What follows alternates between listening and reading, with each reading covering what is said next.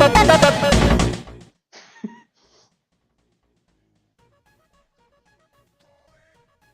I want to know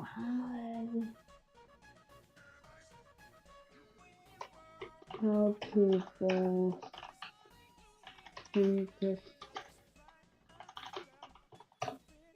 cool.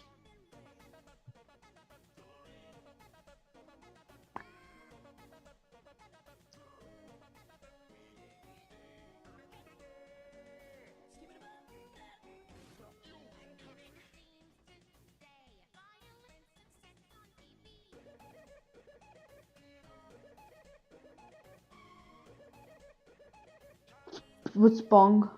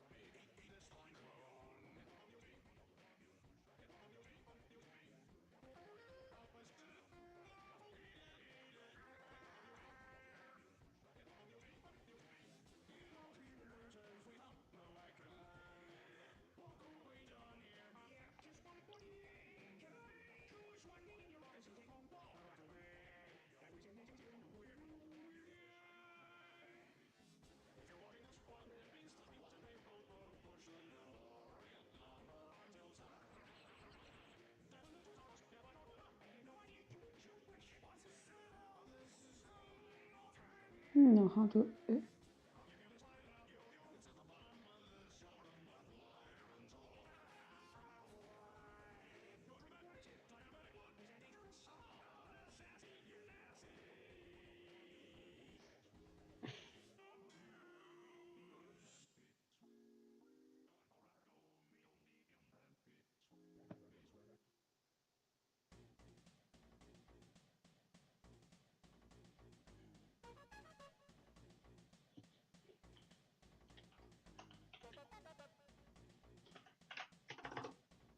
Build.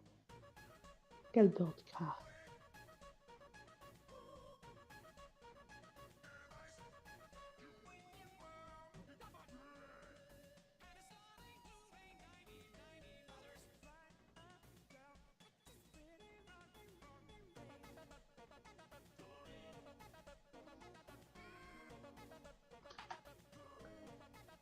Why is this iguana?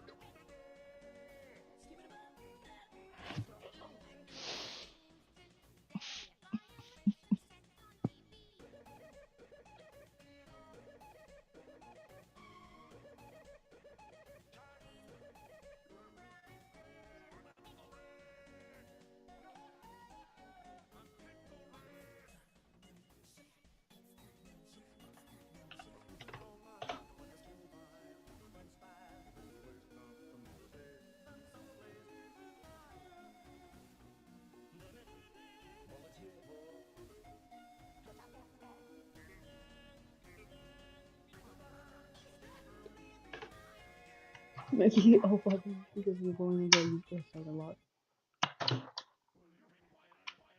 Oh, maximum level 5 -1.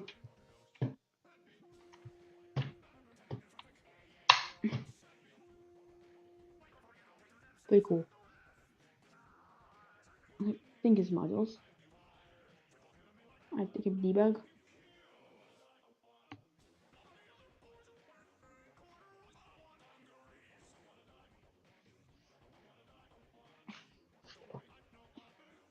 Oh my god.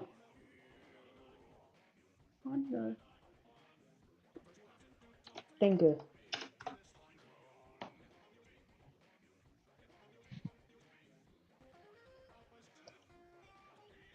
How to pause this construct? Yes, I just take this construct.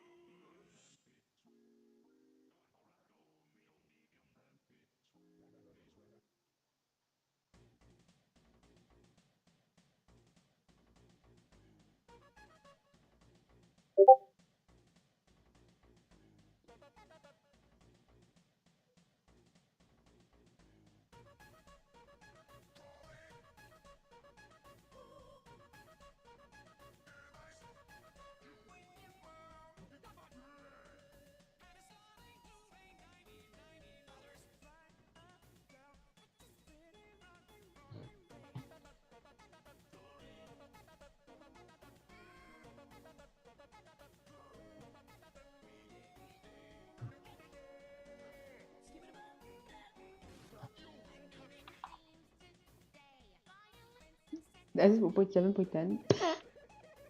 Version 1.7.10. Aqui. Can't.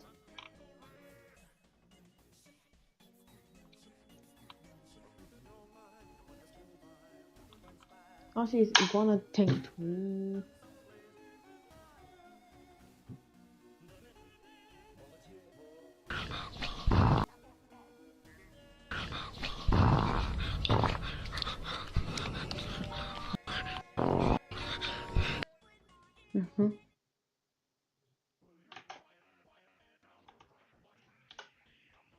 Take a tweaks.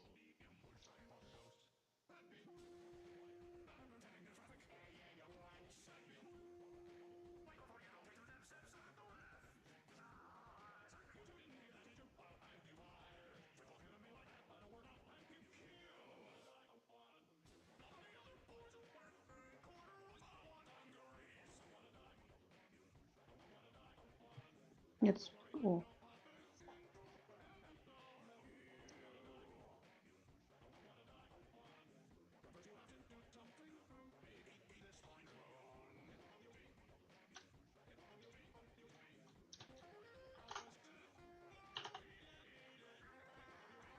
That's how like the newer, it's old.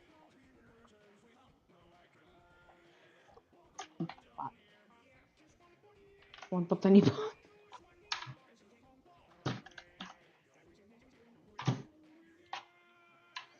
What is it? F, T, and a B. With the base team, they have botanic bonsai. Bonsai. Bonsai pot.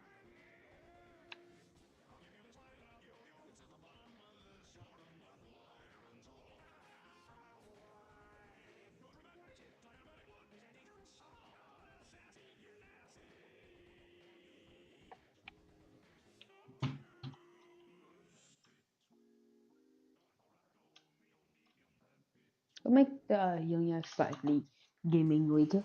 An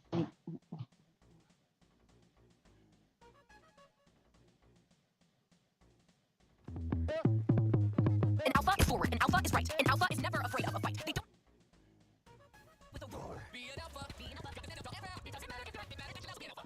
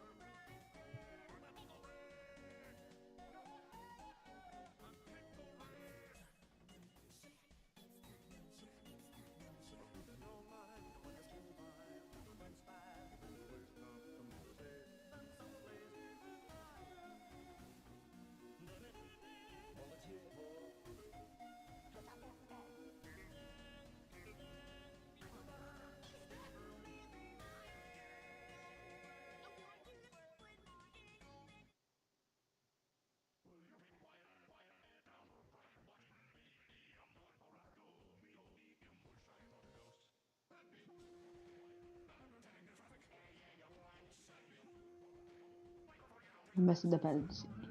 Holy fuck.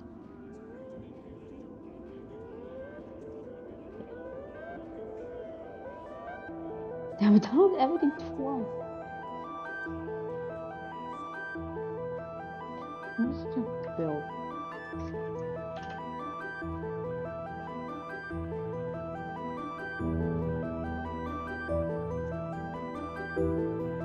Okay. No, I like have the small. Oh. Why is this so many months?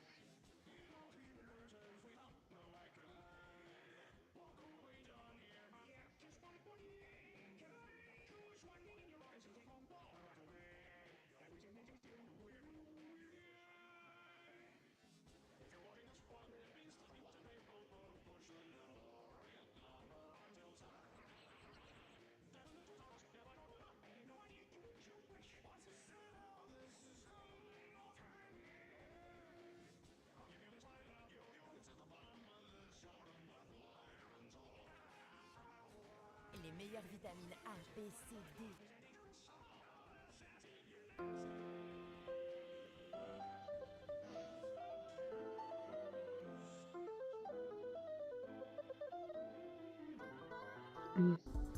Yes. Baby Zito.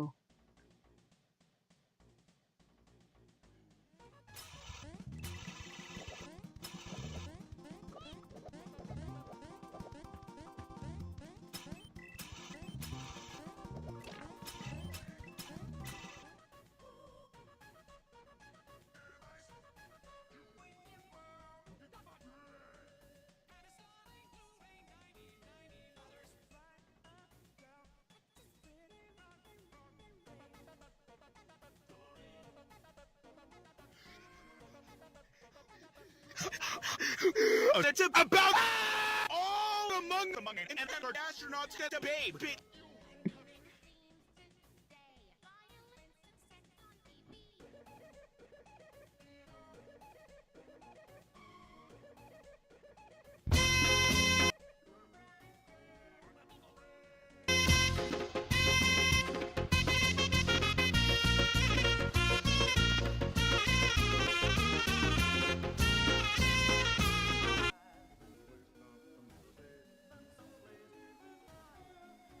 Groom, groom.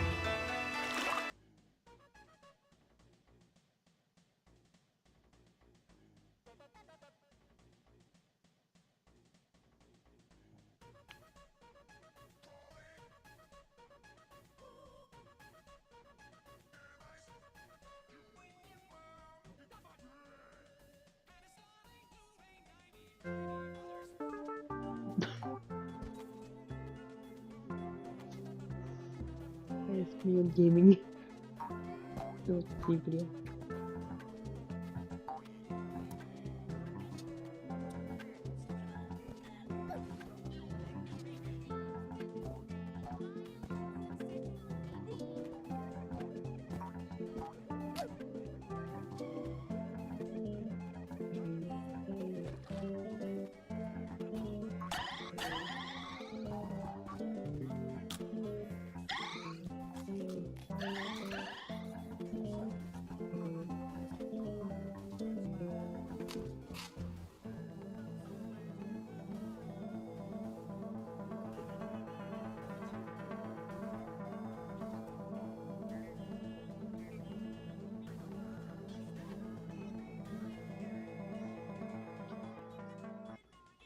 In the land of code, magical help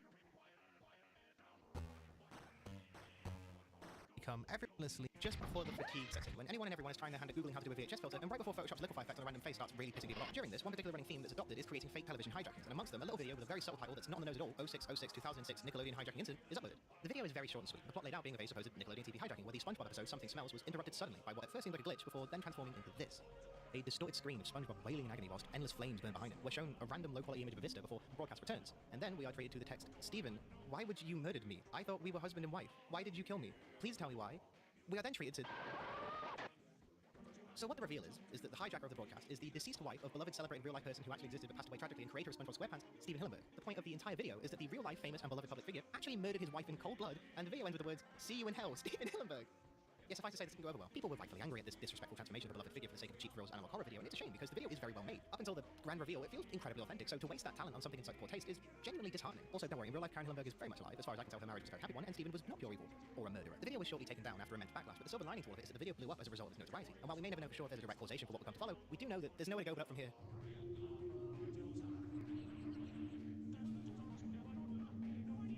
Around a month later, we got a creepypasta.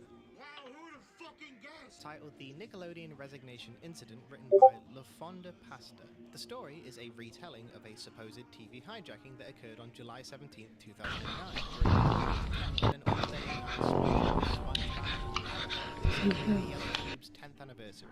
And initially, it bears many similarities to its notorious older sibling. The general concept of a Nickelodeon hijacking, a big turning point of the story being a distorted, evil SpongeBob with sunken-in black bags under his eyes, and the ending culminating in text of a crude depiction of him. But where these two stories greatly differ is the intention and identity of the intruder. At first, during the marathon, all goes well, until the video feed begins to glitch and distort. Viewers from kids and adults alike would rewind and record certain bugs that occurred, such as Help Wanted suddenly skipping 2 minutes forward after the scene introducing SpongeBob himself was shown. These were assumed to be technical glitches, as one of the occurrences resulted in an on-screen graphic being placed on the screen. The graphic read, "Something has gone wrong and we are trying to fix it. We'll be back to normal as soon as we can. Sorry." After seeming to fix the issues of their broadcast, things continue to only get worse the second day of the marathon. Over time, viewers would make out very strange, almost frightening occurrences every 3 to 4 episodes, as if it were a specific pattern set up by someone before they had aired. The first instance was cited during the episode To SquarePants or Not to SquarePants. On a specific frame showing SpongeBob's face, the screen would freeze and complete silence would be heard. The frame would immediately cut to a heavily edited version. SpongeBob's facial expressions were swapped to a threateningly angry, out-of-character grin. His pupils were constricted, replaced with small dots completely devoid of iris color. His mouth was unnaturally wide, and his teeth were tightly clenched. A distorted rumbling voice occurred as the editing of the show. These happenings continued at least 6 more times. These occurrences supposedly escalated in ferocity until the crescendo of the piece is reached. The broadcast fades to white while a crude depiction of SpongeBob fades into view, along with what reads like a manic, disjointed monologue playing out like a slideshow. You're all so goddamn negative all the time. Day after day, hour after hour, you're always upset, expecting it better. Think of the poor kids you brainwashed with your festering attitude. I'm ashamed to even be in the same room, no, the same planet as you are. Oh, you poor baby, poor pitiful you, sad old and true. You are an adult, acting like an infant, and it makes me sick. Fuck all of you. Fuck it all. You are the reason art is dead.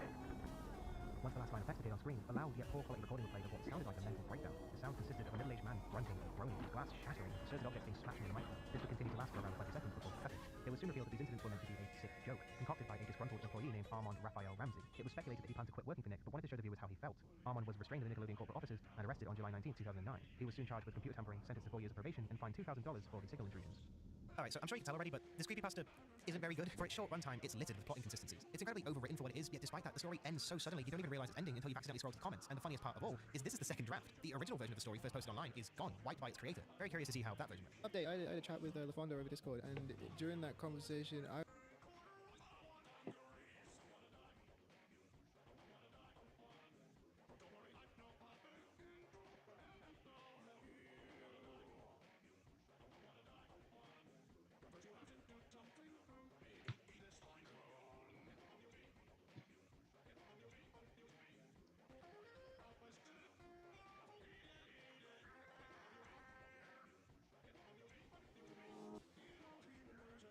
Bear.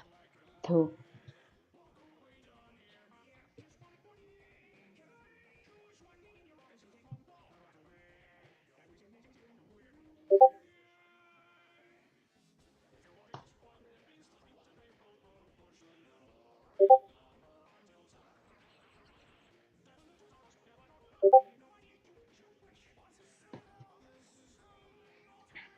Click Agacast. Oh, no, not Agacast.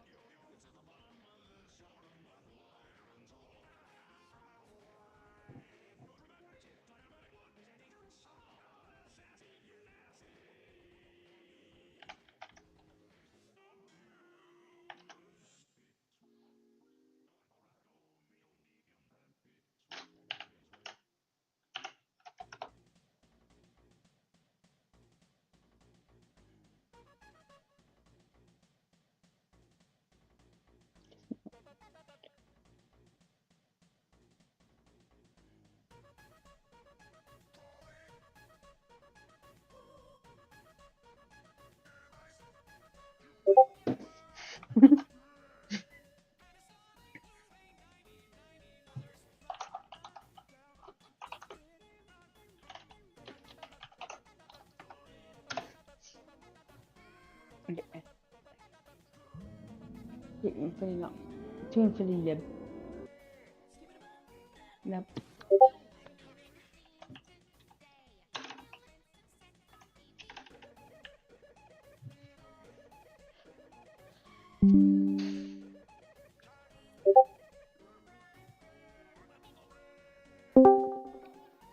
Wait. Bro?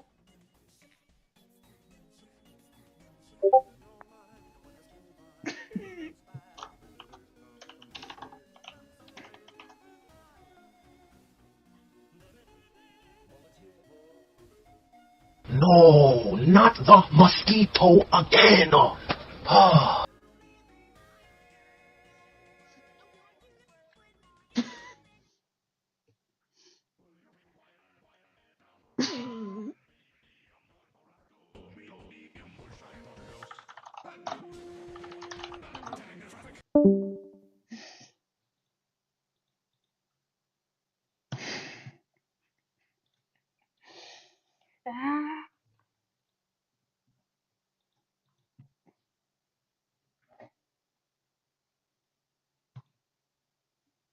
I'll bet Owen Stone.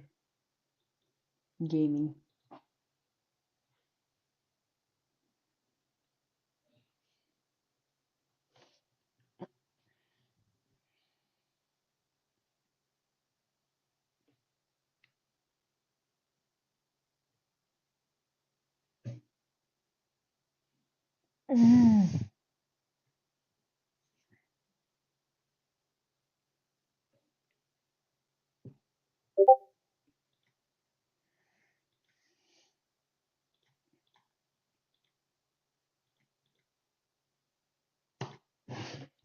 Oh my god.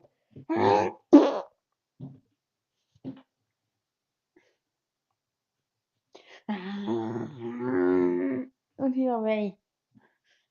Both. Copy paste. By Frio. Oh yes, copy and paste by Frio. No. Can you stop? What the fuck is this?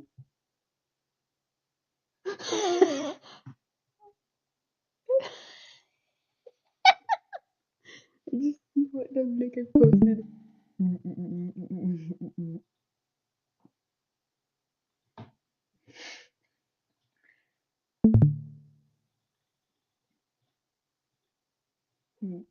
If no. You need to provide an image slash GIF. Then I captured tiny like it and holding.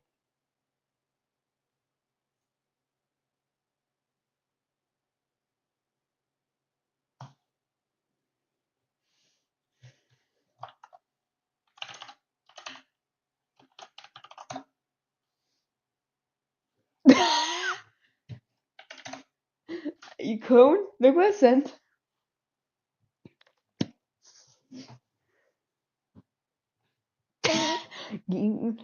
Bad piggy! Put a bronze block with 5 trillion was on a word. No clickbaiting. Oh,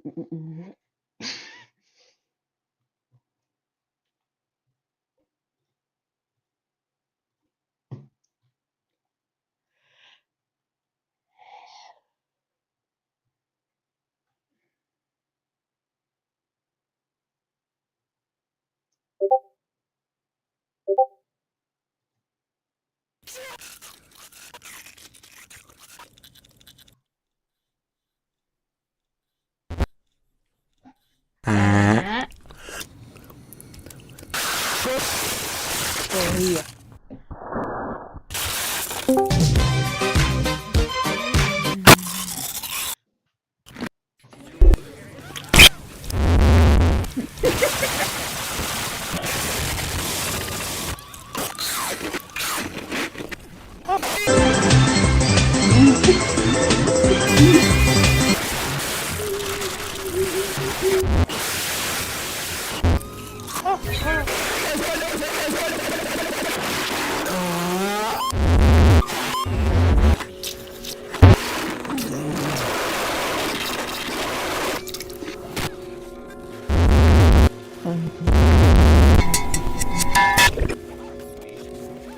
Yes, March is here with my.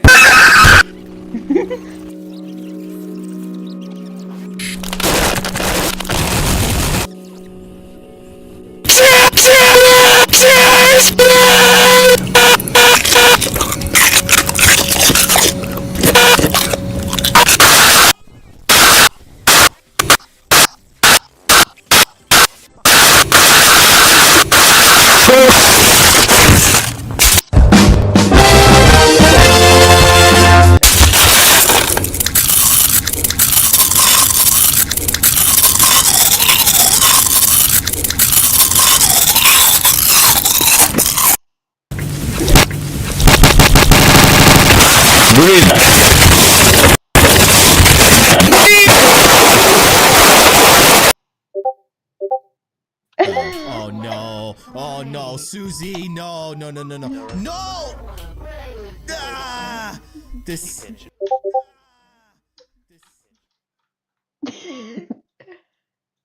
No! Oh no! Oh no, Susie! No! No! No! No! No! No! Ah! This. No! Oh no! Oh no, Susie! No! No! No! No! No! No! Ah! This.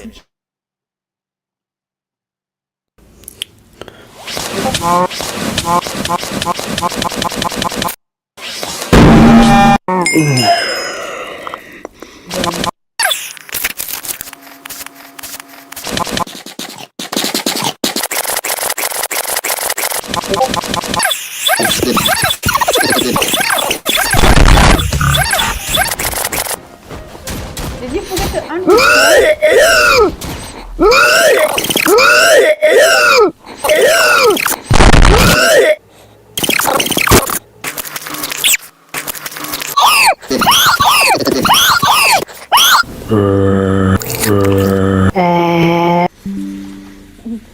What the fuck is this?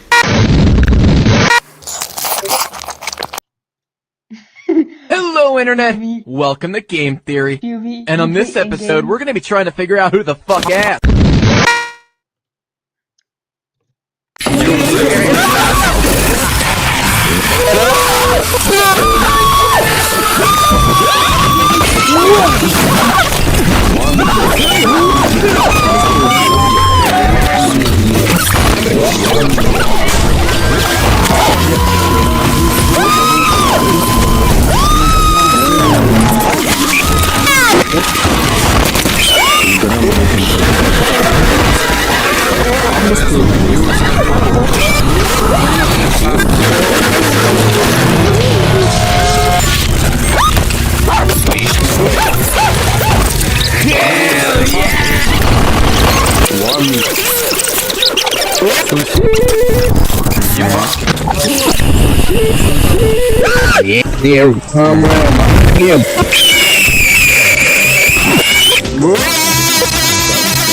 Poland.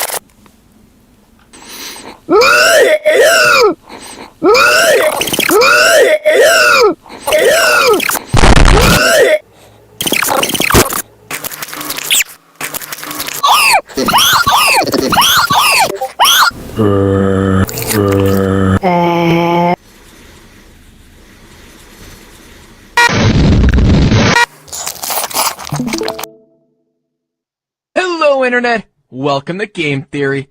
And on this episode, we're gonna be trying to figure out who the fuck asked.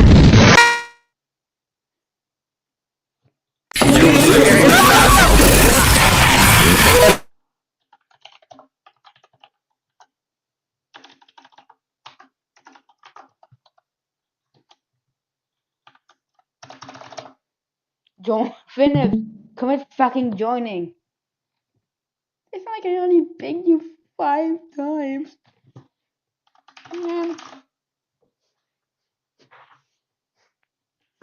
Just join the fucking server. Phillips, commit join server now. I don't fucking care.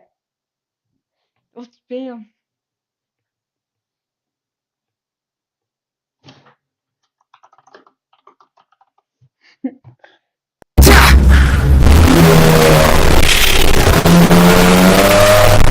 Hey! Wednesday's not a snack!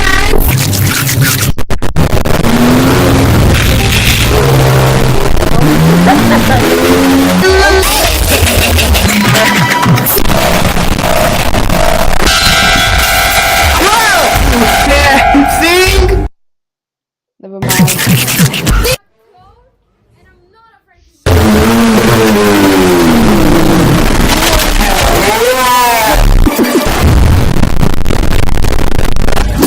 Spider window! That's a feel at home! Stop! No reaction! But I've told you.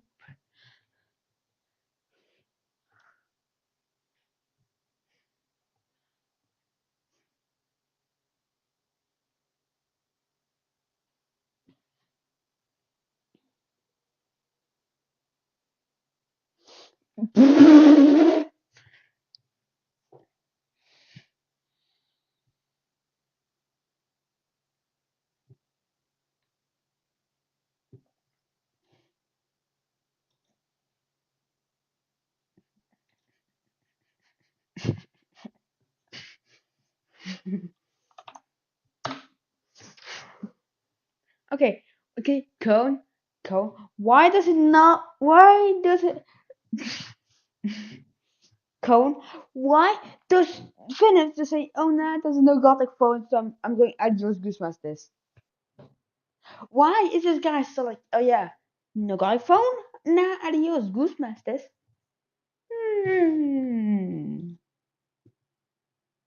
Whatsoever. Oh, what the fuck is this game?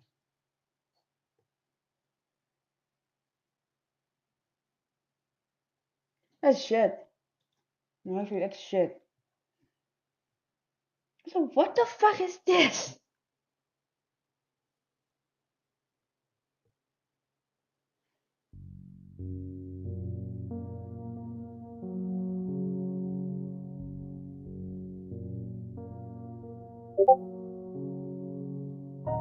No. A lot of shitty games. Minecraft. Why is that T? Dead? What's this? India.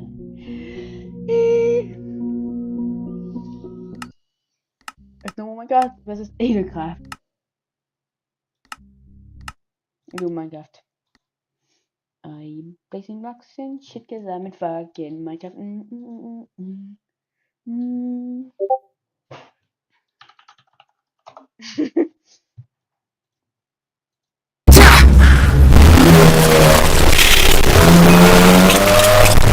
Hey! Wednesday is not a snack!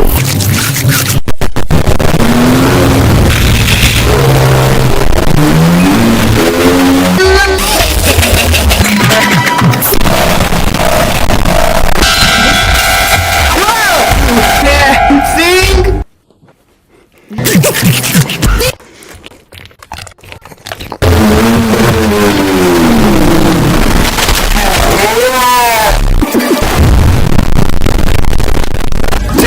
Spider window! That's a feel at home! Stop! Stop! No reaction!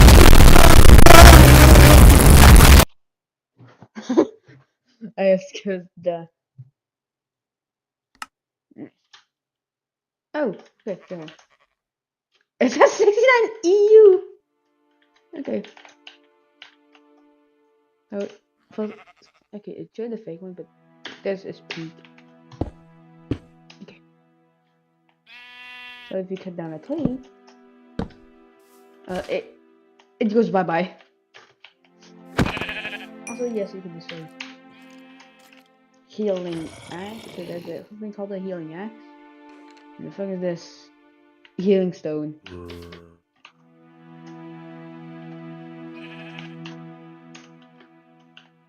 So the exact game no 0.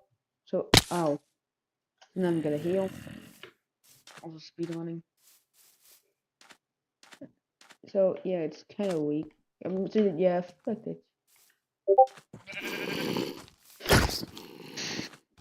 I just took a baby.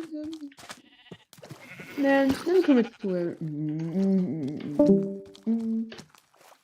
it should be slow, but god, there's too many.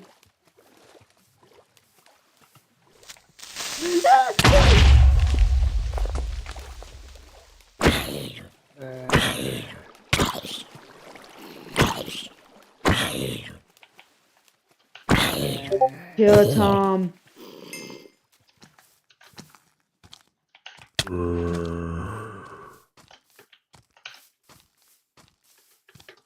What I heal?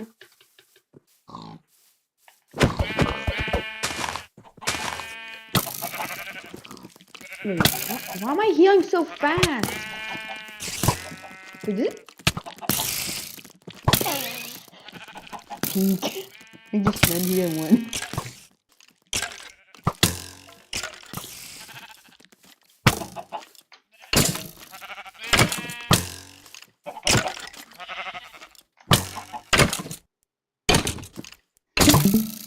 Why can't I review a skeleton? Why'd I get its head? Oh my piece. Yeah. What the fuck is this? Skeleton. Return.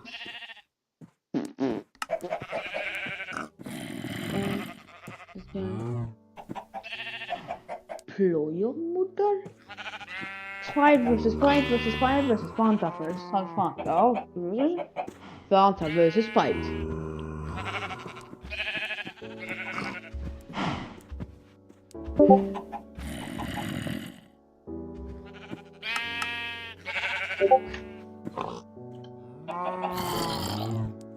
Yeah. So you gotta heal the axe to win.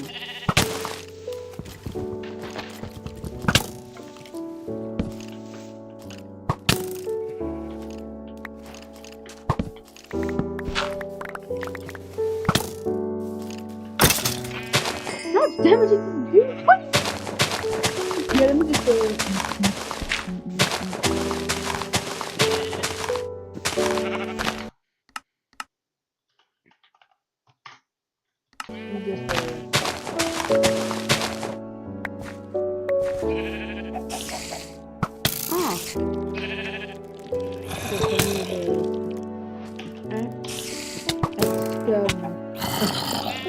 excavating modifier.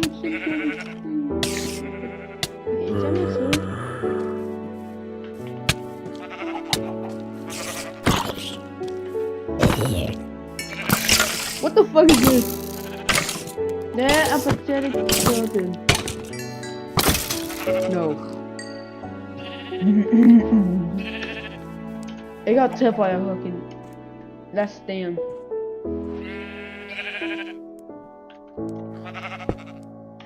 Let me make this. Make these. So now I can do this.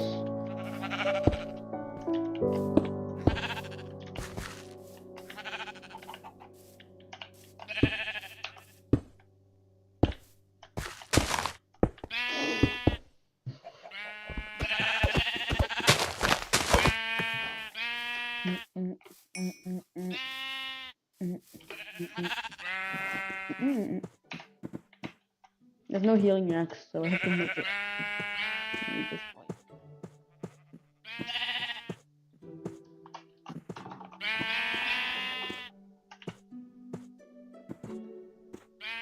I like this mod.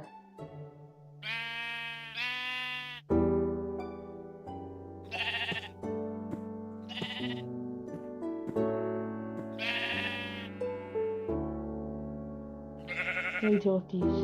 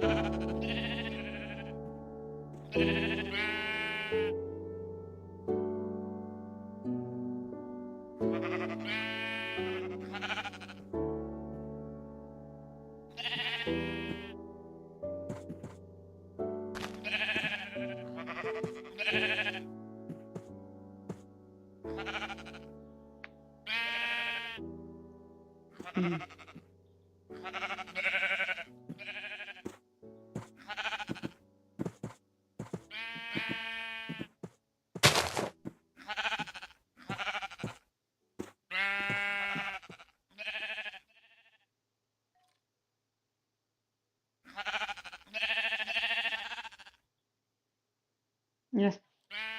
Yes, the utilities have no way to get a healing axe. Not to use. I think I have two here.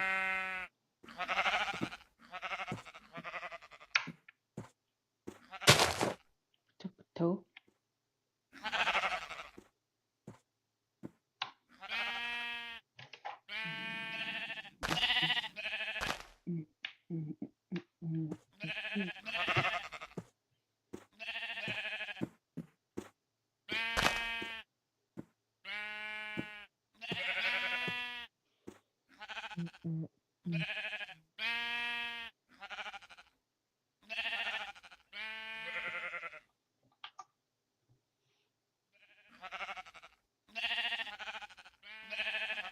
Don't eat this, sister.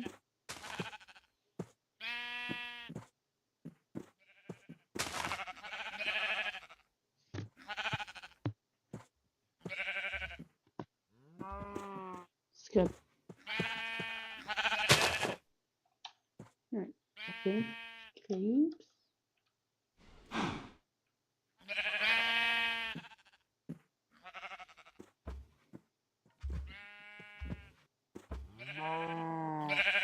Skip.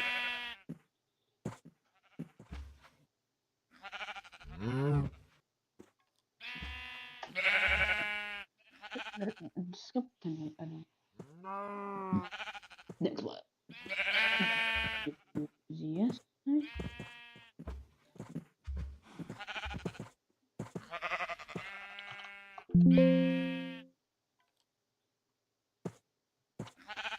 Nope. For the paper for Z as well.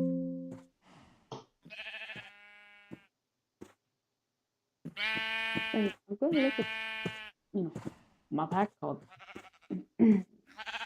thought it was on 3. I actually forgot. Where's the ozons? Didn't delete it. Okay, so if I look at the folders,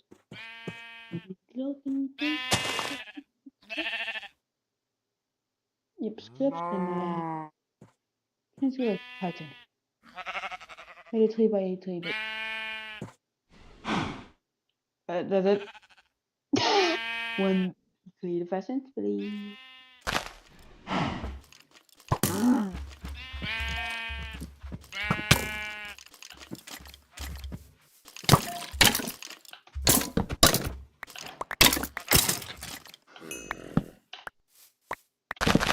So now we can go through everything.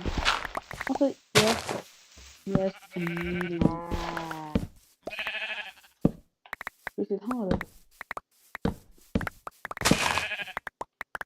This is your final goal. Yeah, so I'm gonna make it so that so there's okay. I think I need to add thermal. Also, what does this do? You think I need to add thermal?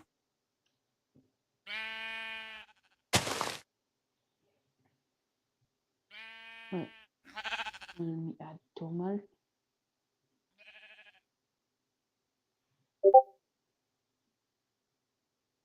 Angie.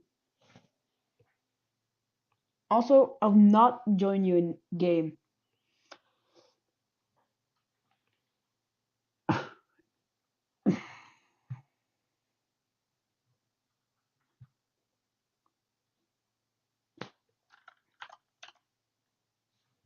Thermal.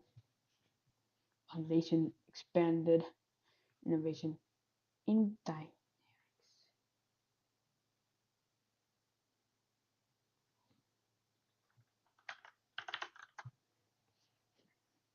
So,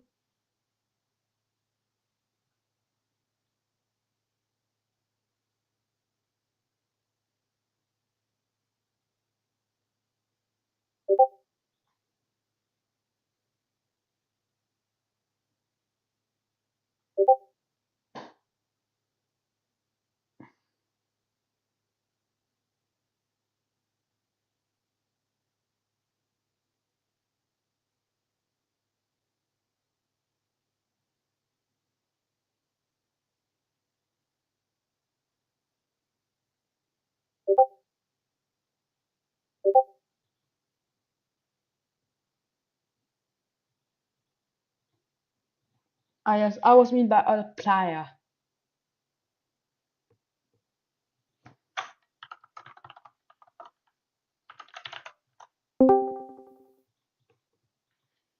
Rev 2.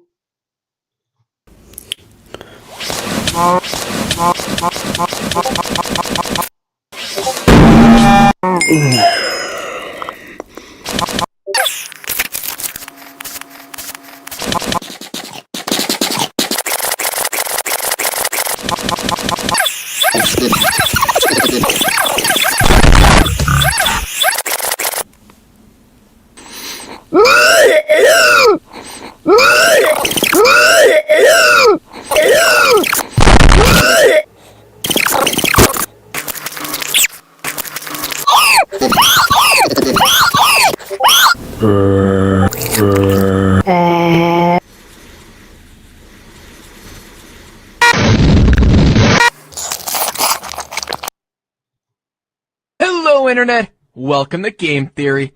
And on this episode, we're gonna be trying to figure out who the fuck asked.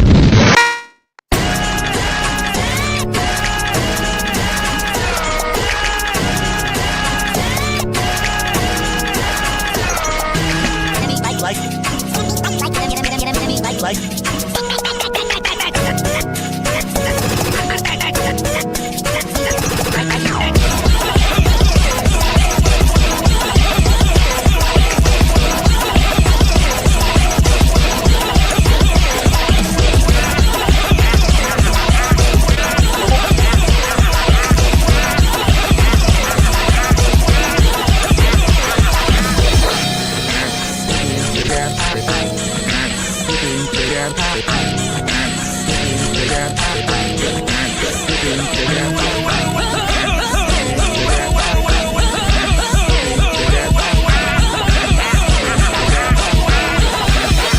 is so segment?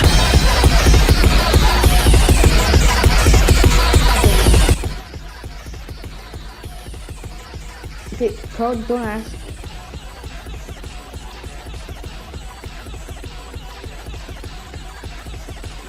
Okay. Bueno, don't ask. Damn, green dog.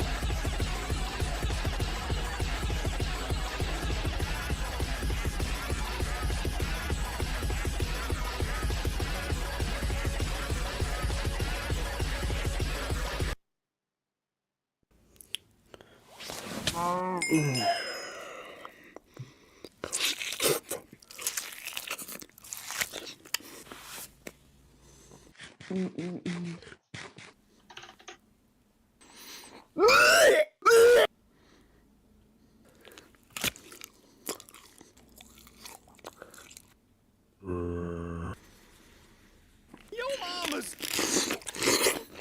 so poor. Yo mama's so ugly. When she subscribed to PewDiePie, she made the iPad. Yeah! Yo stupid. So mama. Slender Man. Thought she was Slender Man. Yo mama's so fat. When she played the Scary Maze game,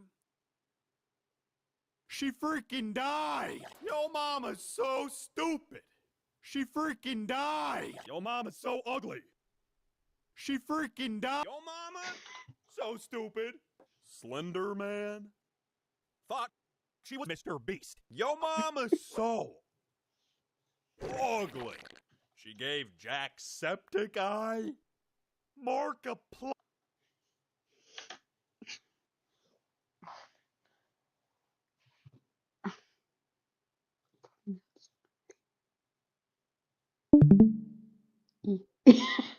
I'm just going.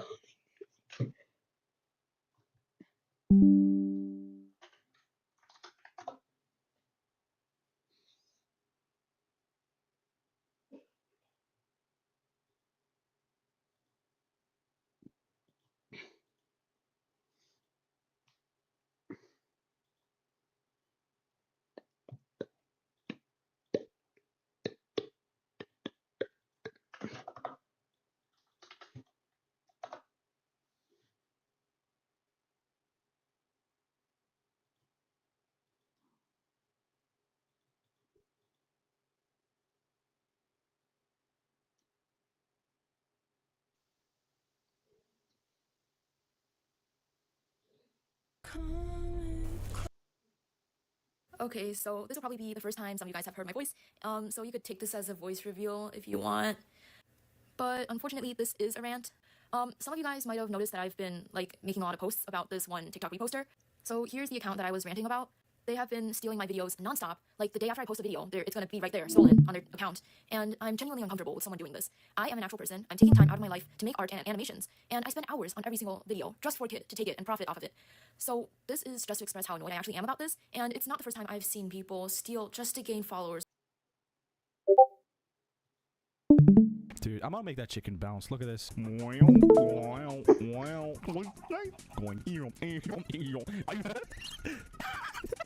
man. Why are you getting bigger? Stop it. Thanks. There's that guy over there. Hey, man.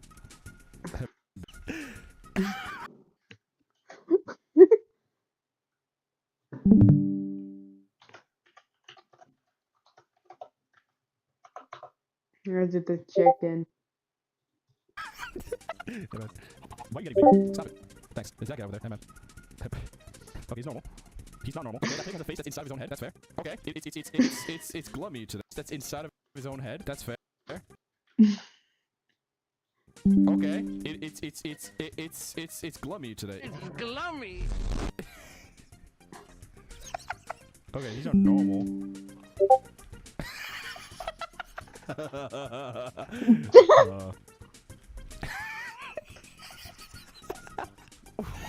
What? Oh man. is peak.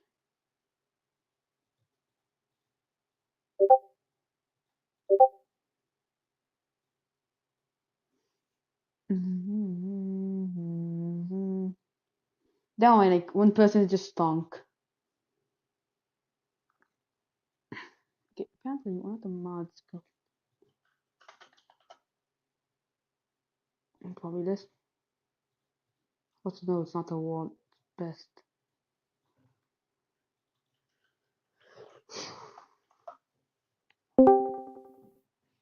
Yo mama's so poor. She broke my neck. Yo mama's so ugly. When she subscribed to PewDiePie, she made the iPad. Yeah! Yo stupid. So mama. Slender Man. Thought she was Slender Man. Yo mama's so fat. When she played the Scary Maze game, she freaking died. Yo mama's so stupid. She freaking died. Yo mama's so ugly. Connor, can you fucking help? She freaking died. Yo mama, so stupid. Slender Man. Thought she was Mr. Beast. Yo mama's so ugly. She gave Jacksepticeye Markiplier. Yo mama's so stupid. She went to a tool store. Yo mama's so stupid. When a burglar tried to break into her house, she freaking died. Yo mama's so fat. When she ate an avocado, she committed suicide. Yo mama's so ugly. When she stepped on a scale, she turned Dream into an iPad!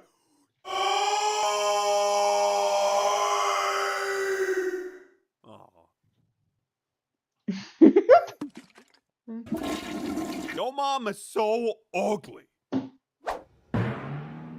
Jake Paul saw her, he said, Yo mama's so evil.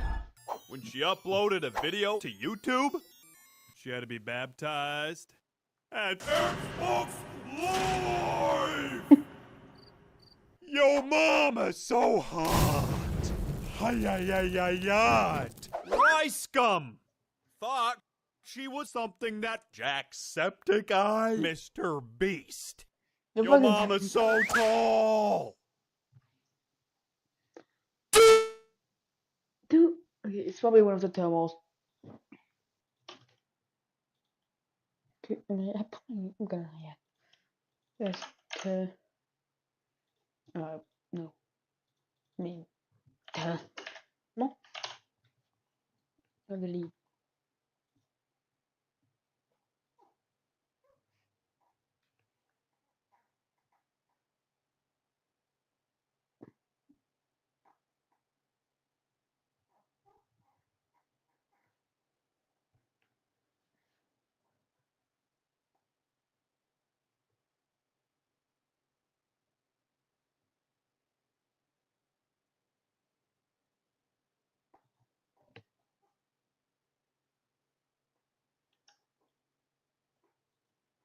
Oh, that's 1.20.1.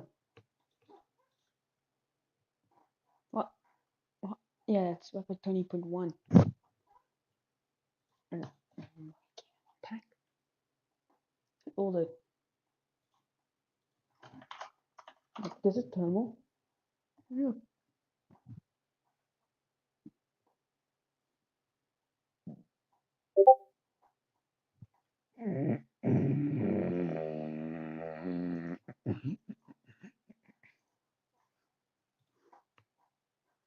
Let's see how poor you are. Man, what the fuck is that guy doing?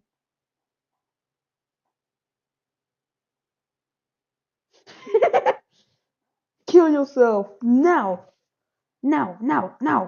Die. Ammo resupplied. Pew, pew, pew, pew, pew, pew. Oof. 3 people with internet problems. 3 goddamn people with internet problems. How do 3 people have internet problems? Think the thing that violence and all the. Why did they erase my unplugging the internet? No, I tell you why.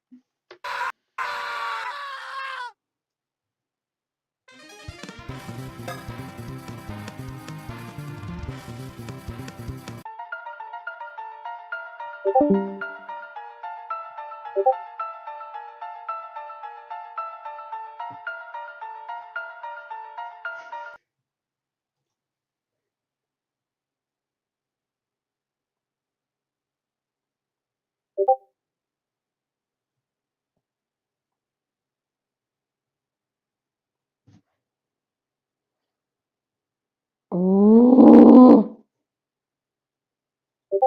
Happy Mods started as one of the best modded app stores, where people could upload their mods easily. But over time, it was filled with modded apps that had viruses like malware, trojans, and spyware. The people behind Happy Mod did nothing to fix these problems, and that's why today I will tell you the dark truth behind Happy Mod. In 2018, modified apps and games became popular among Android users. Microtransactions, too many ads, and premium features became common in apps. And because of this, many people started looking for ways to avoid all of that. That's when modded app stores appeared, like Happy Mod. Happy Mod was an unofficial alternative to the Play Store. It had Russian origins, but there is little information about who created it. Its main feature was to let people download modified versions of games and apps. These mods gave things like unlimited coins, premium features unlocked, or no ads. And everything was free and very easy to use. Happy Mod was simple. The app collected mods uploaded by the community and organized them by name, category, and popularity. Anyone could download them with a few clicks. It also showed ratings and comments to see if the mod worked. Some had labels like 100% working or tested by users, which made people trust the app. Unlike Google Play, where apps are checked before uploading, Happy Mod had no strict rules. Anyone could upload a mod. The idea was to build a community where people voted for the best mods and shared what worked. The app became very popular between 2014 and 2018. So popular that many YouTube videos said things like, "With this app, you will get infinite gems in Clash Royale." For many users, especially in countries with low income, it was a way to get free content easily. Happy Mod also had a friendly design, with a search bar, categories, and fast download links. Some people said it was like a parallel store, just like Google Play, but everything was free. But there was one important detail. Happy Mod did not create or check the mods. It only shared them. Because anyone could upload files without any security check, the app started to have unsafe mods. Many were dangerous and had spyware, malware, or viruses. As more people downloaded mods from Happy Mod, problems started to appear. Many mods worked, but others were badly made or dangerous. The biggest problem was that no one checked if the files had viruses or spyware. Some modded APKs had hidden bad code. Users, many of them kids, didn't know that these files could cause problems, from small bugs or crashes to big system errors. One personal case was with the game Mad Out 2, which I downloaded from Happy Mod. It damaged my old Motorola G8 Plus. A technician said it had a virus because the phone died suddenly, and that problem is not common in that model. There were also cases where mods asked for strange permissions like access to the camera, location, contacts, or the ability to run when the phone turns on. Some people noticed that the Happy Mod app stayed open in the background, and finding the original version of the app was hard, especially in the early years. On sites like VirusTotal, users started to check the files. Some were safe, but many were flagged as dangerous, full of adware or spyware. Other people complained about the app itself. Some downloads failed, some mods didn't do what they promised, which was very common, and sometimes the file wasn't even a real mod. Some apps showed too many ads or sent people to strange websites with suspicious creators. In Latin America, many users shared the same problems. After installing Happy Mod, or a mod, their phones got slow, hot, or had unknown apps. Not all mods were bad, but the fact that nobody knows who made them or what they include is a big risk. Other users said that even with 100% working labels, the mods didn't always work. Some didn't open, others were old versions without new features. And the worst ones were just tricks to install viruses or ads. A common complaint is that even if Happy Mod says it's not responsible for the files, it doesn't try to check or remove bad content. The vote and comment system is not enough to find dangers. And in a place where anyone can upload anything, the user is left unprotected. In summary, Happy Mod changed from being a helpful app to becoming a risky platform. It still works, and many... Imaginez pouvoir créer n'importe quoi. Rien.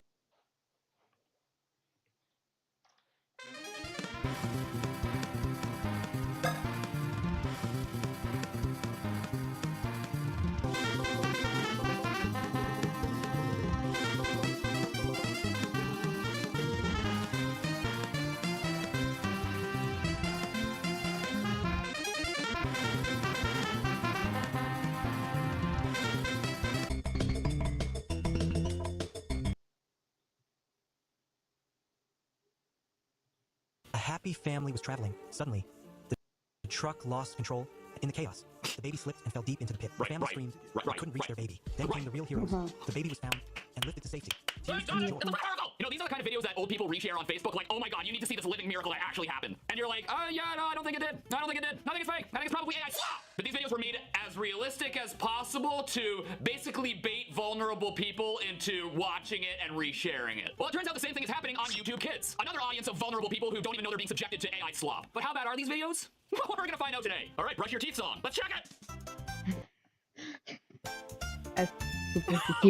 Jimmy. I'm bashing my toothbrush against my gums. Totally accurate. Nailed it. Is that literal teeth? It's a literal toothbrush. You know what? No, I would totally show this video to my nieces and nephew. It's a great example of how to properly brush your teeth.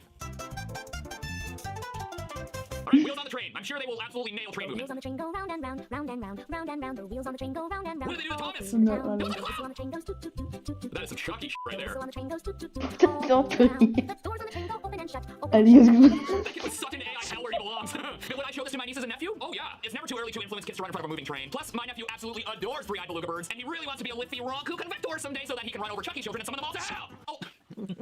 Sorry, AI glitch. Animal Jam Band. Okay, we're gonna see some instrument playing. I'm sure AI's gonna nail it. Lion man body is not real. He can't hurt you. Oh, shit. Guitar, he strums all day. The lion plays guitar, he strums all day? Is that past tense for playing guitar? Dude, you absolutely shred. How long did you play guitar today? Oh, I strung for a solid 2 hours. Yeah, that lion man body. Don't like it. The lion plays guitar, he strums all day. With a roar so loud, he rocks the jungle way. The monkeys on the drums. Those are some flappy ass spaghetti drumsticks, bro, my bro. They harmonize sweet in the forest show. It's the animal band jam, come and play along. Clap your hands and sing this song. From the jungle to the sea and across the land. Yeah. So I show this one to my nieces and nephew? yeah. It shows kids an accurate portrayal of what instrument playing looks like. It's the animal band jam, come and play along. Clap your hands and sing this song.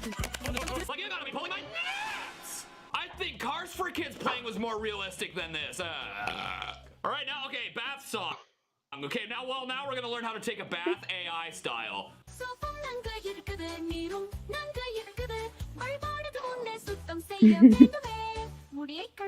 Yes, kid babe. Do you wash your face in the toilet? Oh, how refreshing. Nothing exfoliates quite like piss water.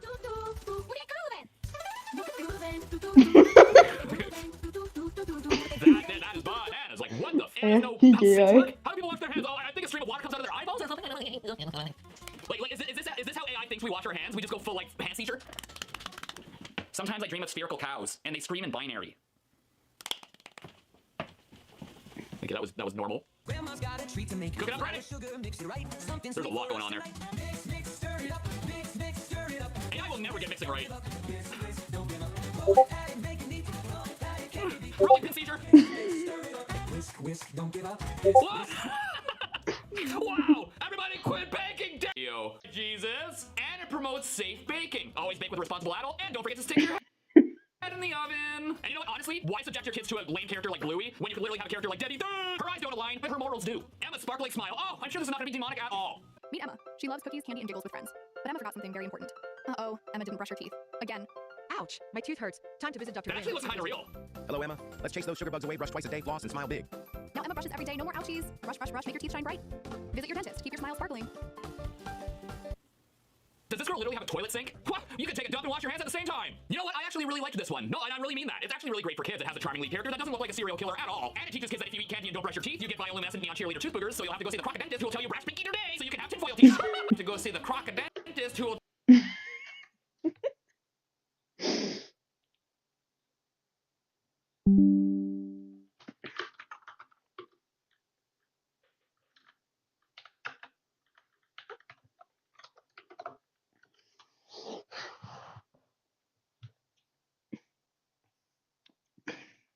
tell you brash pink eater day so you can have tinfoil teeth. I mean, these are such great AI morals. Potty training song? Oh yeah, I'm sure AI knows how we go to the bathroom. I was bouncing on the bed when I heard a voice say, get away from me, you little psycho! It's time to know, so I whispered, okay. What the hell was that? Down the hallway and I dashed. No time now to play or splash. I find my potty waiting there with sticker stars and in a dog bowl? Okay.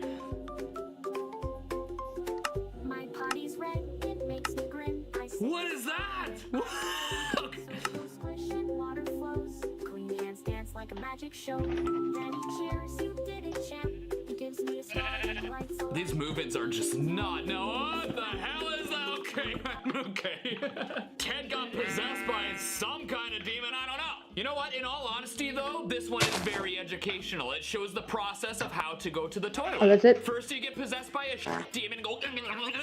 Then you take a dump in a dog bowl, and then you wash your giant tumor embryo in the sink, and then you have a celebrational seizure. What? That's not how you go to the bathroom? The ceiling fan told me your secrets. They taste like asparagus Wi-Fi.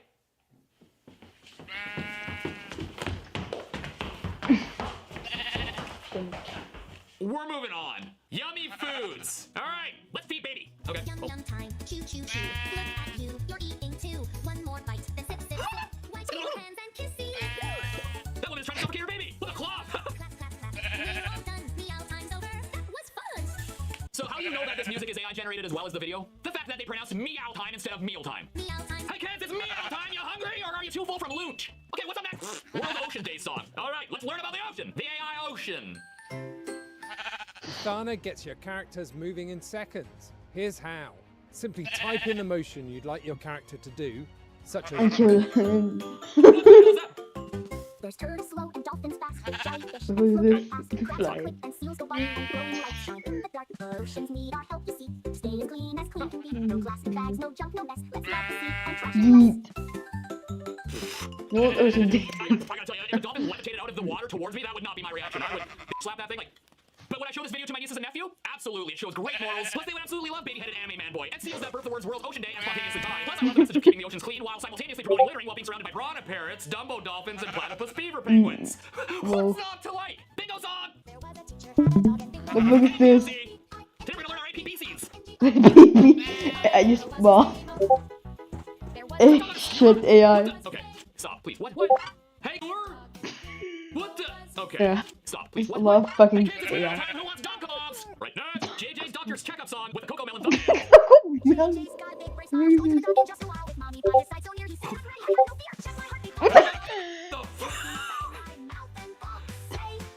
Did that kid just vape with the doctor?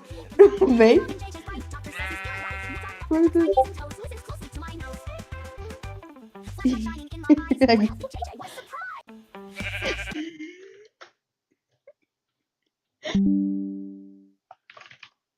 Hey.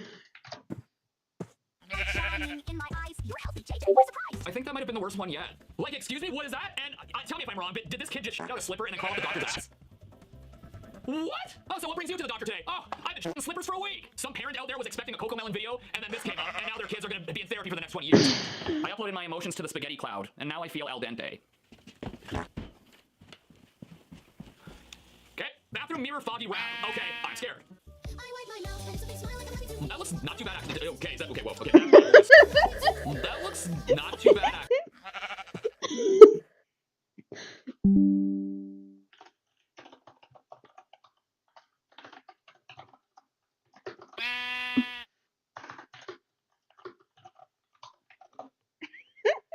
Actually, ew. That looks not too bad actually. Okay. Is that okay? Whoa. Okay, that baby was smoking. Okay. What is this? You uploaded a kid's video with a baby smoking. That's wild. This is too much. But luckily, I was able to find some really good AI cartoons. No, seriously, maybe you want to watch the Animal Sound Band? Or, sorry, the Animal Mal Band, so your kids can learn how to count from 2 to 5 to 5 with the jungle fingle fleagles and make fun noises like brooding and rrt. No? Okay, well, how about the Tea Party song where kids can learn how to have a tea party and pour a literal piss from their fingertips while drinking tea straight from the pot like a psychopath? With Man Bear Pig who sneezes confetti, I'm so happy! No? Oh. Happy? Ducky song like Iglio, where food to learning begins, starring Big Booty Jesus Baby who walks on water, unsupervised in the middle of a pond with headless hippie ducks who are so terrified of Big Booty Jesus Baby that they commit mass self-destruction. No, stop. Okay, how about I Love You Papa Father's Day song where a couple kids with big ass fetatosis make I You Papa cards for their dad who looks like he regrets everything. But his kids still love him even though he sleeps like a psychopath, has lame pictures where he packs nothing but strawberries and always walks like he just shit an eggplant. No, you don't like that? Okay, well, how about a song about sharing with helium-filled children with telekinesis who convey friendship by tying their hands together in literal knots and having seizures together while performing satanic rituals and give sacrificial toy offerings to their AI Satan Lord. All right, listen, I can't pretend anymore. Every single video we've seen is an absolute dumpster fire. The movement is Hello to you, my dearest lords and ladies of darkness. How are you guys doing today? How's life? Very good. I'm very happy to hear that. Obviously, depending on your answer. Otherwise, I'm really sorry. But can you guess what I did in between the episodes? No. Not mining. Crafting ruins. Because in my personal opinion, I did make a fun discovery. There is a tab in Northomnicon for Forbidden Magic. I have played with it before, and it has been disappointing, because it mixes Botania with Thaumcraft, and it's supposed to give you very powerful items. For example, we have a mob farm which is giving us knowledge fragments. There's also a whisper wheat from this mod, which gives you knowledge, at the cost of mana, obviously. Or there is a flower which is going to eat flux and give you mana, which is really good actually. The main issue with them is they're incredibly expensive. It eats 10% of your mana pool, and it gives you like 1 knowledge, which is not great. But over here, I did notice something interesting. We would be able to make botanical wands. You know, it's made out of mana steel. Generally, the wand that we have at this very moment, the Thaumian Boss Silverwood wand, is almost the best one that you can have in Thaumcraft. It's great for your day-to-day use, it's fast, it gives you a good discount. What can you complain about? The only thing that you would be able to complain about is that every time that you have to recharge it, you have to look for nodes, or you have to bring a node to your base and feed it other nodes. You know, like this. Honestly speaking, I don't really have a problem with this, because in our immediate vicinity there are plenty of nodes and they all have the aspects that I want. Hence, refilling my wand is not a problem. But apparently, if we make these wands, they can refill themselves using mana. How much mana? I don't really know. But obviously, that is something that we're going to try today and see how it goes. Worst comes to worst, we get 2 wands. Oh, and by the way, it doesn't really end there. There's also an infusion between blood magic and Thaumcraft. You refill your wand with blood. But obviously, that is for later. For the moment, we need some inert mana steel caps. We dip them in mana, we get mana steel caps. And I guess we never ever need these 3 nuggets, so we throw them away. And now we come to the part with runes. If you want to make the living wood rod, you need a dormant living wood rod. How do you make it? Basically all the runes. Hence, the crafting. So we need Arbor and Percantile, Victus, Sensus, and Herpa. So Victus, come on, Herpa. And the Sensus is here. It has a minor instability, so I think with our crystals we should be fine. I'm missing something. Oh yeah, we're missing a rune. By placing them down was a pain. What are we missing? Winter, summer, autumn. We're missing spring. I did make it. I don't know where I put it. I don't have that many skills, but organization was never one of them. We try this again. Yeah, be stable, please. Okay, I think we're good. Thank you. So we drop it again in mana. We have our rod. I think it recharges itself with my band of mana. But we will see. Yeah, it's eating my mana. Holy. Oh my goodness. You see the bar? Yeah, I'm going to need way more mana storage. But that is perfectly fine because we're going to get some Terrasteel today. I can upgrade my band of mana. But there's also an Elementium Kissed Dreamwood wand. That is supposed to be better, but we can't really craft it. Because you know, you need all the runes again, and you need the Gaia Spirit. So for the moment, this will do. I'm happy with this. It's just that now we need to start making some Terrasteel. We can't really make enough Terrasteel because that's our supply of diamonds. 1. So I think here's what I'm going to do. Diamond. 1 Terrasteel, and then I'm going to go mining, get more diamonds, and make the second one for the Alpine Portal. Anyways, agglomeration plate, spark on the mana pool, mana diamond, mana pearl, and I have been saving up some mana. We drop the items and hope for the best. We have mana for 3 or 4 of them, but you know, we don't have diamonds. Lovely. So we shall upgrade our band of mana. That's not how you do that. What? What's the difference? So this is my Rust project. I have 4 terminal clients, all with this chat interface running off one server. And what we're going to implement and one shot is a /user command to list out all the connected users. You can try Augment Code 7-day free trial at augmentcode.com. Holy We're in VS Code, mod JetBrains, 8 and in your terminal. So I started with a simple prompt to implement a user's command. Then I used the prompt enhance button and got an enhanced prompt that I can just give to Augment to one shot. Augment Code uses the augment It's like this. No, does it have to be in a crafting table? Yeah, this is getting confusing. Maybe it has to be empty. So let us try this one more time. Here is a fresh band of mana and Terrasteel. Okay, that worked. I guess mods used to be weird, but that should be fine for the moment. I just go do a bit of mining, get more diamonds, and I'll be right back. I have been mining for a while, but at the durability on my hammer, and I do have a question for you guys. Is it me, or do you have the same experience? The item that you're desperately looking for example in our case diamonds, suddenly becomes the most rare item in the universe. And the other items that you're not looking for suddenly become abundant. Because yeah, I did manage to find a decent amount of diamonds, not the 8, I'm sending it back to our storage. But do you remember last episode we were looking for nickel, or the previous one? We have 61. We have more than 2 stacks of yellowite, and gold, and everything. And I'll be honest with you, I did not find that many diamonds. Oh, and by the way, I discovered something interesting. This wand, the one that we just made, does not consume your mana as long as you're not putting it on your hotbar. You see, now it's charging up. If I put it here, it's not charging. That's actually really neat. Oh, again, nickel. Yeah, I was going to say that's actually really neat because, well, you don't waste mana when you don't want to. Because I do have repair on my pick, that consumes V. We do have runic shielding, and whenever it recharges, it does consume V. And, well, again, nickel. In general, we're constantly using again nickel. What the hell? And more nickel. Huh. But you guys get the gist. We're constantly draining V, and that would be very expensive on mana. This time that I went mining, I was relatively a wise person. I processed the gold first, so we got 7 cinnabar. That means we're going to get at least 7 shiny ingots guaranteed. Yes? No? Yes, guaranteed. For the rest, I don't really have a choice. We put it in stacking it. And you know, hope for the best. We got 1. I really need to start getting these shiny ingots because we need a ton of Indirium in order to make Tesseracts. We can go with the dimensional transceiver from Ender IO as well, but those are actually more painful to make. We got 7 shiny, that is good. But that 7 cinnabar that we got was from 140 gold ore. It's not great. I think later on we have to get into Jelly Cryotium and do it this way. It's much easier. But for my immediate needs, that is good enough. Oh, I went mining. I forgot to give you blaze rods. This is called skillful time management, another skill that I don't have. Alright guys, it has been a while later, and you might notice I have been slightly busy. We do have our Alpine Portal. We don't have mana to activate it yet, but at least the portal is here. I also went to the Nether and got a few Wither Skeleton Skulls because if we want to fight the Guardian of Gaia, we do need to have a beacon. But you might notice I have 5. The reason for that is we do have a 6th one in here, therefore we would be able to summon 2 Withers. Oh, and by the way, I also made myself a Talisman of Remedium because we don't have Reliquary in this modpack, and well, we need to get rid of the Wither effect. This should do it. I mean, you have to activate it, put it in your amulet slot, and maybe it would stop the withering. I hope. Oh, and actually one more funny thing. I came to these stupid day plumes and I gathered the mana in my band. That gave us 1 extra Terrasteel. I mean, it did fill in the band completely, so I can't really complain. I chunk noted that. So you see, when I said we were going to make Terrasteel, those guys are going to be useful. They were useful. Although now we need to start killing the Wither, and I forgot where we killed him last time. Well, it was near this ravine, so I guess we just dig a bit. Yeah, why not? I'm not sure. Is it gonna work like this? Yeah, it does. Okay, we're on. We have apples. Good. Hello. How are you? I should have checked the Talisman of Remedium with the Wither. I was excited. Where did you go? Oh, actually, since I went mining, we can have extra hearts. Nice. So let me get prepared, and I'll be right back in a second. A second for you, not for me. I did make 3 extra hearts because I did not want to waste all of our gold. There is something else that I want to make. The Wyvern Sword. And yes, we're gonna cheese it with the Guardian of Gaia. We have done this fight several times. I deserve a break. Besides, I'm like a tank made out of tin can. At least I need a good gun. But these draconic stuff are actually really neat because you give them enchantments, and they're going to dabble it. So let's see what we're going to need for sharpness as well as looting. Quartz. Okay, looting is just skulls. Yes, normal skulls are also okay. Good. And thank God it was not one stack, of course. And looting is expensive. Thank you. My last anvil broke. Oh, we don't do it in an anvil. Oh yeah, you just go to item inventory and put the books in. Yeah, now it has sharpness and looting. It does 40 attack damage. Okay, we had 1 mana pool worth of mana. That should be enough in order to open the portal. Actually, it's more than enough to open the portal. Pylons look weird. So I'm assuming you would be opened? Yeah? Did I mess it up? Yeah, actually now I know what is wrong. This is the old version, so we have to configure them correctly. Yeah, it's 2 blocks gap. I was wrong. But let us upgrade our book. Thank you. Some elementium, hopefully. And some pixie dust. Wait a minute. Okay, at least the ritual of the Gaia does not seem to have been changed. Okay, I just anchor it over there. We place them 1 block lower. I'm going to be very honest with you. I have very high doubts that this is going to end well. I absolutely have no preparations. We just have some jeweled apples, and that's it. And a good sword. So let's finish this, I guess. I activated you, right? Yes. Hello. We're not getting withered. That's nice, but we are getting damaged. But not much. I'm surprised. Do you have any idea what stupid mistake I did? This sword is going to run out of power. Maybe. We have to make every hit count, so let's group them. Or just let them burn. Not you. Yes. Is it supposed to give you 8? Oh, yeah, it is supposed to give you 8. Also, now that I'm thinking, we should get ourselves a capacitor. Okay. Do we have a beheading enchantment? I can swear we had. I can't find it. Fine. Yeah, it's nether stars for the moment. That's it. I just come to the fortress, I fly around, I kill wither skeletons. So far it hasn't been that bad, we have 12. That's because I managed to upgrade our cleaver. You know, last time we didn't have enough ender pearls, now it has a 50% chance of dropping a skull. It's just that, as I said, they don't spawn that often. And there's also fire bats. It's actually kind of funny because they follow you for like 200 blocks and they don't give up. Ever. I hear you. I don't? Ah. He's here. Drop your head. Thank you. Another one. I should really start getting the bees up and running, but for the moment, I don't really have a choice. Bees take time. I need to find the hides in the nether. You drop your head. I can go home. Thank you. We have 15. So now that we have the wither skeleton skulls, let's kill a few withers. And then we shall craft a few stuff. No, actually, before I can craft a few stuff, we're out of the zirconium. I literally just had 2 ingots. Alright, let's start with some ground rules. I say this in the nicest way possible, but screw you guys. You don't need to know everything. You're never gonna know her name. I'm gonna be very private with personal details. This story is very near and dear to my heart. It's the story of my first kiss, my first relationship experience. It's the story of fixing my relationship with my mom. And quite frankly, it's the most insane thing I've ever experienced. I did not know it hurt so bad. The idea is simple. Whenever a new game comes out, I like to build my chat a new house. How about this funny looking Zelda game drop? The game that lets you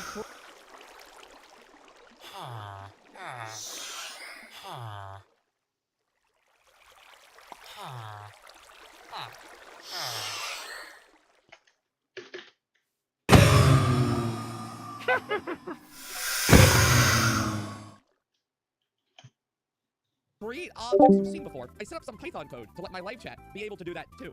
But you don't actually start as Zelda in this game. No, you start out as Link, work your way up to Ganon, you slice Ganon, killing him. A mysterious rift opens, you shoot Zelda, saving her, escape the dungeon, make a Pokemon Gen 4 joke, see the title screen, make a referential joke, and start your journey meeting up with the king. Look at you backpedal, sweet child. Damn, in the moonwalk. Yellow. There you go. Okay, go see the king. Understood. Your Majesty, I came to report the... Key decisions that affect our lives are taken every day, and we are here to break them down for you. There's no living matter, King. The rifts, they're expanding. Oh, we're in. Never mind, we have to kill my father. Guards, my daughter created the rift you see behind me. Lock her up at once. Hey, oh, Jesus. Can you not see his freaky purple stank emanating off of him? They all think that Zelda created the rifts. Now we're in such a pickle. We're stuck in prison with no gimmicks and our name has been put to shame. We need some ally to help us out of this pickle. Mike, what is that over yonder? Is that a... Oh my God, it's a lemon. Looks so stupid. Lemon. Yeah, yes, you are. Let's bust you out of this joint. What's it doing? Oh, here we go. Thank you. The lemon stick. Cool. The Trirod. Okay, we'll call it that. What's something shimmering? Press ZR. Who's going to learn today, chat? What the f is that? The table echo. Table. It works! It didn't work. Damn it! No! I spent so long on this! Why did it not work? It's okay, that was the secret invisible table. No, thank you. Wait! No, you made another!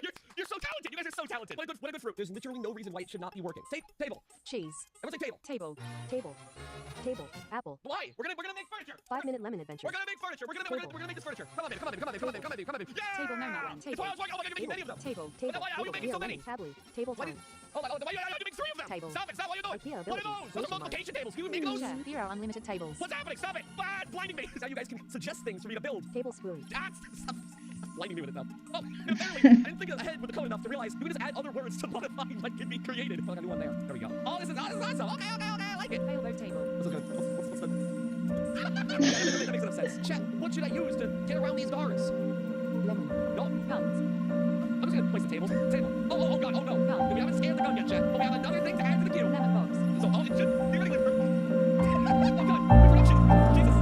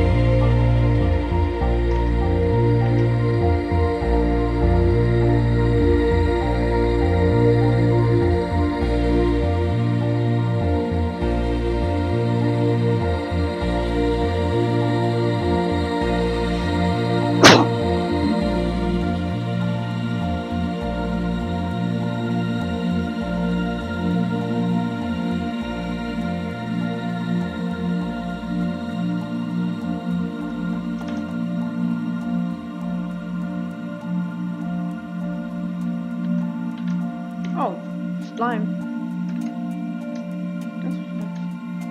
What the fuck?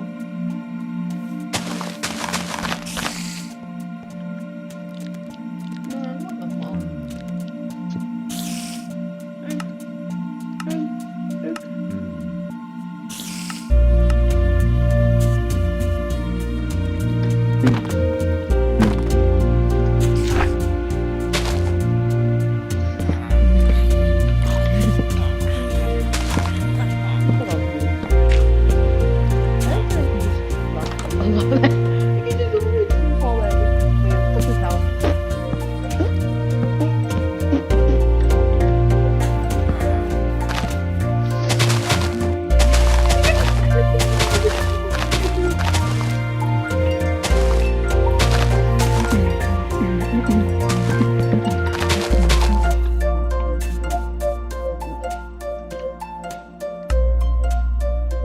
Blood.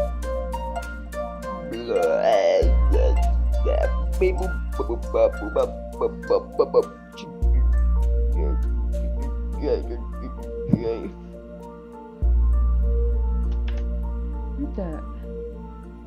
Then you can get this and you get 9. Which is pretty cool, I guess. Then you can upgrade it. Then you can upgrade it again, which is most expensive. Wow, so oh god, I hate it.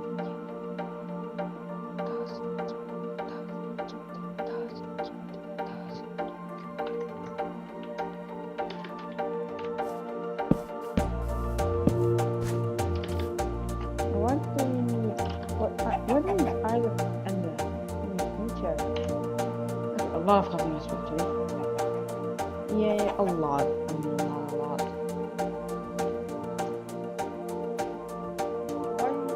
Yeah, I need to fix something.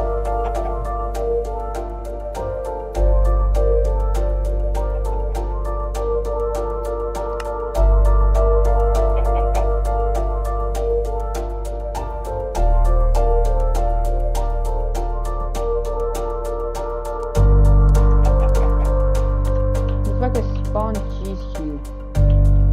Look. Cheese cube.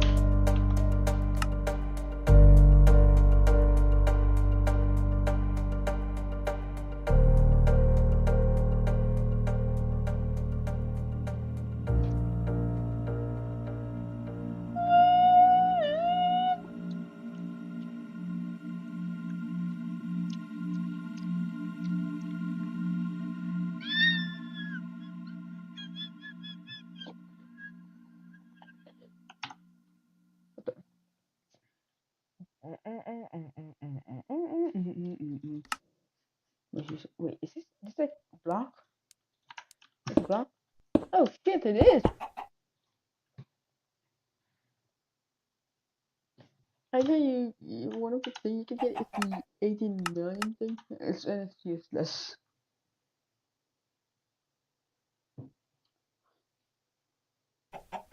Oh, these unstable and stable ingots.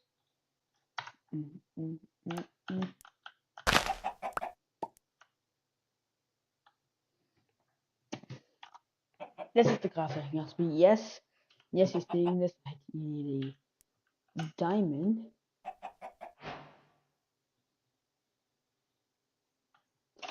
A crafting table. Stick. Iron. Then we one toe and day. And yet stable ingot, which is it supposed to explode in 0.5 seconds that I crafted? What the fuck? I crafted it, it just good kabeam. Oh, that's a cheese cube. But not my problem. There's also a wide plate. I think. Shut the fuck up, cheese cube. Affected diamond.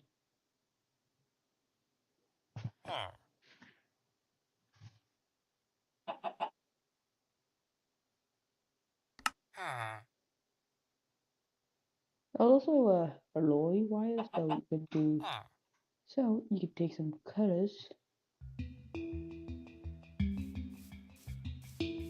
You have a line bundle there. And then you can have things like A, here's some B, with red insulated wires. The blue doesn't let you.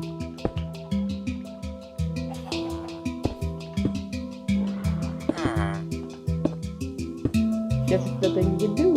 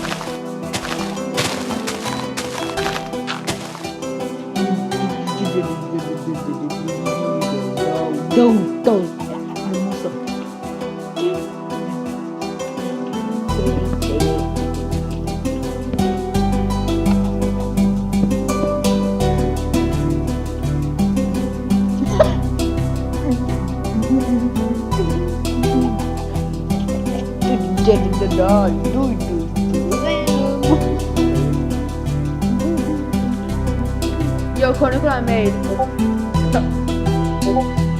Why is that so deep? Baby. Yep.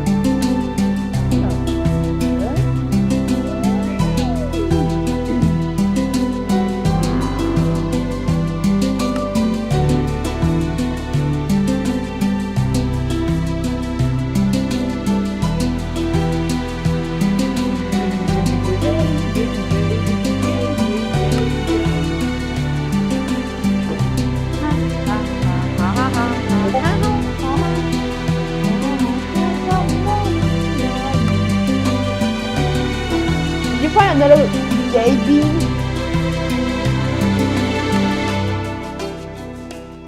Don't tell me you found another gay bean.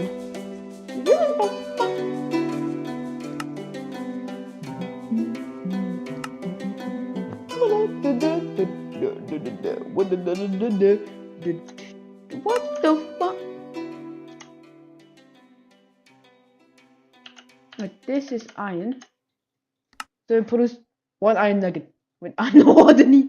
So you have to actually mine. Oh, what the fuck is demon furnace? So pretty much the multi smelter. This high voltage is good. Also, what the fuck is all these? Deems. Deems windows.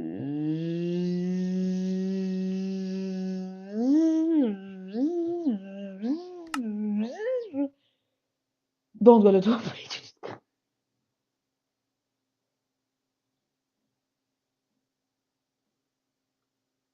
Okay, Cole, you wanna play Brag?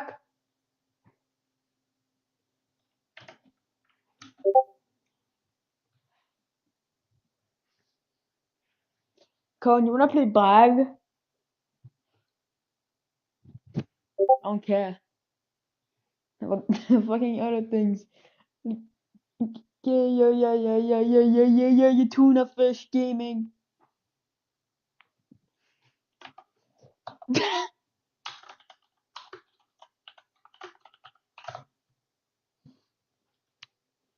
Blaze Gamer. Yep.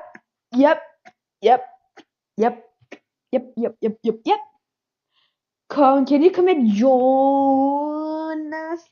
Duelas, cuatros, cincos, quincos, pedos, cincos.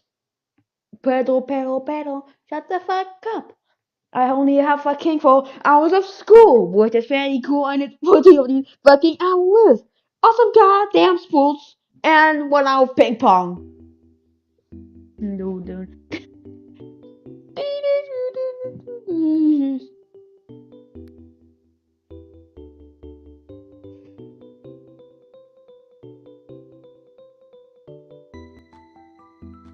I actually can pay for a fucking custom. Come, can you just come and join?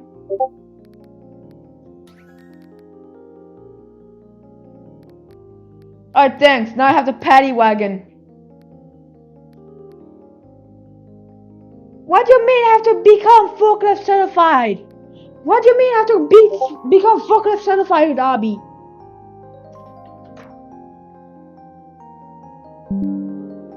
Cone? What if the cause is just beat a game? Yeah, just beat the entire Abby becoming forklift certified. Join me in peak. Oh, I'm in private server, so my private servers. I'm gonna paddy wagon.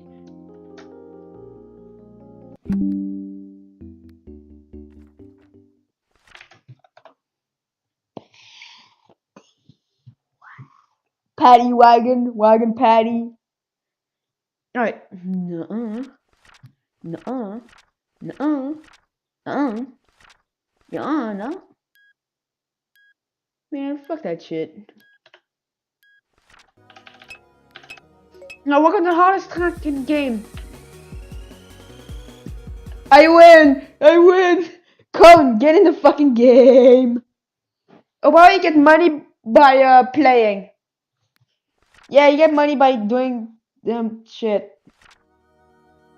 I can't place anything!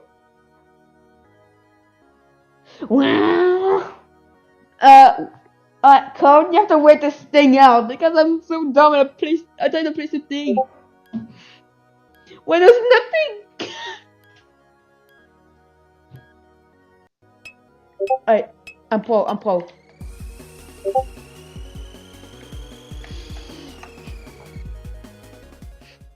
Let's go, I win! I get 5 billion.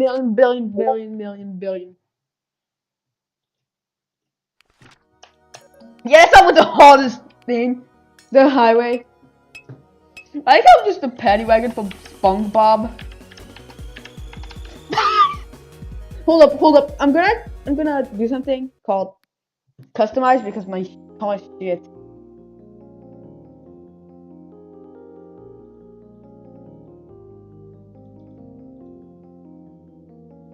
Wait. Hit the button.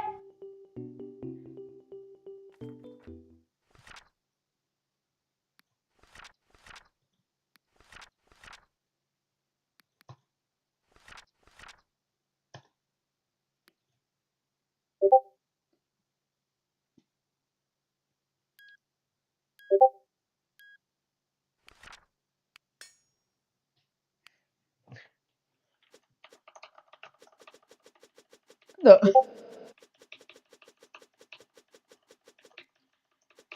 Well, code, why? Can we just make a long, very big, long map? Oh, wait, yeah. I'm just dumb. Okay. Okay, let me hit the... Somebody hit the high panel, so fuck you. And I die. Code. Go drive off the map, you win. If you drive off the map, you win. You win! Oh. I'm shit. Man, let me just make it so that you can jump over the time to jump over the gap.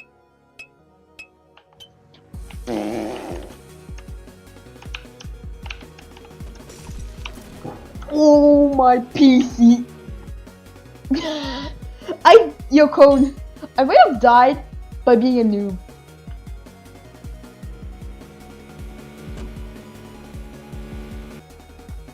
I only hold W. No, I mean I only hold S.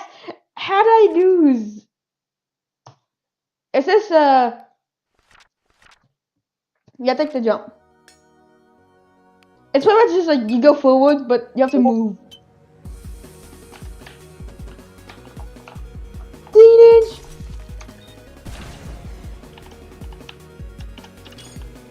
$360. I'm pro. Yo, Cone, you know if you go on the void, you win. More points, right? Teenage Roots Ninja Turtle. Yo, Cone, can you play music? Boy. I don't mean get copyrighted.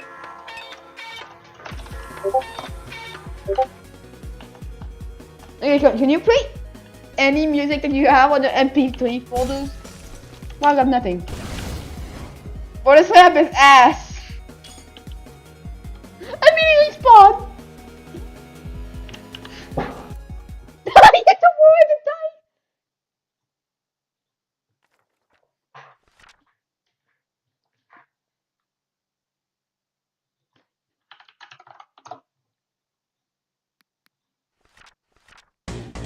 This is sideways. I'm taking a horizontal because it just goes well forward. Choose garbage. I'm gonna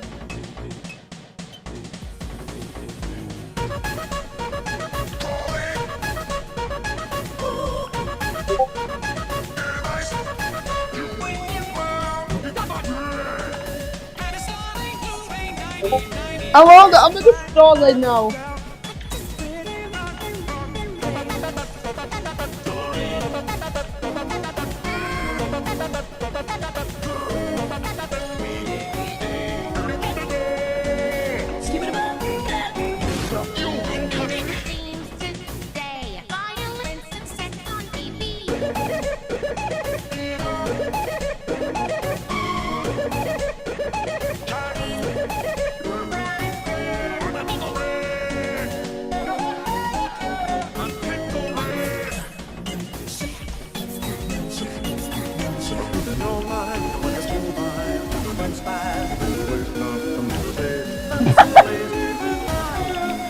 This is bomb. How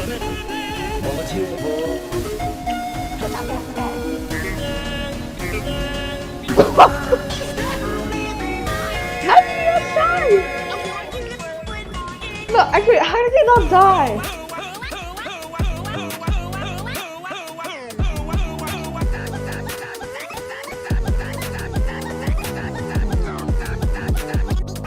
I'm singing this.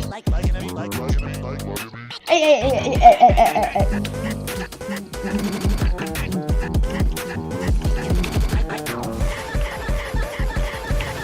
I just drove over my own landmine.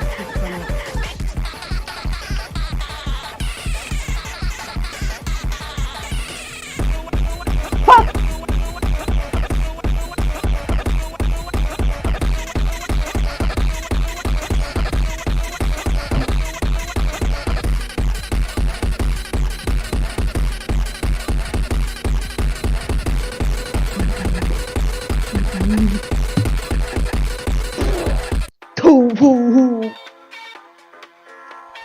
Oh, for fuck's sake!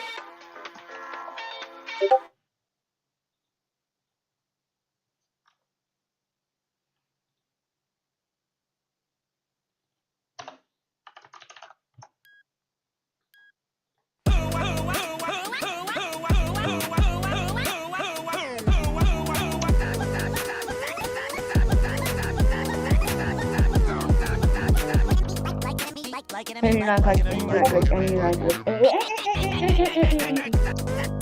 can you say loop off?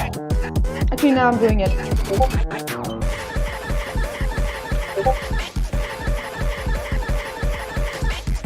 Wow, I'm so poor, he died. Here, Colin. Oh!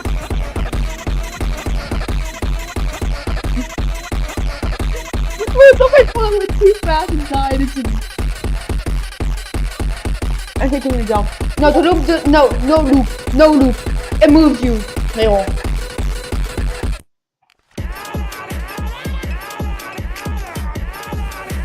I'm dead.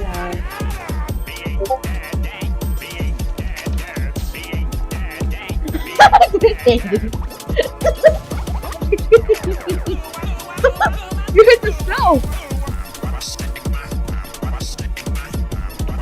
How did you get through?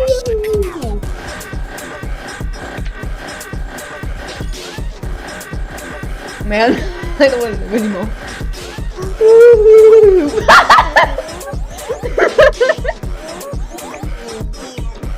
We all go. I said I will.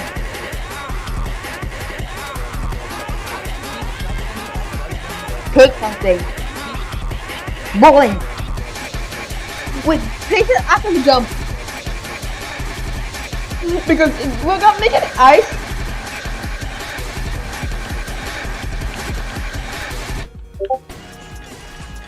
Man, just these two. Damn, just this stuff. I mean, like, fuck you. How? Oh, die.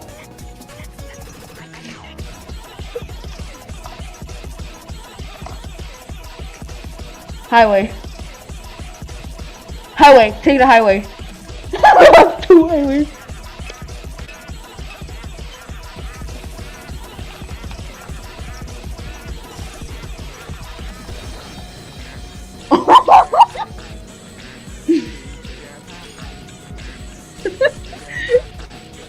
It's a game for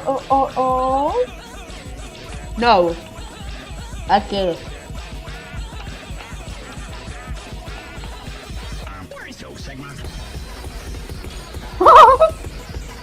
Why you laugh? Because of why?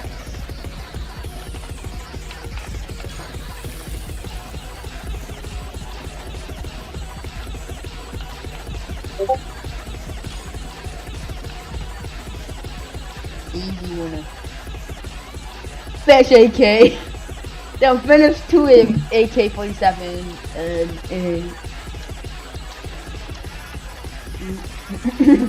and 2 bowling balls.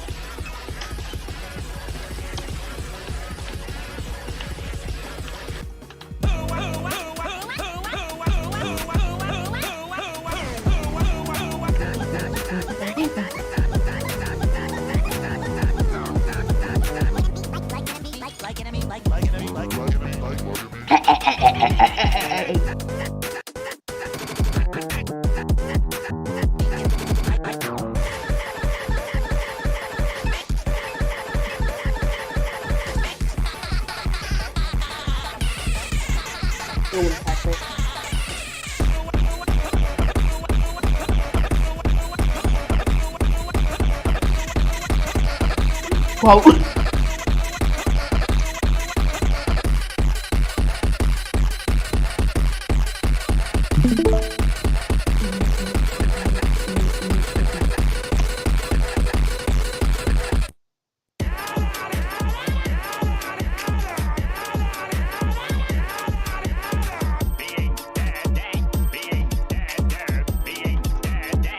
Yoko, join this game.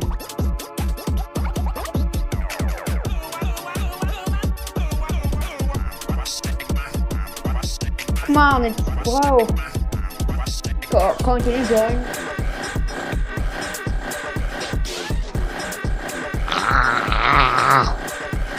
Because funny.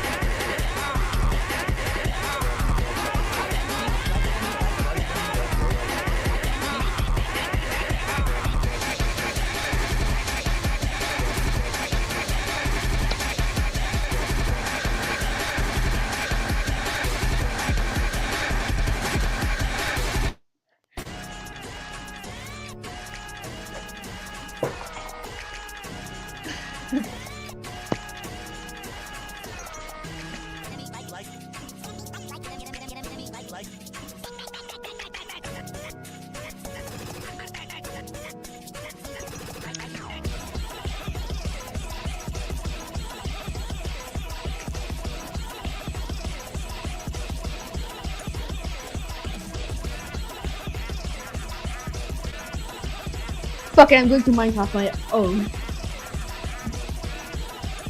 Minecraft. Singing to dance. Alright, Minecraft time. And I just fly hack. I can play it wrong. Why? So, Sigma.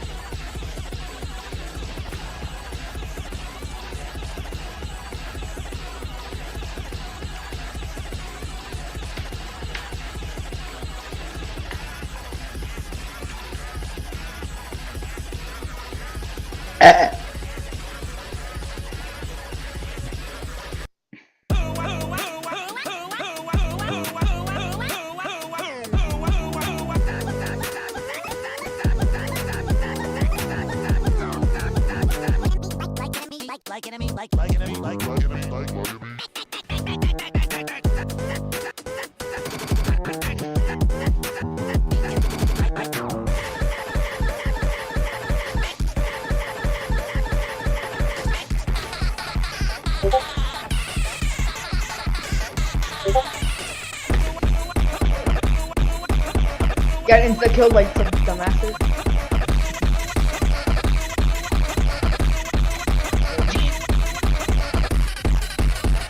Go speed and kill people instantly.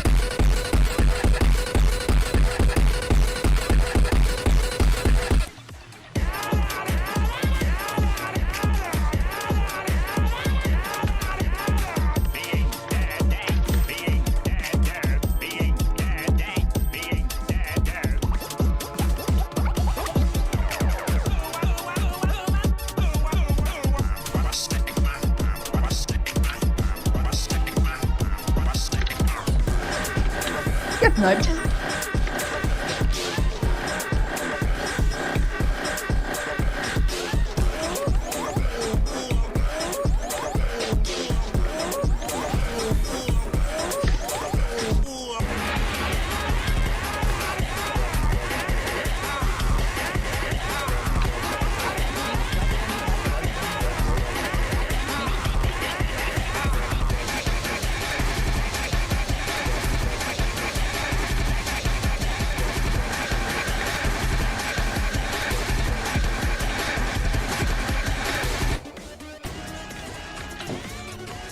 It's annoying.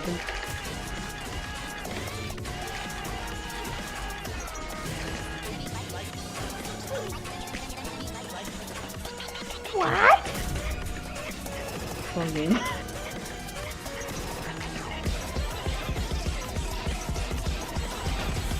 No.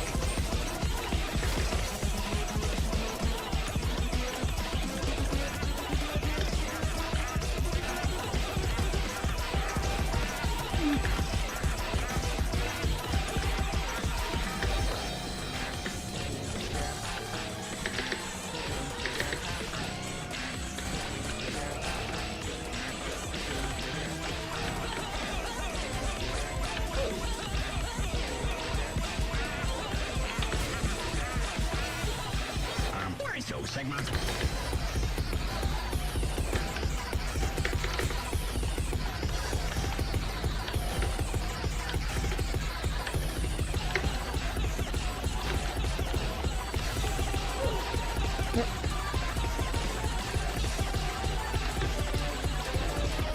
What?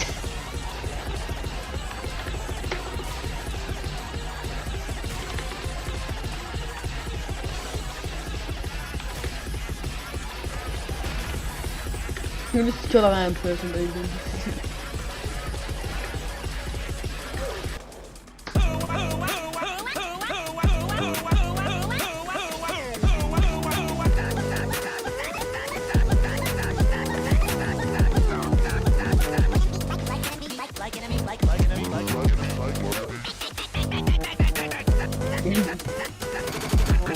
Hey, who the fuck named themselves 6'7"? Nazi, who the fuck is that? Yeah, my nickname will be 6'7". Like, my name will be 6'7" Roblox because it's so funny.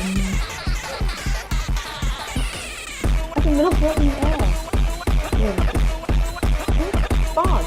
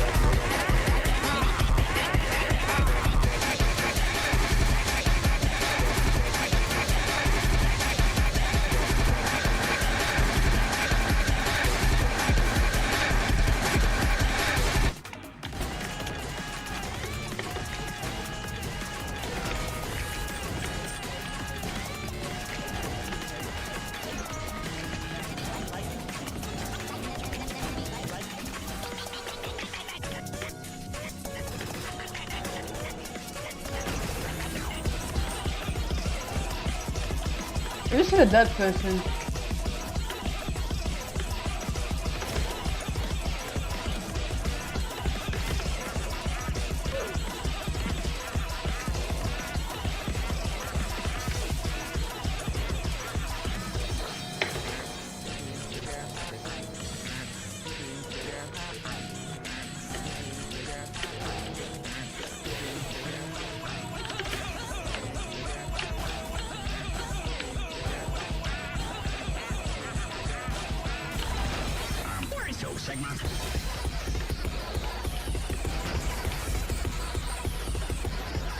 Cool, I'm hitting some random people in the face.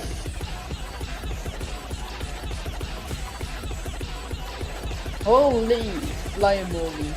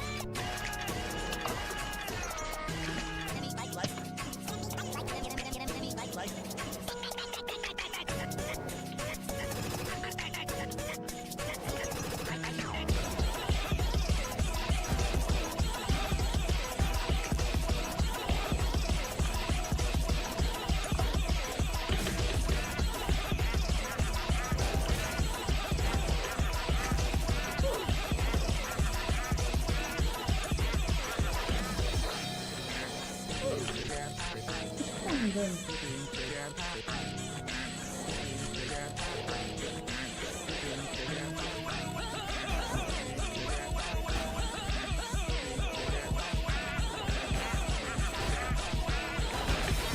is your Sigma?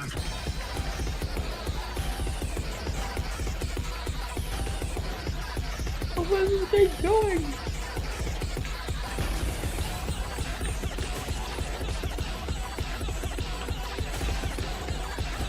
I just jumped off. Yeah.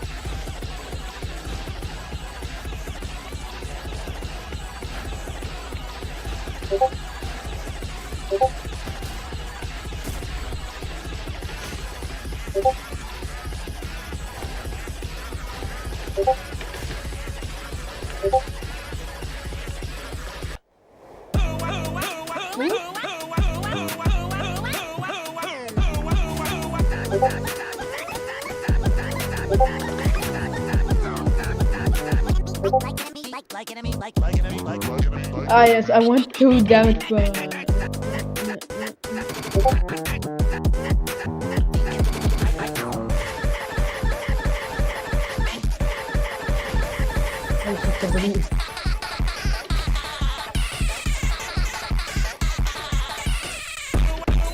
Yes, we go 5.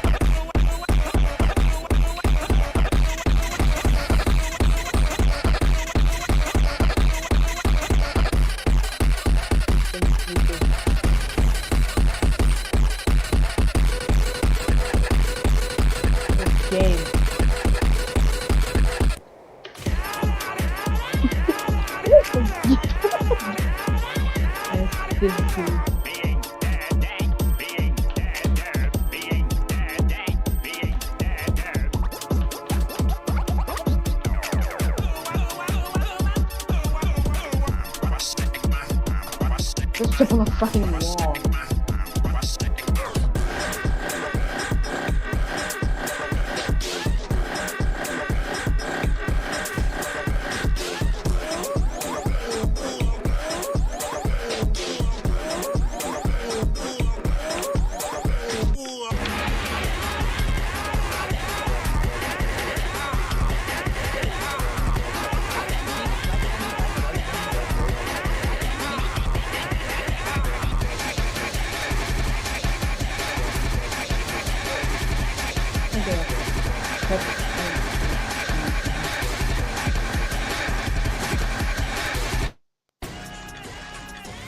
Me went whoa.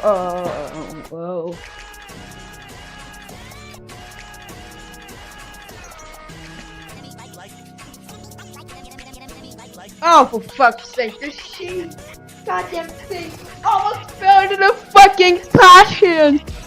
No, I'm not kidding. Okay, code. Apparently my fucking microphone headset, I mean, just tried to phone the touch and it failed.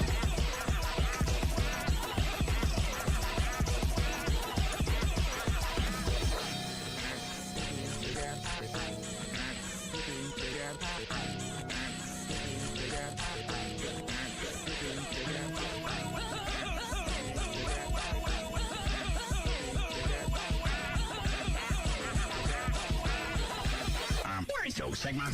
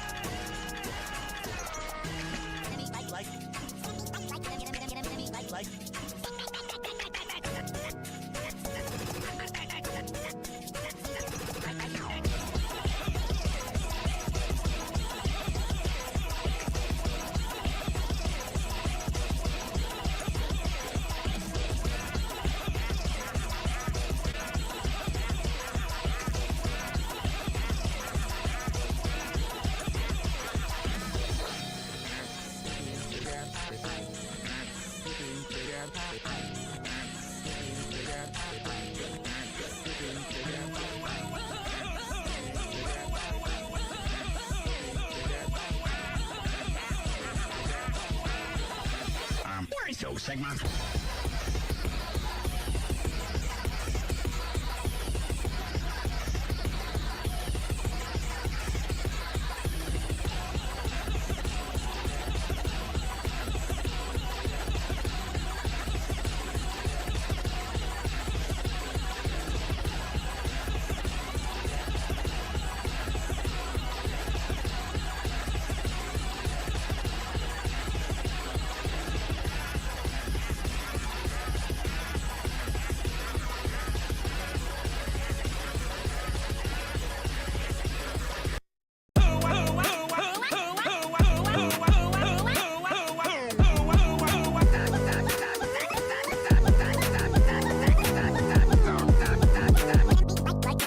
Like enemy, like enemy, like enemy, like enemy.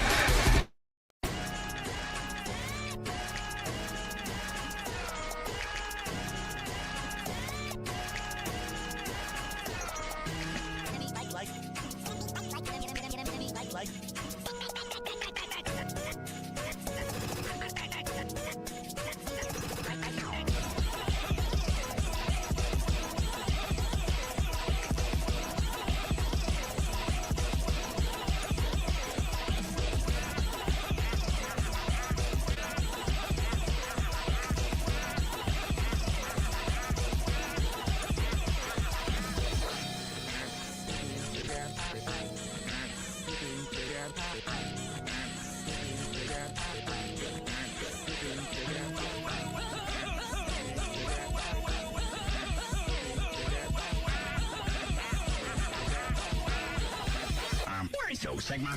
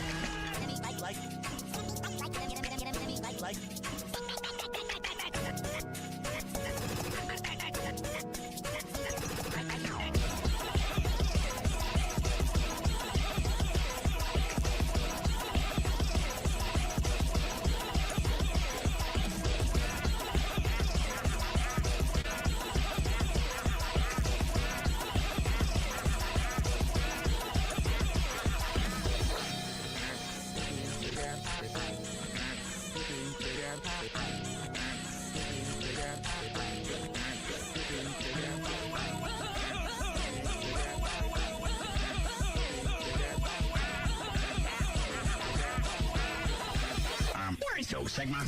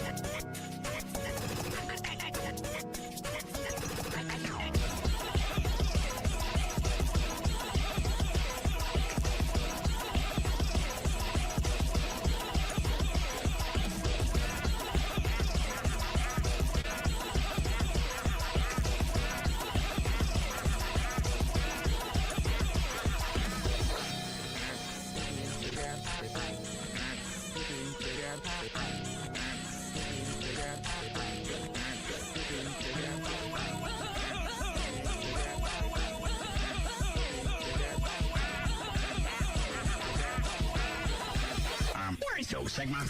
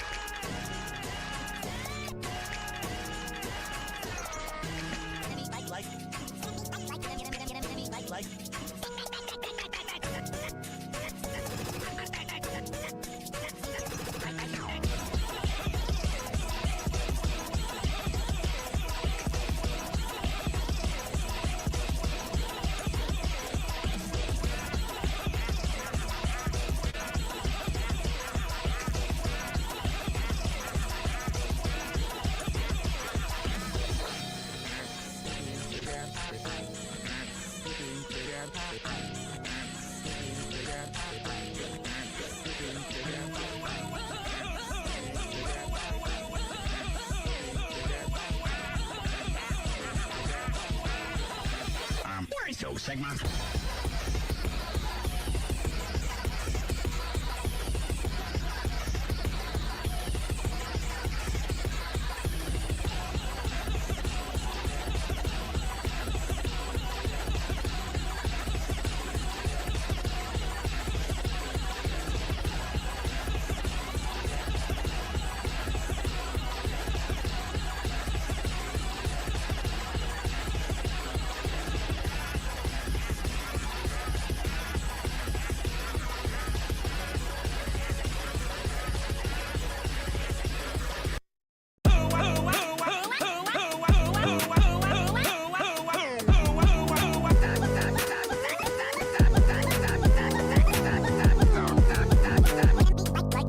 Like enemy, like enemy, like enemy.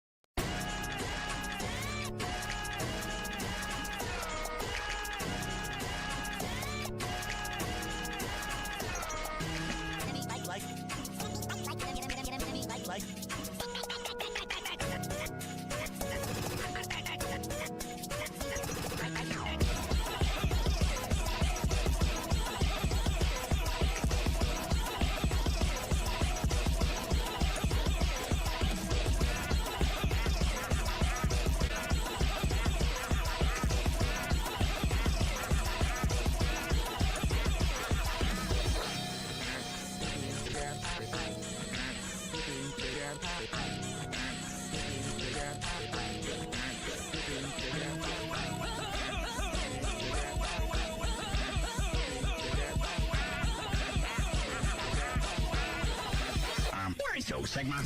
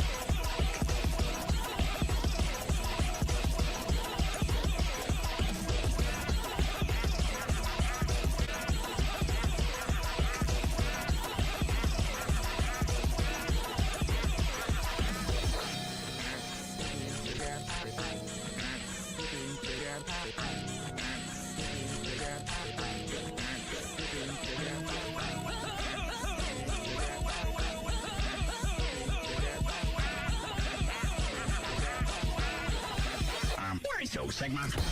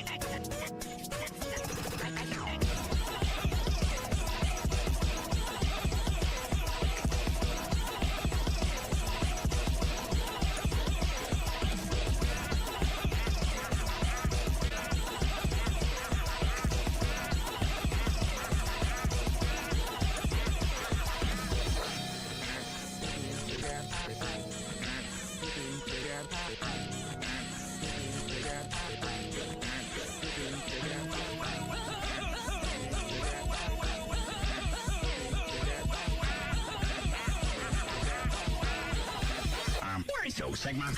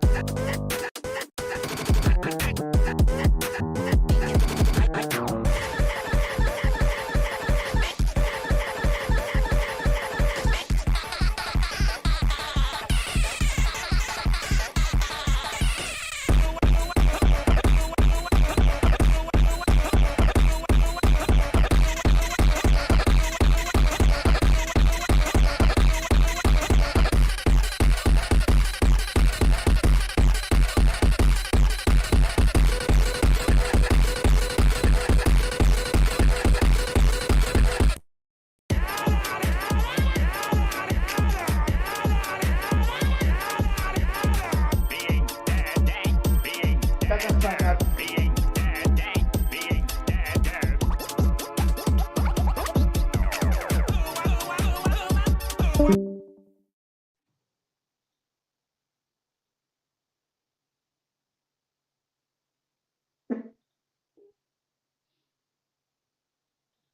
fuck you mean? Hey, that says not.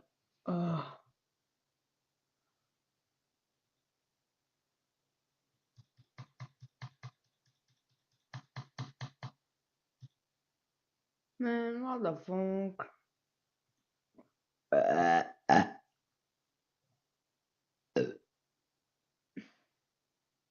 The fuck's a Delta Force? 31 hours of block. I think, yeah, the healing I say I have. But if you go to Greg, I get fucked up. There's one of the mods called Healing Axe. Oh, it's an unstable axe.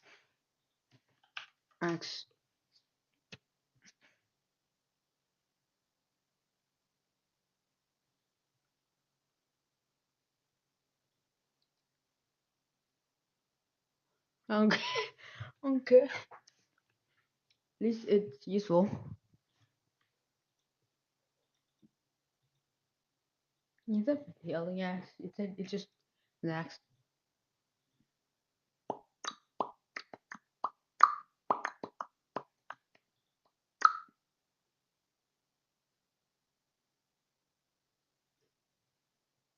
All in one.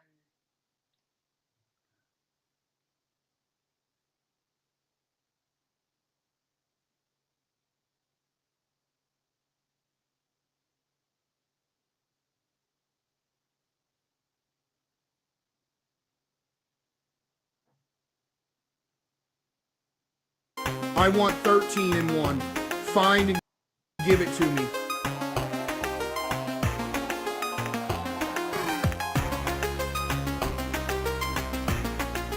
Ground Zero.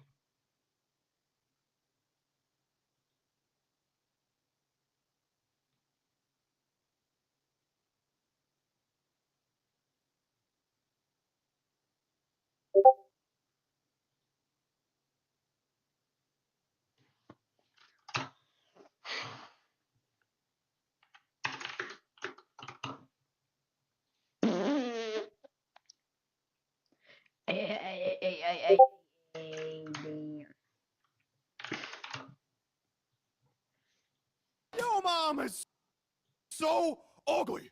Her reflection said she freaking died.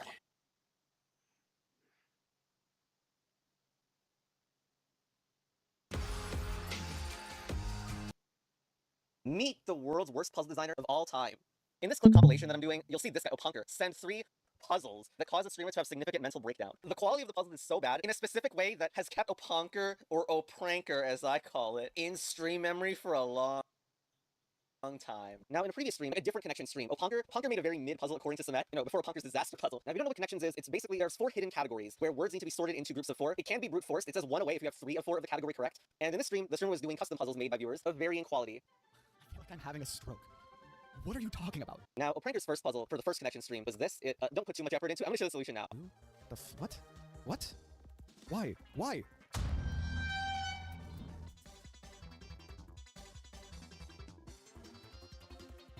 Are these all like that? Yes, they were all like that. The most you could say about it is it's a troll anti-joke, but so nothing. In the next connection stream, Opranker dropped this massive wall of text connections, which actually no one else has done before, but just watch the solution. I won't be commentating anymore, but just so you know, there's more to look forward to in this video. Anyway, Toad out. I think we have 3. Okay, we've got 3.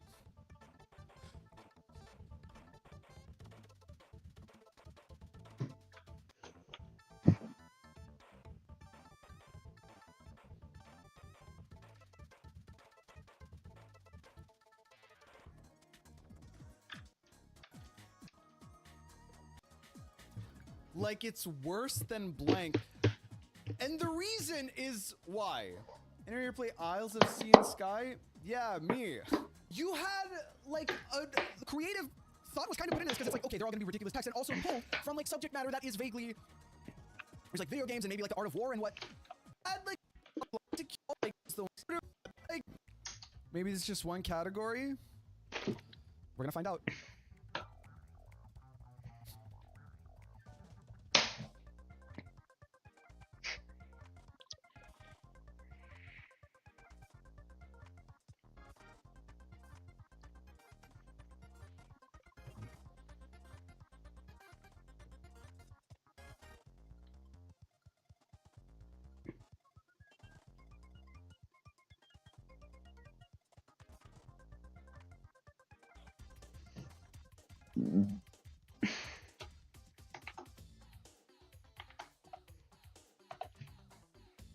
Evil.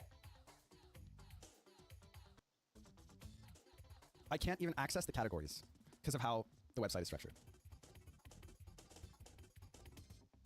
I've done my connection. Nikita, thank you for the 3rd time, but I actually have pulled it up already. So thank you for your contribution. I really appreciate it. You should feel bad. Oh my god. Copy paste in a document to measure the length. I have Peak Puzzle. Bunker, thank you for playing. Oh, fuck you very much. This is Maine. Oh, by Maine. Man, out of the frying pan, eh? 1,000 mirrors? We're moving on. We're moving on. Also, what the fuck? Go Bonker for the challenge. You clearly put a lot of time and effort into this. I do like how the pieces kind of correspond to how they're in the game. That's actually the reason I hate this so much. Wait! Pajama Sam 5! Okay, what is this? Yeah, but I want Narrate to be here. We've not? Okay, hold on. This is Oponker's opportunity to redeem himself, chat. Hold on. I think I've downloaded this already. Okay, for anyone who doesn't know, Pajama Sam is a beloved edutainment game published by Humongous Entertainment. They made 4 of them, and then Oponker submitted this thing called Pajama Sam 5, okay? Loading.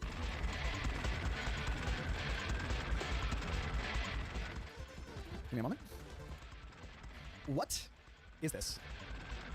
Pajama Sam 5, The Doors of Doom. Is this music gonna get me copyright struck, by the way? Is there... What engine is this in? Can I resize the window? Is that gonna break the game? I can. Okay. How do we play this? This looks like I wanna be the guy. Okay. Hi, Kika. This sounds like I wanna be the guy. How do... Okay, click, WASD, arrow keys, enter, space, escape. Imaginez pouvoir créer n'importe quoi.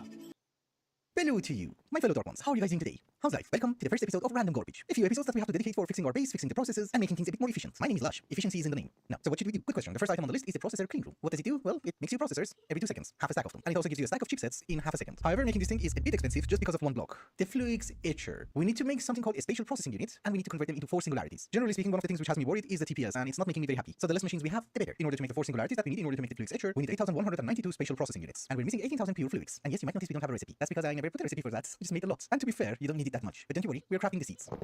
Making the Fluixes is not the fastest thing in the world. Converting it into pure is actually quite fast. So this is why I'm doing this part manually. But in the meantime, I decided to add more molecular assemblers. Because if you take a look at our molecular assemblers, you might notice that we have only space for 128 more patterns. Well, 127. Let's provide them with a P2P tunnel, and now we can fit in way more patterns. That's awesome. And I have transferred them over here. This building was not meant to be for AE2, it was meant for something way more important. Purple magic, just in case you're wondering. I have also decided to improve our CPUs by a bit. There was actually no need for this, that was just for symmetry. We also have improve our CPU way more by a bit. There was actually no need for this, that was just for symmetry. We also have enough pure Fluix in order to make the processors that we want. 24,000. Let's make an extra one for decorations. The processors are ready. Here is an iron singularity. Now we need to convert these guys into a singularity. I'm actually just going to do this manually because it's not a huge singularity, just 2,000 items. Yeah, you see? We already got one. That is 2, 3, and hopefully the final one. Perfect. I have an idea. Let's make an extra one. It's just 1,500 more pure Fluix. That's it. But while that is getting prepared, here is our Fluix Etcher. That's not a quest. You would really expect it to be. I'm just saying. The blueprint for the clean room. Oh, that is a quest. The cheapest one. We shall mix it with the controller, and here is the clean room controller. Now we need to make the actual thing. That means we don't need this system anymore. This was an amazing system. I mean, I have made a ton of processors, and well, look, we still have 100,000 left. But we are doing this for lag management. I do have a feeling we have everything we need. Let's assemble the machine. This time I was correct. That doesn't happen. Ever. Awesome. It's done. For auto crafting with the clean room, we're going to use an ender chest. This machine makes us all the chipsets and all the processors. And it literally does one more item, and that is the defined redstone chipset, which does require an infinity catalyst. So we're going to take the processors that we have just ordered and convert them into another singularity. There you go. And that goes inside an item frame, so that we know what this does. I did mention this. Efficiency is part of my name. I have given the machine some power. It has the patterns. Let's see if it works as fast as advertised. Oh, 2 seconds. That's nice. It's making us half a stack, so it's good. However, now that we have made this machine and it's making us everything that we need, we also don't need this system anymore. the lasers. For the chipsets, we could have also used the assembling machine from Tech Reborn, but this is like an intermediate solution. The clean room is the ultimate solution, so I decided to wait for that. Also, according to Prince Thomas, the lasers from Buildcraft are incredibly laggy, so it's a good thing we're removing them. And Prince Thomas was right, we're under 16 milliseconds. Nice. Another thing which is no longer required is the Dreading Crucible. The Dreading Crucible only had one job, and that was to make Netengenic fluid. That's it. After Setna, we don't really need this, ever. We also had a setup for making Netengenic Ruin. That's also no longer required. And a lot of you were very unhappy when I made this. You see, you were unhappy about something which is redundant. And I'm also left with a ton of Netengenic Ruins, so we're going to make ourselves a trophy. The banner. It's like a singularity, so you need a lot of them. I have also transferred every single loot fabricator and simulation chamber that we have into a compact machine. There's actually way more of them now, because I have been checking the recipes, and yeah, it does seem that we need way more mobs to spawn. At least now all of them are in one place, and everything is almost fully automated. We just need data models. As a result, our basement down here is almost empty. There are going to be a few additional machines that we need to install over here, and one of them is called the Corrupted Library. It's actually something super useful, because we do need to make ice shards for different recipes, and unfortunately, I have to spawn mobs for them. We can also easily get some corrupted shards, the collector fragments from Divine RPG, you know, the Dungeons of Arcana, and also the most important thing that I need at this very moment, the snowflakes. However, in order to make the Corrupted Library, we need Arcanium. So let's see if we can cheat in the Dungeons of Arcana, but just by a bit. Here is a quarry. I have set the filters so that it would harvest any Arcanium. Oh, the staff of traveling here is banned. Well, they thought of that. That's interesting. But do we get any Arcanium? Well, worst comes to worst, I have to buy keys, because this hasn't been working. I guess you really have to use the keys. And yeah, the quarry didn't work. Let's go back home. If you guys remember, the way that we unlocked modular machineries was that we made a controller manual. Then we could craft everything that we needed. Unfortunately, when you need a manual in order to craft something, that recipe doesn't work in the AE2. So if I press this button, you can't get it out. If I use this recipe, I can take it out. You have to use a crafter, and unfortunately with the crafter, you have a bit of a complication. So we just craft 1 stack and 10. Actually, maybe as much as possible so that we don't have to craft it ever again. I'm tired of this. Crafters are going to run into a problem whenever you have the machine controller in the recipe and whenever you have it in the output, because it will output both of them. It will not keep this one in the inventory, even if you put it on external C. Anyways, Corrupted Library and the controller. In order to make the Corrupted Library, what we need is a workshop bookcase. Well, it does have EMC, so we just needed the one, but it does also require something called Coldstone. A few hundred years ago, I was extremely lucky and I found this. That is Coldstone. It's just that I only picked up 6. Let's pick up another one. It has EMC, just in case we need it later on. Also, there's a recipe for duping Arcanium. I did manage to get a teeny tiny bit more, so we don't have to visit Arcana ever again. We did have a ton of random multi-blocks around our base, so I removed all of them and put them inside independent shulker boxes. You know, so that the input hatches and output hatches don't get messed up. This is our Corrupted Library, which we just made. This is the Valornite Gateway, which was over there, and this one was meant to be the Gaia Altar. And I have also made a list of additional multi-blocks that we need at this very moment. One of them is called the Terrestrial Cauldron. What it does is that it's an automated cauldron from Bewitchment. I need some of the gizmos. The other machine is going to be the Honey Smelter Oven. That gives you all the spirits from Bewitchment. It's basically an automated oven. Then we have the Sterilized Sacrificial Altar, which does give you a bunch of important stuff that we need in the future. It does everything from Abyssal Craft, that's it. Instead of doing everything manually, you can just auto-craft them. However, this machine does require something called Liquid PE, so we need a PE sterilizer controller. You know, this guy over here. So these are the machines that I need at this very moment, and we're going to try and put them inside the compact machine because none of them are that big. And to be honest with you, all of them are humongously ugly. There's another multi-block which I kind of like. It's the spinning wheel from Bewitchment. We keep this one in the overworld, but we need the gizmos. Oh, and most importantly, we need the Arcane Auto Infuser. There are a few recipes that don't really work manually like this. You need the Auto Infuser. So I think what we're going to do is that we're going to gather every single item that we need for all of these machines, then we go to a compact machine and assemble them all. Not in one, definitely. They don't fit. However, now that we have the Cold Iron Forge over here, let's try to get a Cold Iron Chicken. The egg, obviously. Does it take long? Oh my goodness. 100 seconds. So this is just a general wondering. If you have 2 eggs inside a mechanized scoop, what will happen? Do you need like 1 scoop per egg? Is it going to cycle between them? I don't know. You just get the first one. Okay, now that I understand that I need a mechanized scoop for every single egg, I have been checking some recipes. After we get to the Draconic Evolution, which I don't really know when it's going to be, we will get access to roosts. So obviously those are fine, but the coop itself is not a horrifying recipe. But in any case, any option that we choose is going to require petrified wood. I was checking the recipes how to get petrified wood, and I remembered this. Scrap boxes. This is something that we need, and we kind of need it now because it's the next quest in order to make UU matter, but there are also a bunch of things that I need from scrap boxes. For example, the Alumite Fork. There is a rare chance of getting these items, so the sooner we automate the scrap boxes, the better. But yeah, petrified wood is one of the things that you can also get from scrap boxes. Since this episode is going to be called Random Garbage, it's fitting that we just make random garbage. I have already been preparing for making scrap boxes, so I have everything on auto crafting. You say crafting done? I don't see anything. I just want some energy crystals. Can I have it now? Oh, thank you. Very kind. I made a lot. I just wanted to mention that the idea of opening scrap boxes is not as stupid as you would think. Look at all the goodies. They're very useful. We even get some sort of nuclear fuel from this. Also, another good part of it is that, if you guys remember, there was something called a mineral dust. In order to craft it, you're going to need a bunch of small dust. Some of them have to be processed because they're byproducts of byproducts, but we're just getting them over here for free. We also get plutonium, Alumite Fork, and a ton of petrified wood. I actually stopped the ender chest. I just wanted to mention this is very fine. I'm really happy with this, and it's incredibly cheap. And a compact cobblestone generator is more than enough in order to make scrap for 2 recyclers. I have made almost the exact same setup for production of UU matter, but we're producing it twice in 2 different machines. Because one of the things that I have realized is that, well, you do need UU matter, the solid version, in order to make a few things. You also need that in order to convert it into liquid UU matter, which is also used in other stuff. So I thought having 2 lines of production is not a very bad idea. One of them goes through our system, and the other one goes through an ender chest, which later on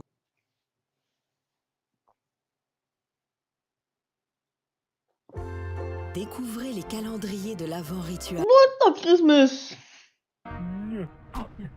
Bubbo, press the red button. Shut it down. No, you can't. You must trust me. Bubbo, I don't even know you're my friend. I wanted to leave you, but... Then listen to me. Remember this morning when I said I wanted to tell you something? Hey! I wanted to say that you're going to hear some bad things about me, and some of them are true. But trust me, everything I've...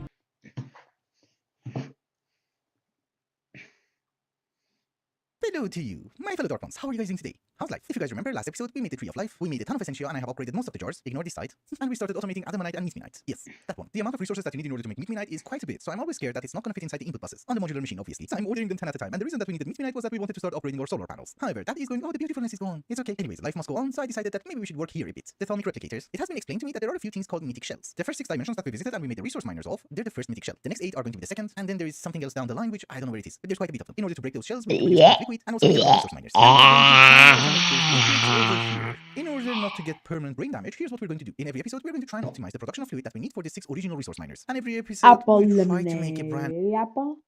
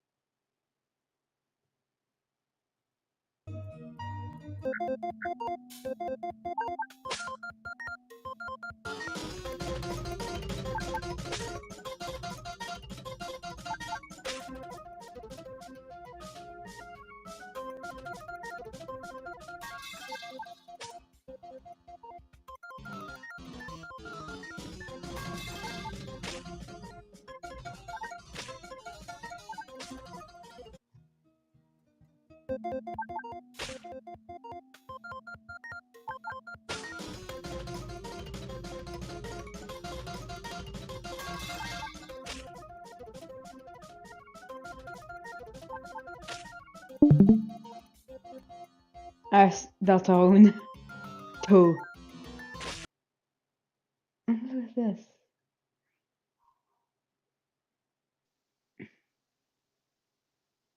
Action? Okay.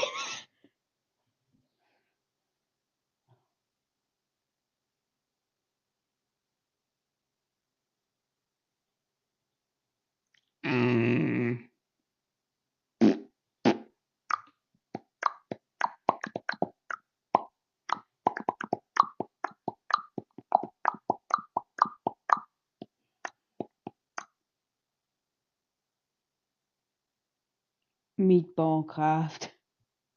Oh, who the fuck cares about Abby? But that's not possible. This game is not possible. Also, yes, steals the brain rots. Yeah, it's not like you already stole the entire fucking game. Well, no reason. What the fuck is this?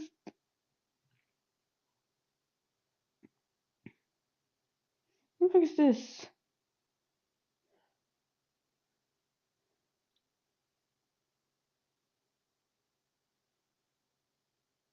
What the fuck?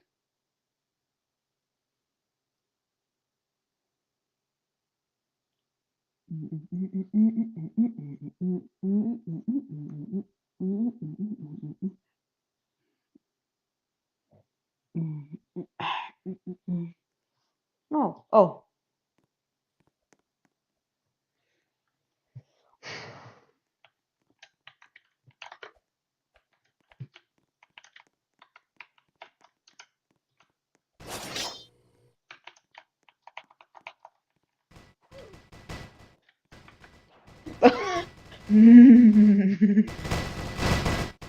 What the fuck is happening?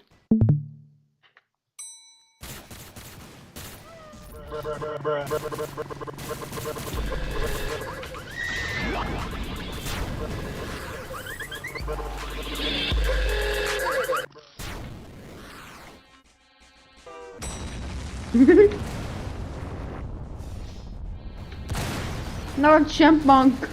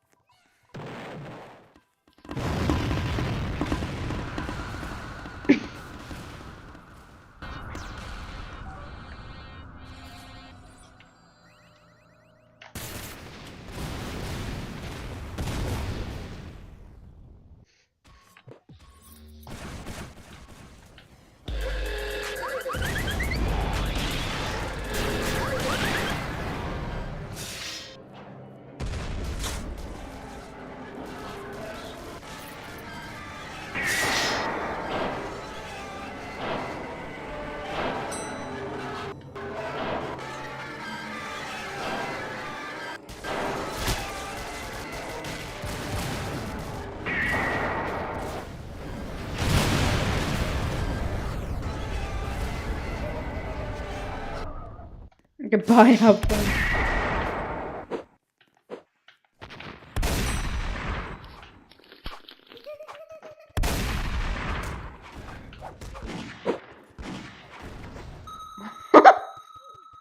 Kong.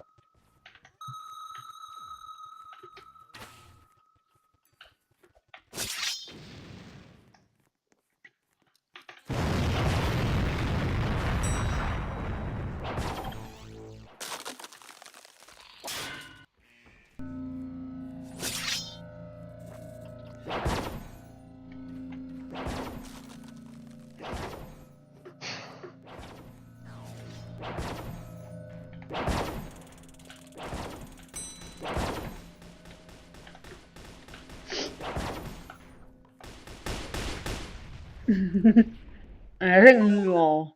It's still loading. It took too long.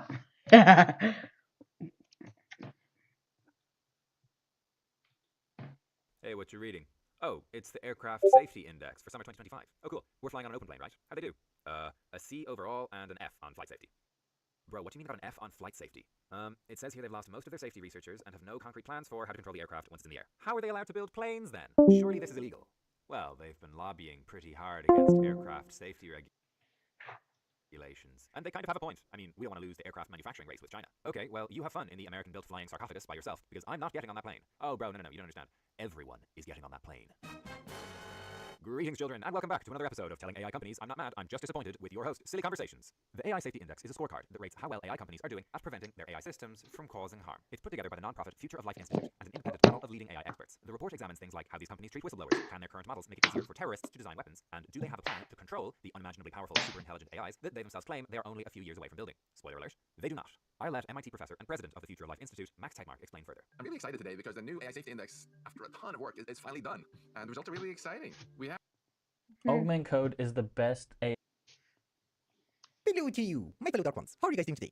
How's life? And yes, there has been a slight time gap, and I haven't done anything. I was just AFK. I just took a very long nap. That's it. But it is a new day, and we have things to do. I believe one of the first things that I have to do is to empty our Necronomicon. You know, we need some catalysts. And yes, I missed another sacrifice. It's a very good thing that we aimed for a stag, and not exactly 58 or 59. I keep forgetting to kill the cow. Well, I mean, you have a beautiful show in front of you. Why would you care about the cow? You know, this part confuses me the most. I need 10 more chaos planks, I think. So why is it that I think that we have so many more things to do? Because honestly speaking, we don't. Let's get the stupid chaos plank. Oh, we can't. Oh, it's okay. I just remembered why we can't. I mean, it's the chaos bubble. It's also the spectre coil singularity, which we should have 18 times more. Lovely. And generally a lot of other things. I just woke up. I'm sorry. I believe we should be able to have 20,000 more spectre coils. That should give us more gears. And in the meantime, we're going to work towards the recipe of the creative Amy Stone. We're going to kill a lot of time. Do you know why? We have this. Elite plating needs a crystal binder, needs a calcium sulfate solution, and you get the gist. I have to find the root somewhere. Oh, we can have 10,000 more spectre coils. Okay, lovely. You know, when that number hits 107,000, I can order 10,000. So as usual, let us see where we stand. We need some fading matter, a bit of pearls, some PCBs and some circuits, a bit of microchips, atomic alloy, and I guess some silicon chips. Oops. Oh, and obviously, 4 black hole units. You know, we need like one 128 cube spatial component, and I have just the one. Oh, it's because I already EMC'd that one. Okay, makes sense. Let's make a few copies. We are missing only 3 items. The creative chest, which is not going to be a huge problem, don't you worry, it's just a matter of time. Obviously, the Omen ingots, which also is not going to be a problem, because as soon as we get the creative chest, this is cheap. It's going to be so cheap that even cheating it in is going to take more time. And of course, elite plating. So let us work towards that one. What we need is some fluorides. There you go. You know, I have never mentioned this, but this was the best machine I ever made in my life. We're not going to mention the name of the mod. So fluid enricher, we have some water, we export it. That should give us fluoride water. Yes, perfection. We have to mix that fluoride water with sulfuric acid. That will give us calcium sulfate. I'm not going to make sulfuric acid from nuclear craft. We already have it for our neutral steel. We're going to use that. And I already forgot how do you place this. Ah, yes, this is correct. So we set the channel to sulfuric acid, we export the gas. Lovely. That is a rotary condensator. We just extract. Perfect. We have calcium sulfate solution. And then what the hell do I do? Okay, we don't need the fluids anymore. We just need 1 bucket of the calcium sulfate. So a crystallizer, we give you some power, and voila. Calcium sulfate. We consume 13,000 RF per tick, and that's the speed. You're amazing. Also, I thought instead of having like 3 Omen ingots over here, maybe I should take a look at the chaos bubble. You know, it's kind of more important. As far as I'm understanding everything, we need 8 plates in total. So let's order 8 of you, a bit of binders, and that's 5 plates. Why? Oh yeah, it was making these ones. My bad. So here's something fun. We have the plates. I have nothing else to do. And I'm not really joking with you. The only thing that I have to do is to make some chaos planks, then make a few creative chests, and then, you know, do this recipe. Well, I guess I can work on the recipe of the creative chest. Ladies and gentlemen, we have made chaos catalyst, we have made chaos planks, we have even made Omen ingots. And still I'm doing this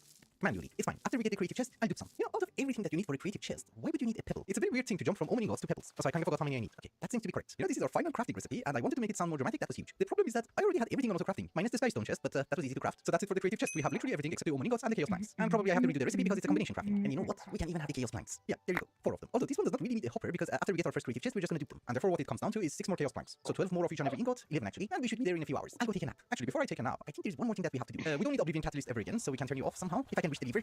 Thank you. We shall also go to our crops area. We don't need the wood farms to work. Should really fix that stupid thing. I have never moved it. I'm not exactly sure, but I do have a feeling that I need 1 million more ectoplasm. I could be wrong. Yes, that's what I wanted. The spirit. John Cena? Wasn't it John Cena? We only talk with John Cena. Like these ones. Yeah? Okay. So just before I go AFK, maybe we should have more spirits. Yeah, this one is empty. I believe I'm going with 6, not 8. And clearly I'm wrong. I was going with 7. And I think our TPS is going to be fine, right? What the hell? Oh boy, what happened? How did I turn off the power? There's actually no way in this universe that we don't have power. You know, you're here. Oh, it's not trunk loaded. Okay, that explains. Let's just go and check if our farm in the end is fine. Yeah, now it's fine. You know, when I went to the hunting dimension, the overworld was not loaded, so that happened. Now I can go and take another nap. I just realized it's day 1111. I was not planning this. But yeah, for me it is the next morning. I was not AFK the whole time, maybe until midnight or something. And I have been thinking about the numbers. So out of the 4 omen ingots that we need for the creative chest, we already have 3 of them, correct? And yes, we also have the chaos planks. So what it comes down to is that I need 6 more chaos planks at this very moment. So it wasn't 17 more of the Spectre Core Singularity. I think it's a bit less. Maybe around 12. We already have 2 of them over there. A bit more should be ready inside the compressor. That's 7. I just ordered some Spectre Cores, so we should have an extra one very soon. Then if that is the case, we just need like 2 more. That's it. I mean, yes, later on we're going to need an extra one, but that's fine. By the time I'm done with the creative chest, oh my. that should also be ready. At least that is a decent supply of infinite chaos bubbles, I guess. One thing that I didn't check. Are you out of something?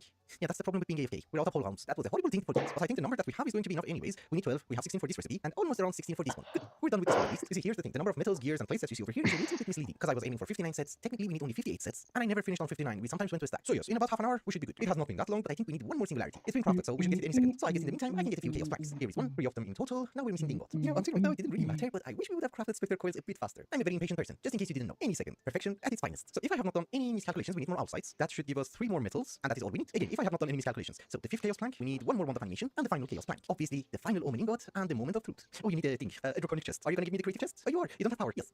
Now you have power. Amazing moment. I know. Wish you had some power. Oh, 760 million at 760,000, so a bit. The problem is that we're powering this guy with an energy crystal, so it's not fast enough. And I did not pay attention to the numbers, so we might have to wait a bit. It's fine. We have to get prepared in order to make 1 more chaos plank. Oh, we are missing 1 oblivion death bomb. It's fine. We have the creative chest. We don't have it, but we're going to get it. Are you done? You're done. Amazing.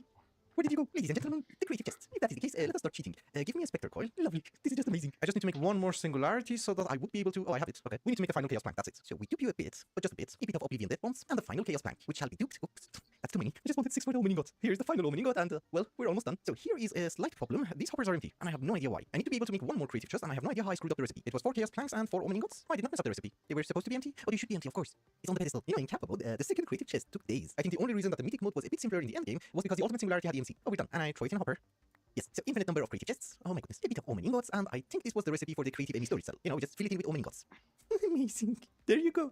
The final item, which we are going to dupe it a bit. I have an idea of how this guy should work. The problem is that, yeah, this one is empty. We put you in. Nothing crashes. Good. Now, do we have infinite of everything? No. What if we give you a higher priority? Still no. Okay, so I had a chit chat with Prince Thomas, the traitor, and he told me that I have to use a cell workbench. Apparently, what we have to do is to take 1 creative Amy storage cell, put it inside, and I don't know if we want to have infinite amounts of creative Amy storage cells. We just specify it over here. So now, if we put it inside a drive, we should have infinite amounts. Yes, 2.1 billion. Amazing. It's not something that we're going to need, obviously. I do understand that I have not finished all the quest lines, and therefore I have not unlocked the simple achievements, but these are every single thing that we did in Kappa mode. So I don't really think there's going to be a point of making a max-sized turbine or a max-sized induction matrix or whatever. I think we just call it a day. As for our next mod packs, I have a few meatballs. Oh my. Us off. No. Oh my god. No. I hate that. I hate that.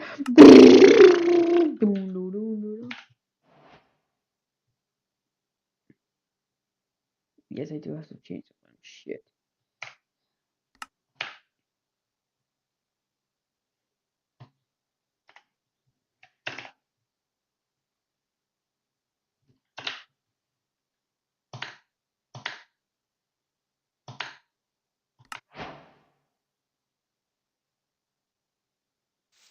Yeah, this is glass. Alright. Alright. Include check. Is it excavating? No. Okay. No, let's let the Minecraft go away. Getting whatever this thing is.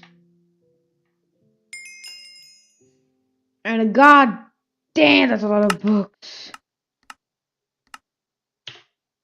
Oh, I need if you keep it L. No. Open. What do you mean? K. Oh, I. Metal is this great okay. Yeah. Alright. What the f am I? Okay. Ooh, pasta. My pasta. Oh, I have too many books. Do I just do? No. What the fuck do I do?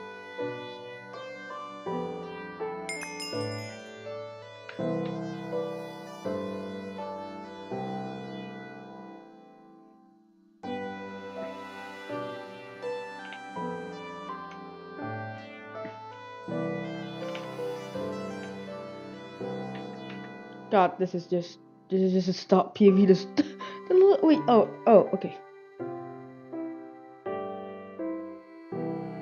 Oh, there's hearts. There's a heart thing. Nice. So I can I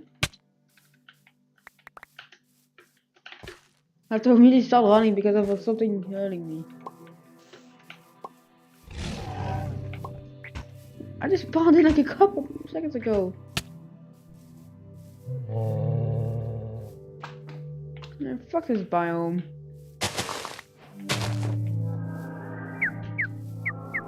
Shut the fuck up. I'm just running from everything. Okay, base.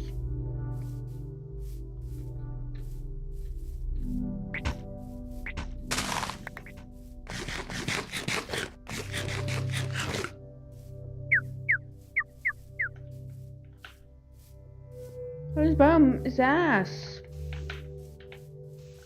Deal. Why have to run? Oh, this person lifeguard is fucking good. No, wait, I really hate this biome.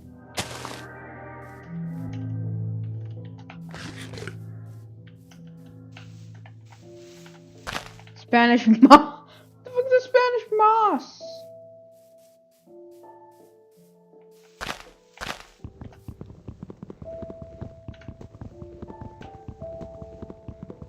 I was like, I had no time. Hard is cosmic meatballs. No, talk about.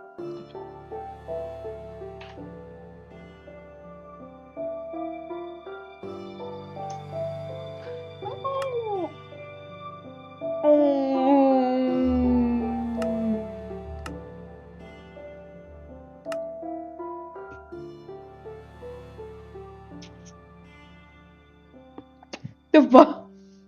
Why? I tell you. Oh, okay. Cosmic meatballs are the easiest.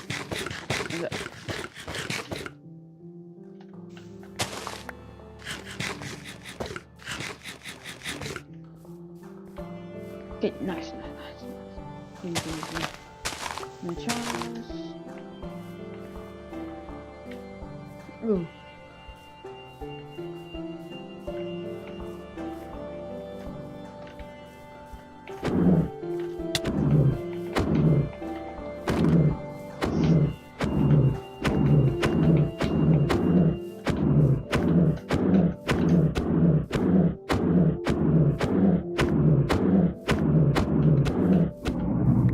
Man, why do you give me coal?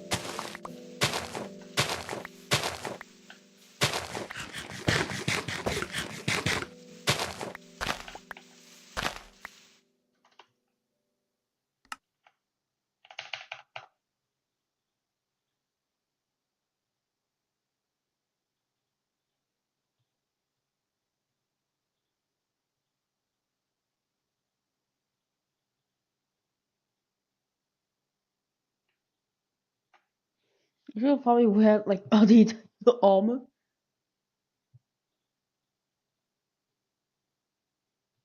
Extremist reactor. Actually, additions. Tomcraft.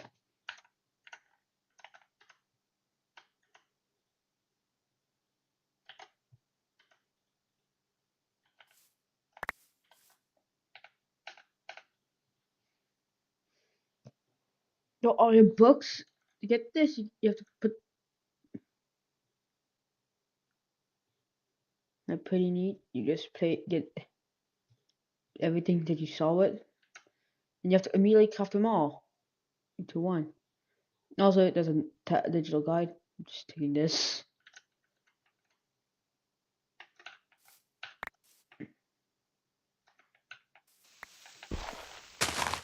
Okay, I really hate the biome spawned in. Oh, so we could just do this.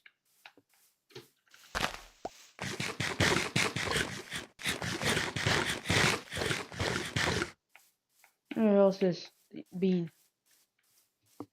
Alright, I want to live here, but it's apparently dark lanes. And oh, barley. I'll need to collect some food for the Plato, which is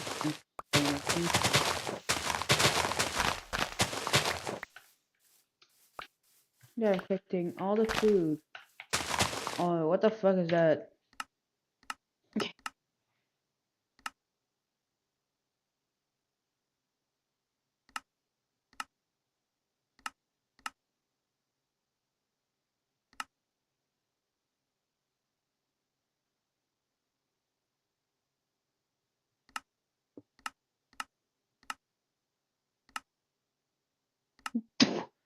Who the f am I? Okay, I got to do original. Get a single coffee table. Alright, then I'm supposed to die?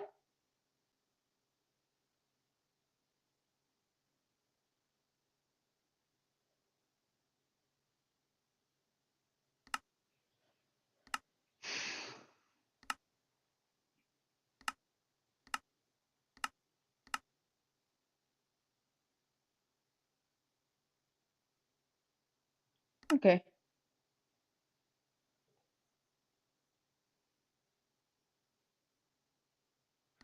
Let's get some stun.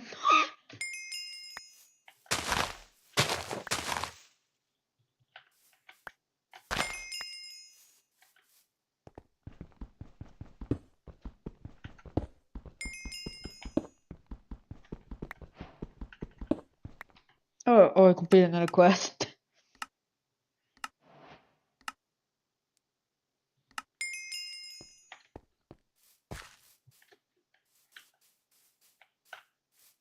I keep getting levels. Oh, planes. Oh, thank God. What the fuck? What the?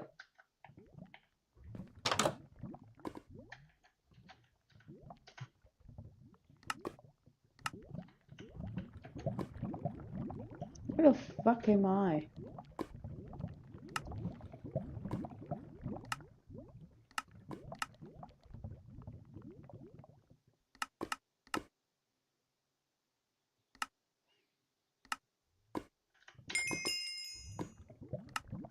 I have a single heart enemy from there.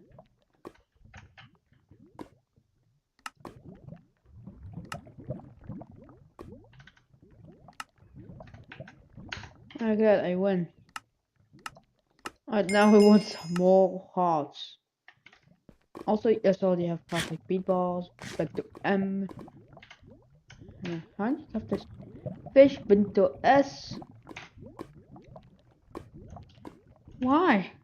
Bento L, bento XL, XL.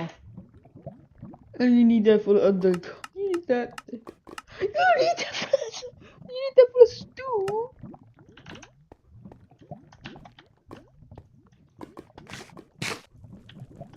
Where the f am I? Like, no.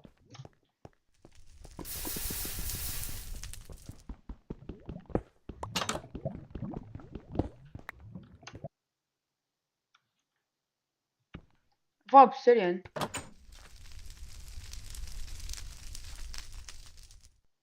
don't trust this shit. Even I can just sit base here, and if I die, I'll just go back. I'll go to limbo. It's starting to become night. Man, I suck at not playing beatball. Me beat up for 52 minutes. Craft.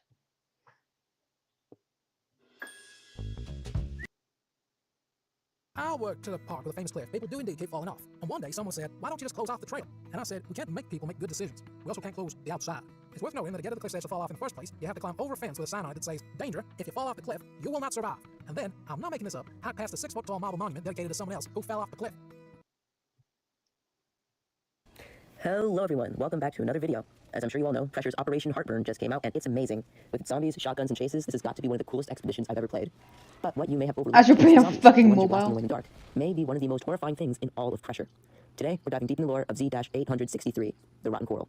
answering questions such as its life cycle, motivations, the revenants, and where it came from. Get ready because this will be crazy. Before we start, I would like to give a quick disclaimer. This whole thing is based on the details I found in-game, but in truth, it's just my theory. Nothing in this video is written in stone and will most likely change in the future. You are allowed to disagree, but please don't do anything about it. Like, don't be mean to me. Now, what is rotten coral anyway? The rotten coral, or in this video, just the coral, is a parasitic biomass that can spread and grow anywhere. It has no limits to the mass it can become and can infect corpses, pinning them between life and death as revenants. This state can be compared to zombies. If it sounds familiar, yeah. I've noticed how similar it is to the Flood from the Halo series. But really, the similarities are wild. The way it spreads, the way their zombies work, even the heart, all very similar. As a Halo fan myself, I've noticed this, and it is one of the reasons this event is so cool in my eyes. I mention this because I actually will end up using the Flood's actions to explain this coral better, and also the Flood helped me come up with this theory. Anyway, the rotten coral had an outbreak during the Hidal Black Site lockdown. During the expedition, you play as a guardsman trying to destroy it. Now that we've covered what the coral is, it's time to dissect it further. First, we need to talk about location. Where does the Operation Heartburn expedition take place? We know it takes place in the Lower Quarry, or also known as Deep Earth Quarry. But where even is the Lower Quarry, and what is its purpose? Let's talk about it. Well, a quarry has multiple definitions, but this one sticks out. A place that stone and other stuff is mined or extracted from. This definition fits because there's a lot of stone around this place, and there's a supermassive laser drill in the final room. All the aspects of mining operations. Now, with all the stone walls it has, as well as, the mining operations that take place there, we can tell that this portion of the Black Site is underground or dug inside the trench. This is unlike the main expedition, and possibly the Hunted, which was made in the trench, not below it. I have drawn a diagram representing this. Considering this is the Lower Quarry, we can assume there are others, and that it is the last layer of the Black Site. Now, this is where the outbreak of the rotten coral broke loose, meaning the coral must have been contained here. We can actually still see some coral in the side rooms, in their containment chambers. This means the quarry served a secondary purpose of containing the coral, perhaps to make easier contamination if the coral were to ever breach containment. However, we can actually see the rotten coral in the normal expedition as well, just in very small amounts. Remember this, as I will come back to this in other parts of the video. Anyway, the coral's presence may mean that the normal expedition may not be that far from the Lower Quarry in the Black Site. Perhaps the Hunted, the place before the normal expedition, may have been the upper quarry that is implied to exist. I mean, the facility you do travel through is above ground, and the outskirts is also built out of a stone wall, just like the Lower Quarry. Anyway, after the events of the lockdown, the coral had an outbreak, basically deforming the whole place. It grew everywhere and anywhere, even into the electric generators. This is why the rooms get so dark as you progress. Playing this, you could tell something terrible happened there, but you can't pin it. Anyway, now we're done with locational context. Let's talk about the zombies. Z-863-2, the Revenants. The Revenants are zombies formed from the corpses of the people who worked in the Lower Quarry. They became infected by the rotten coral, which controls their body by rotting and growing all over them. Most Revenants are normals, or just regular zombies that are easy to take care of. Others are different. For example, one is extra deformed and becomes very tanky. Another one, also known as the Pariah, mutated to be really tall and apparently makes everything dark around it until you just die. No idea what the Pariah is, but I just thought I'd mention it. I might leave it to another video. We also have one, and this one is the most interesting, that appears to have the internal defense mechanism embedded inside of them. This actually says a lot about what the rotten coral can do. Apparently, it can mutate the bodies not only beyond recognition, but also to the point of combination with inorganic things. It must be very painful to go through the infection process, especially as one of those people. Although that does beg the question, how does one become a Revenant? I actually have a few theories. 1, the coral grabs you and covers you while either dead or alive.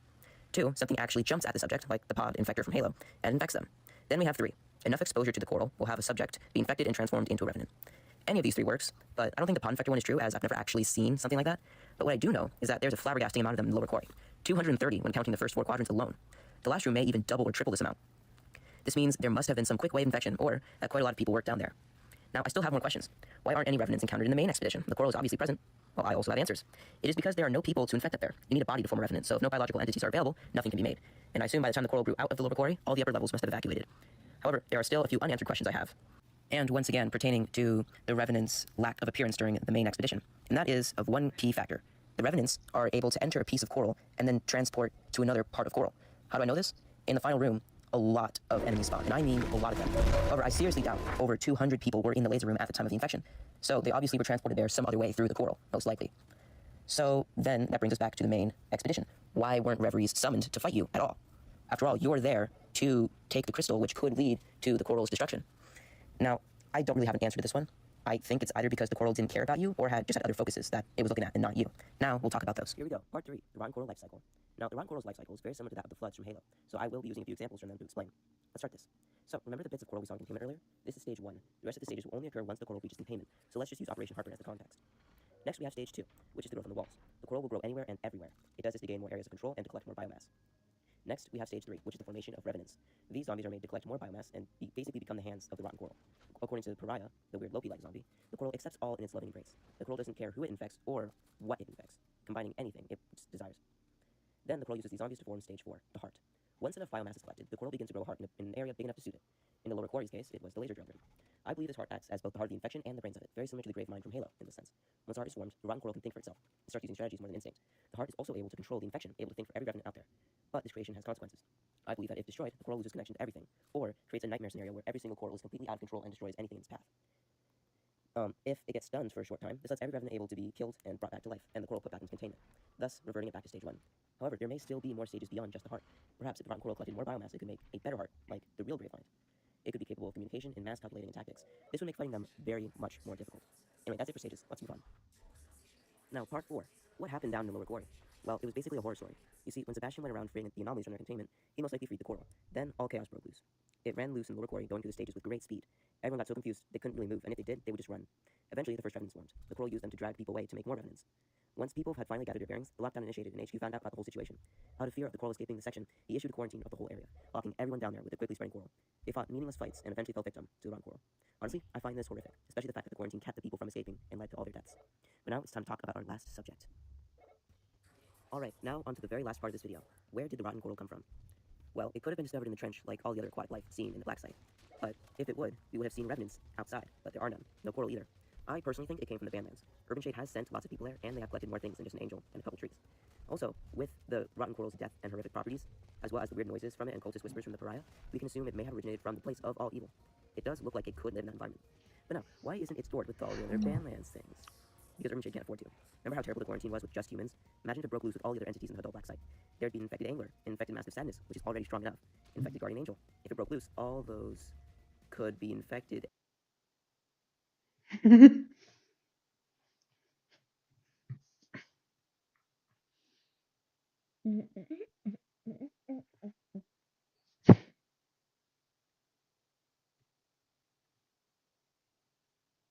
Alright team, today I want to pick a name for the homepage of their own website. But first, a quick word from this video's sponsor, me. Copter, niches you can make content for. Always faceless, of course. Don't want to have to actually take ownership for any of the content you've created. And you can join a great community of 50,000 happy creators. Obviously being super generous with the use of the word creator. So what I want to do is I want to go through some of the example videos that they've used. I'm going to pause them first to avoid spoilers. It's important to remember, this is their homepage. This is their website. This is what they feel best represents their brand and their product. Conspiracy theory. In 2023, a group of scientists discovered a hidden portal in Antarctica. Stepping through, they encountered aliens eager to share their technology. This meeting promised a new era of cooperation and progress for humanity. Okay, so obviously it goes without saying, that did not happen. And I don't think Copycopter believes that in 2023, a group of scientists stepped through a hidden portal in Antarctica. But it says a lot about the kind of company this is, that one of the top uses that they see for their product is peddling conspiracy theories and misinformation. I think it's interesting that going forward, a lot of conspiracy theories are going to be of AI origin, just algorithmically tailored slop conspiracies. Oh, but don't worry if you thought that Copycopter could only be used for misinformation. They also can make documentaries, which I'm sure will be great. Beneath the ocean surface lies a world unseen by human eyes. Okay, immediately we see some telltale signs that this is an AI-generated video. The jellyfish looks fine, but when we look at the fish, we'll see that this one as well, but we'll focus on... Deform the fish. He has an eye here, tail here, face. That's grand. He's swimming this way, or he's facing that way anyway. Then as we play, Beneath the ocean surface. The tail teleported, and so did the eye. Let's watch that again. Beneath the ocean. He sort of absorbs his tail, and now he's got two eyes on either side of his body. The tail comes out this end. This is what happens when you have an AI that kind of knows-ish what a fish is meant to look like, but doesn't have the details down yet. But that doesn't dictate wall of the information in this AI-generated slot. So let's see what the documentary has to teach us. Beneath the ocean's surface lies a world unseen by human eyes. Mysterious creatures, from bioluminescent jellyfish to deep-sea giants. Okay, so not so much a documentary then. This is the problem with AI slop going all over the internet, is that the AI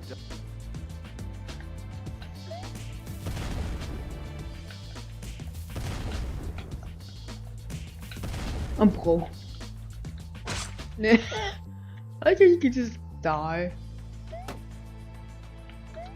My bad.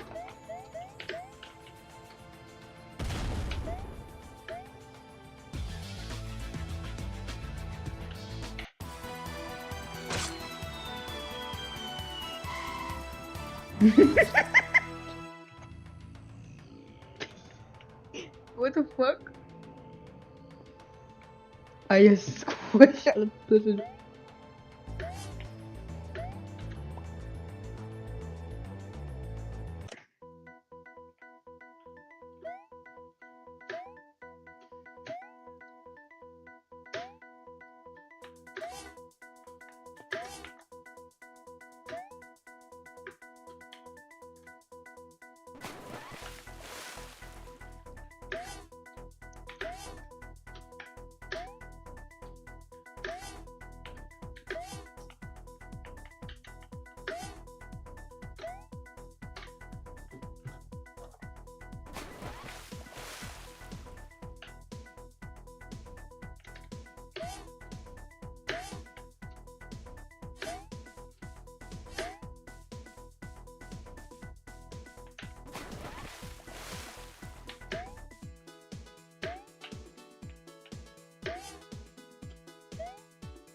Oh.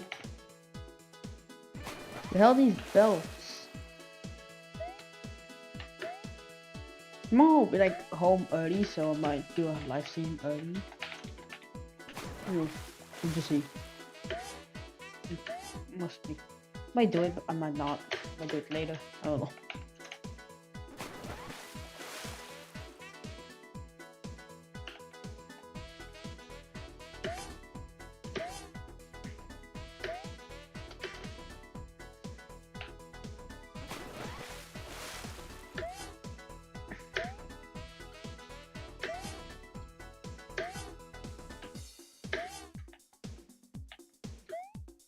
Bro, I'm so pro. What the fuck is that? That is really duct tape.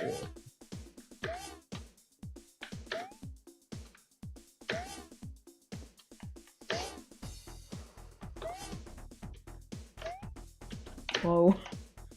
Damn, duct tape. This one is hard.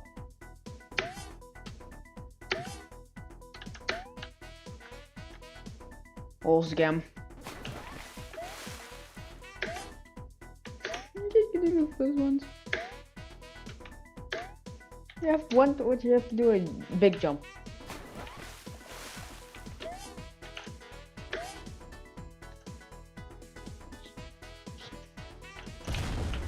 Fuck you.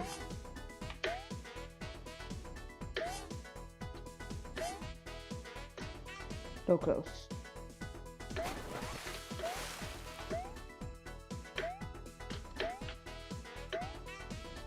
I need to get better at jump jumping. It's actually called that? I just saw it like, okay.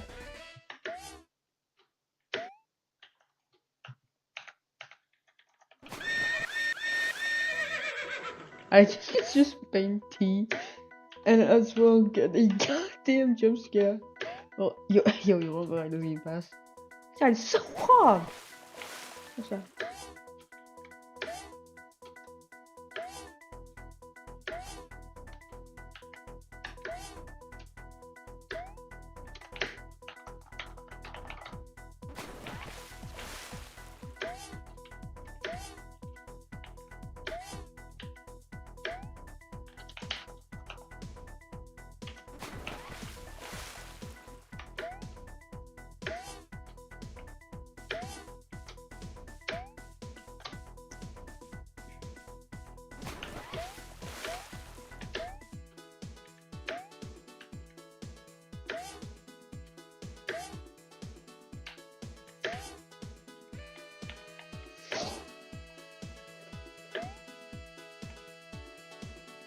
There's jump.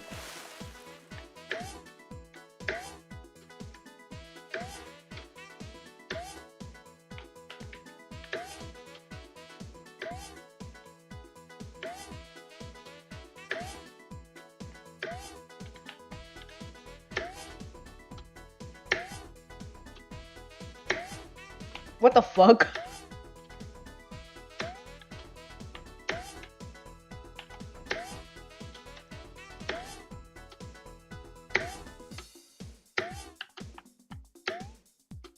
God damn, I failed the last jump. I go to almost the last jump.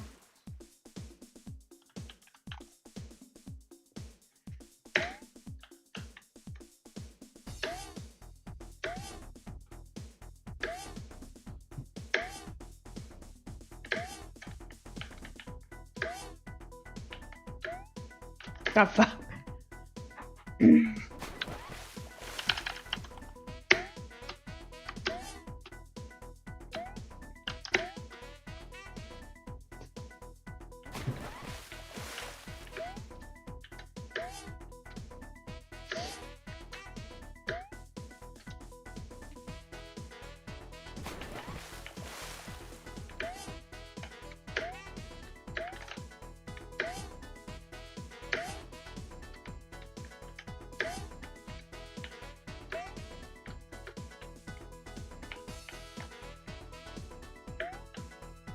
Now I'm some block or even may have duct tape.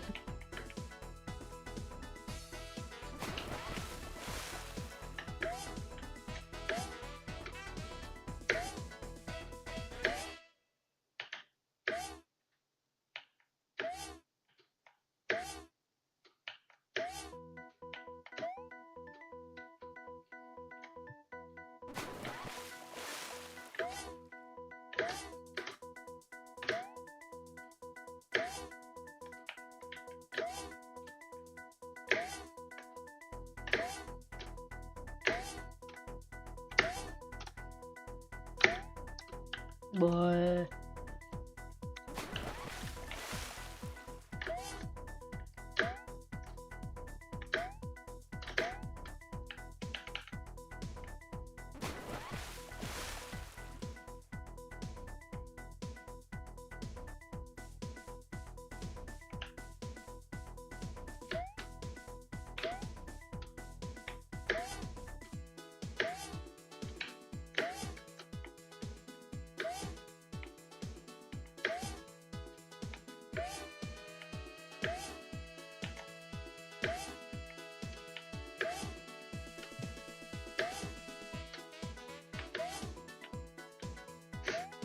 So while you're in sports for 3 hours in time, to an hour, I'll think of games, like playing, reading, okay, I just looked at.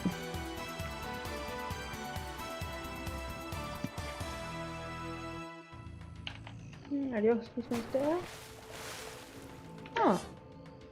It just drops you the void and it just says, yeah, thanks. What the fuck is this?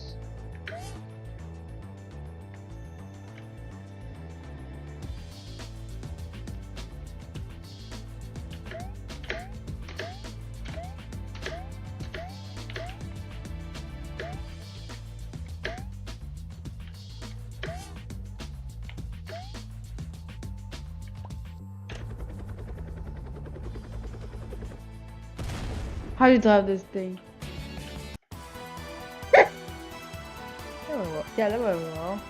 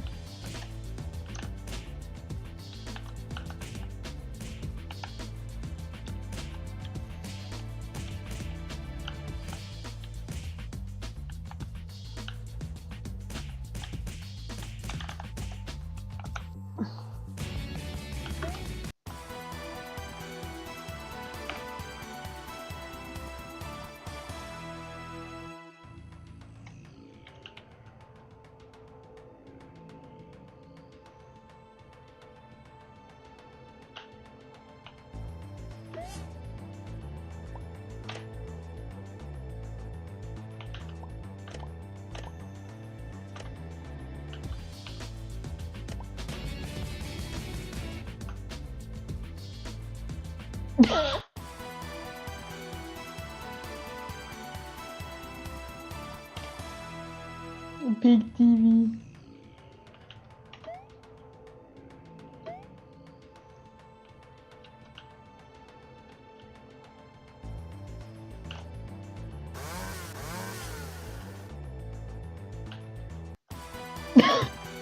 Epileptic tutorial. Nice speed hole. What idea? What if I just, you know? Oh my god! It was so no, I'm gonna fall.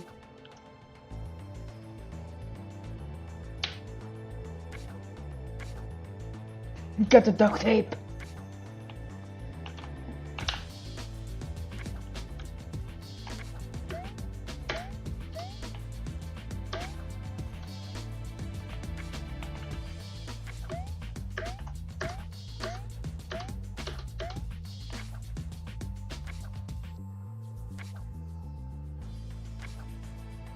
I got all the things they can oh.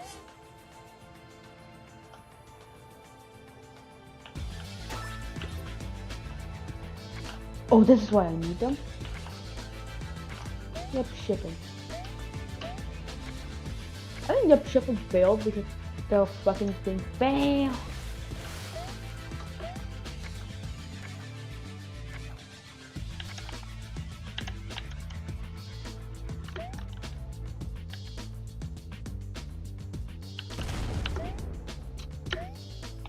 All the passwords opposite.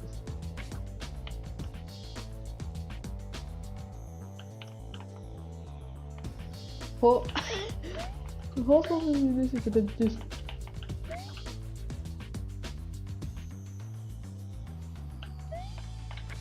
we saw somebody get fast food.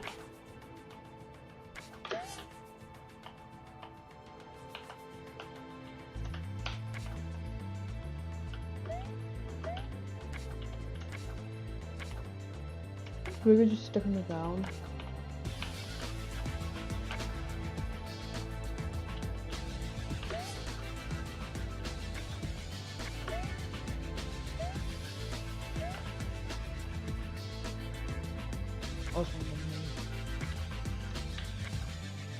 That's the most big thing that I hope me.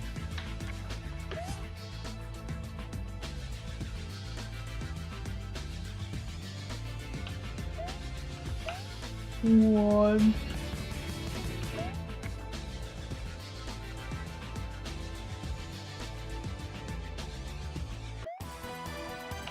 That's 50?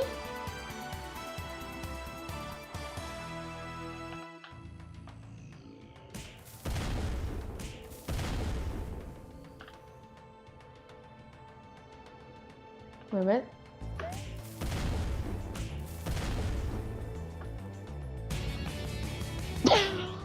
My dumbass somehow missed the platform. That's a dumb idea. You can't hit this snap, but you have to get the thing. Dang it.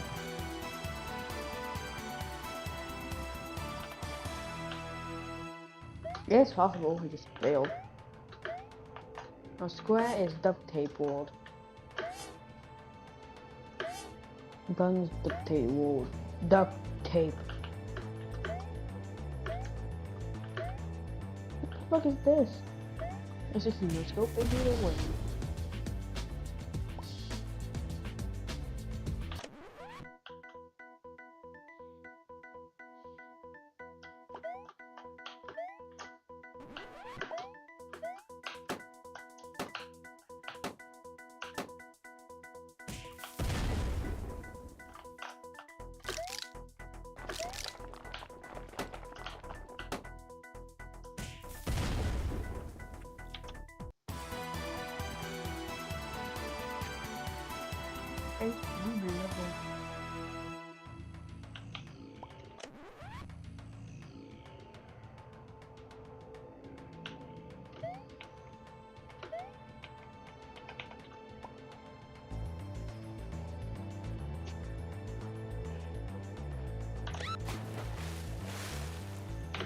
Fuck that guy.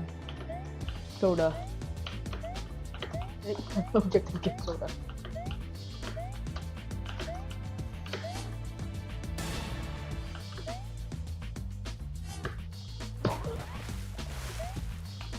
I just did all that for a single soda.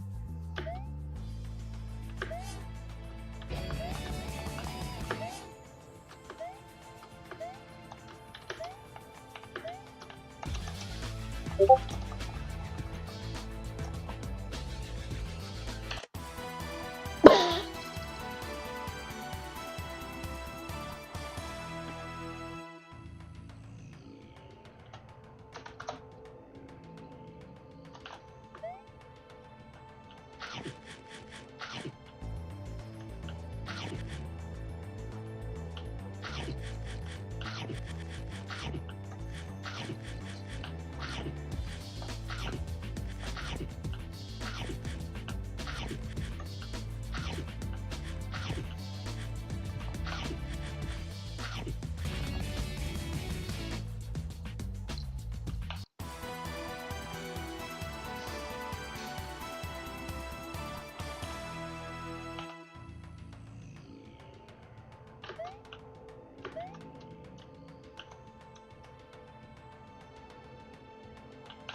you.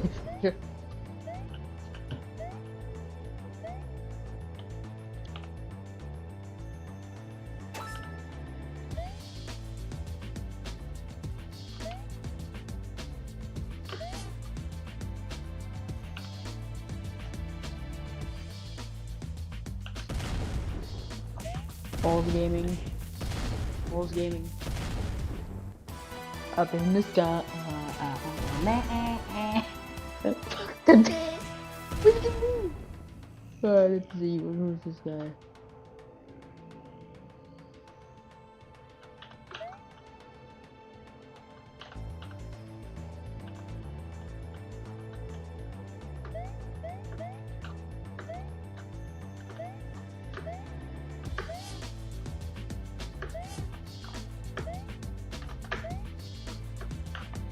Timmy. Timmy.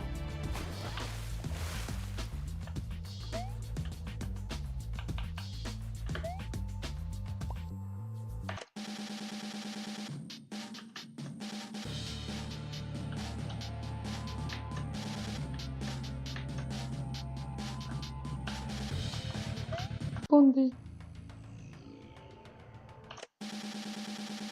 I have to do it again. Everybody's holding. Oh, squirrel.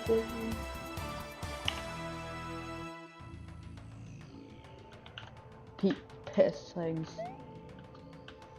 What do you mean piss things are your best?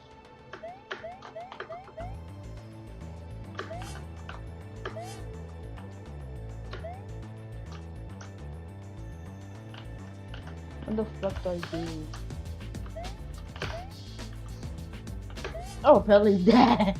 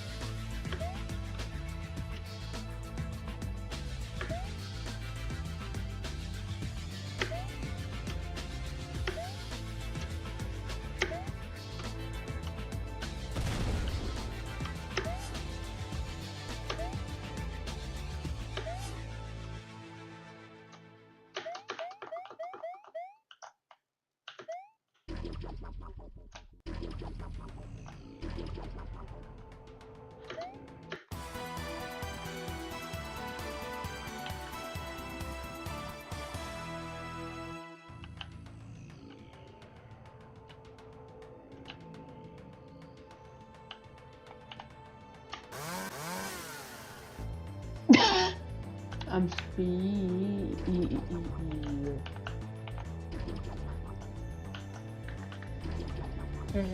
Where do you miss have to go? Look it up, school. Yeah.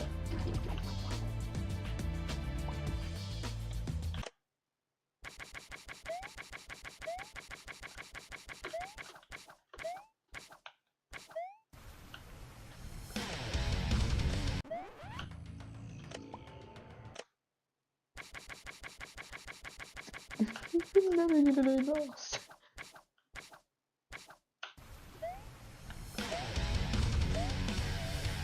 A ball. Yeah, like me today.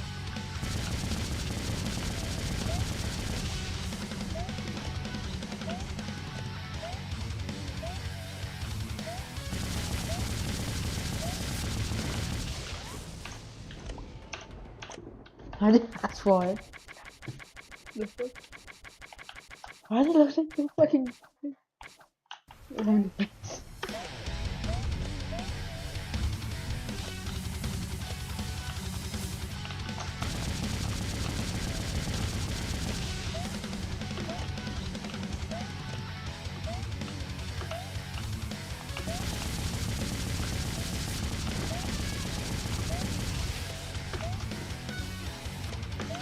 again?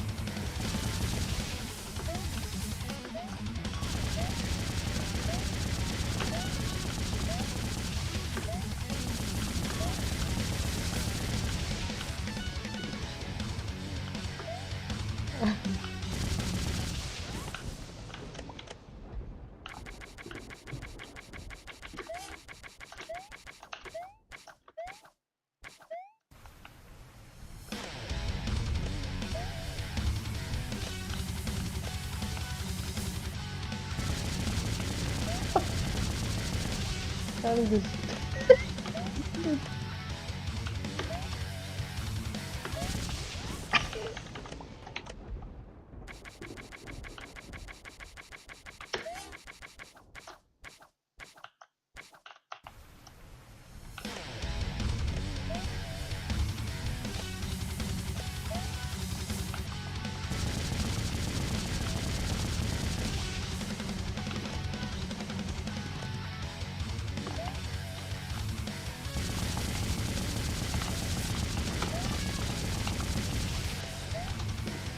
again.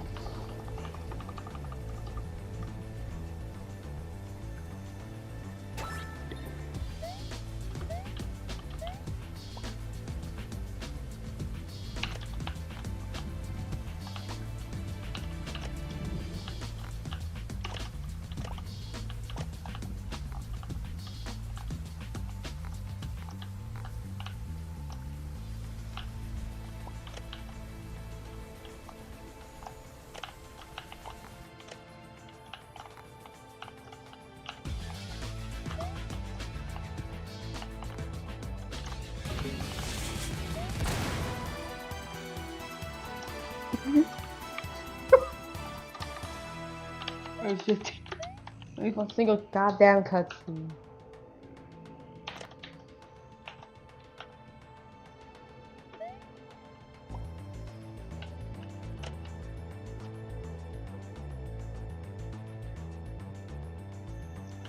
Oh, banana. Don't eat the banana peel. Just get sick from spare episodes I will just throw down.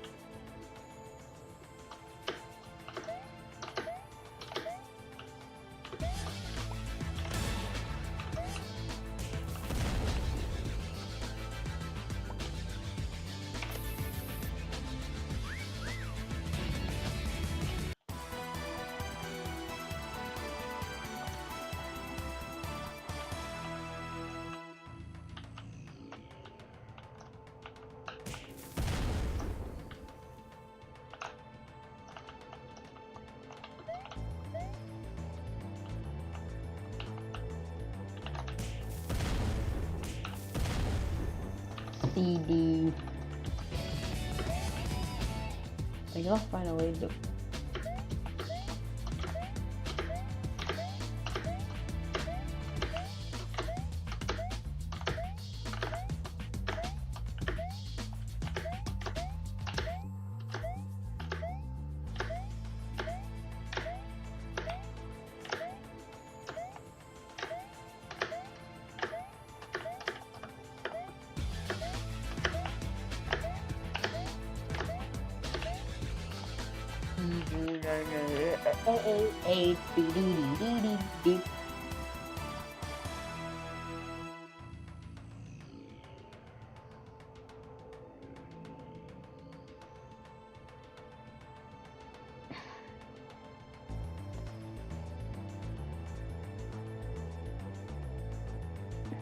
I'm just gonna go piss because I need it.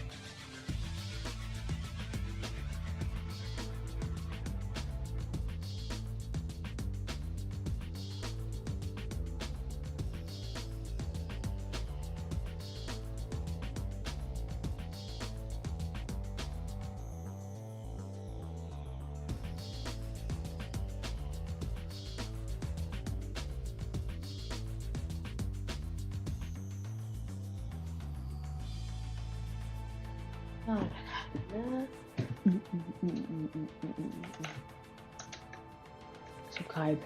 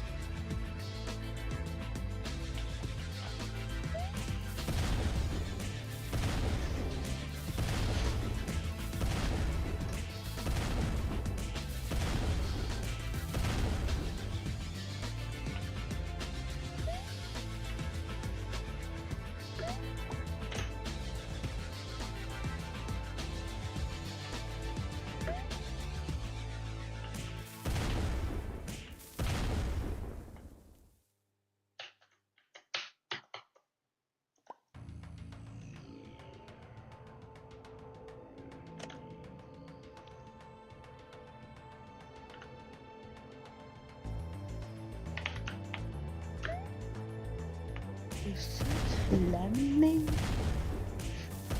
We need to start. Yeah, it was lemonade.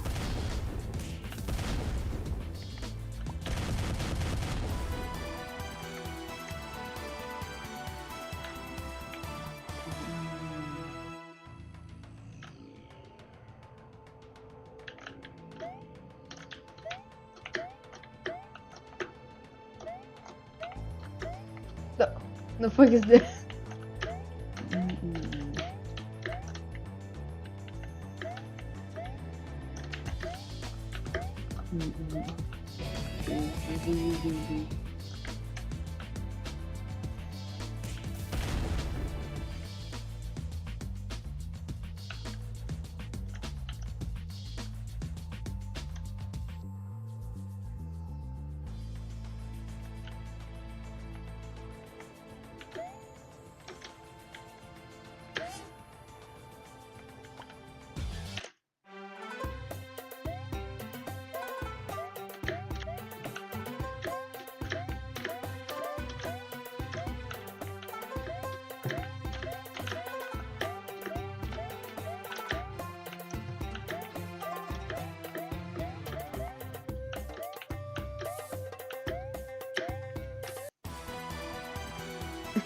Crossing the train.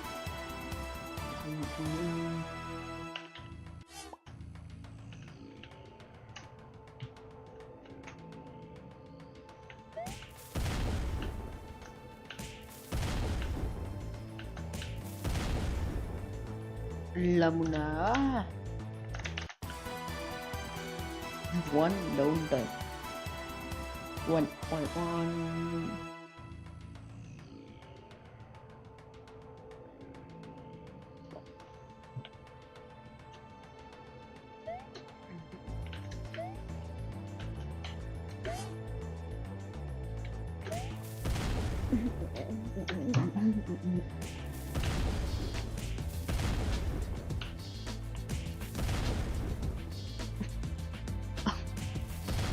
Yo, I go on and say, yeah, we're gonna post. You'll catch them all.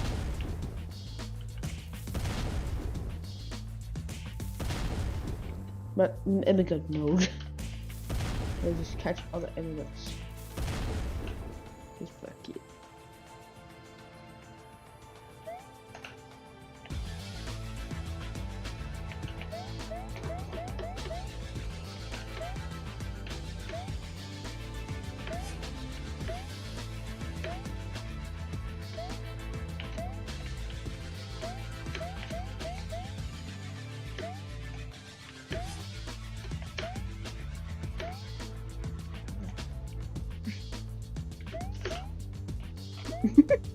I don't know if it's a bug or just like now not a bug.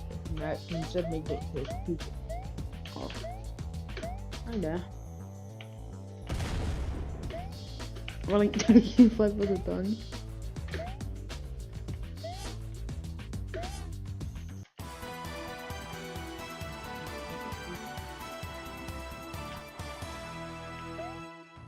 Okay, no, impossible. I just have to jump off to get a single lemonade.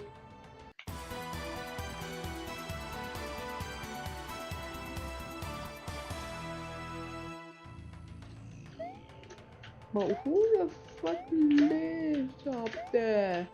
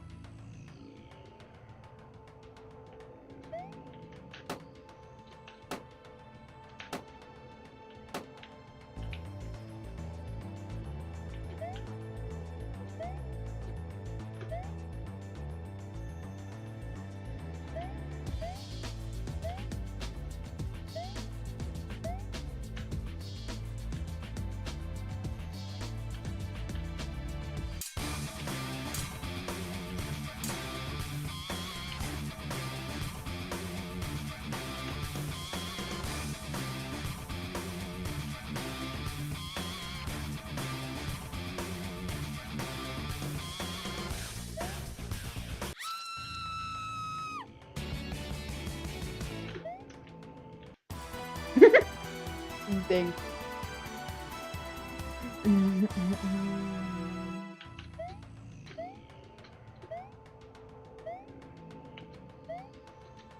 I need to get up. Who the fuck are you?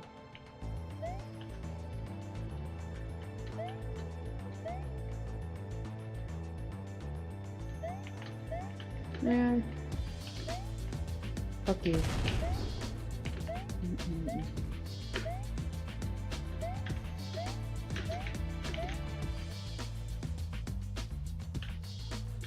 Fishing dock.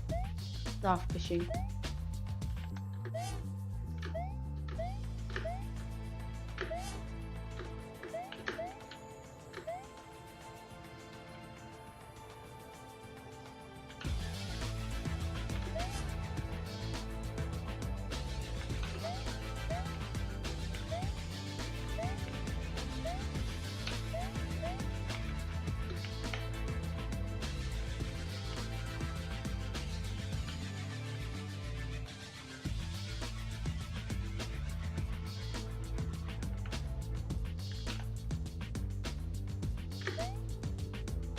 What the fuck do you mean deck?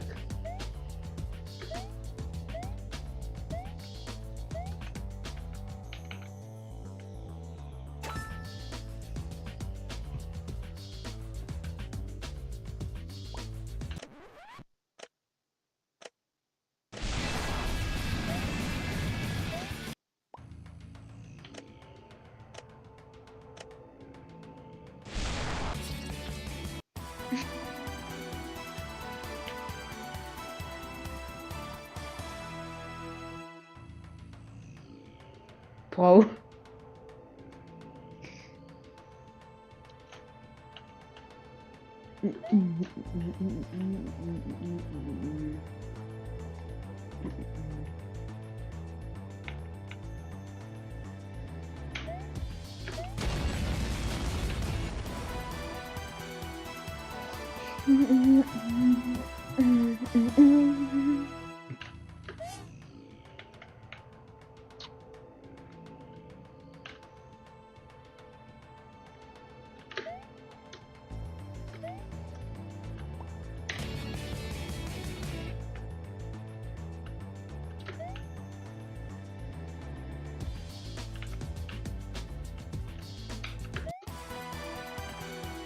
Fuck your lemonade. My lemonade. A.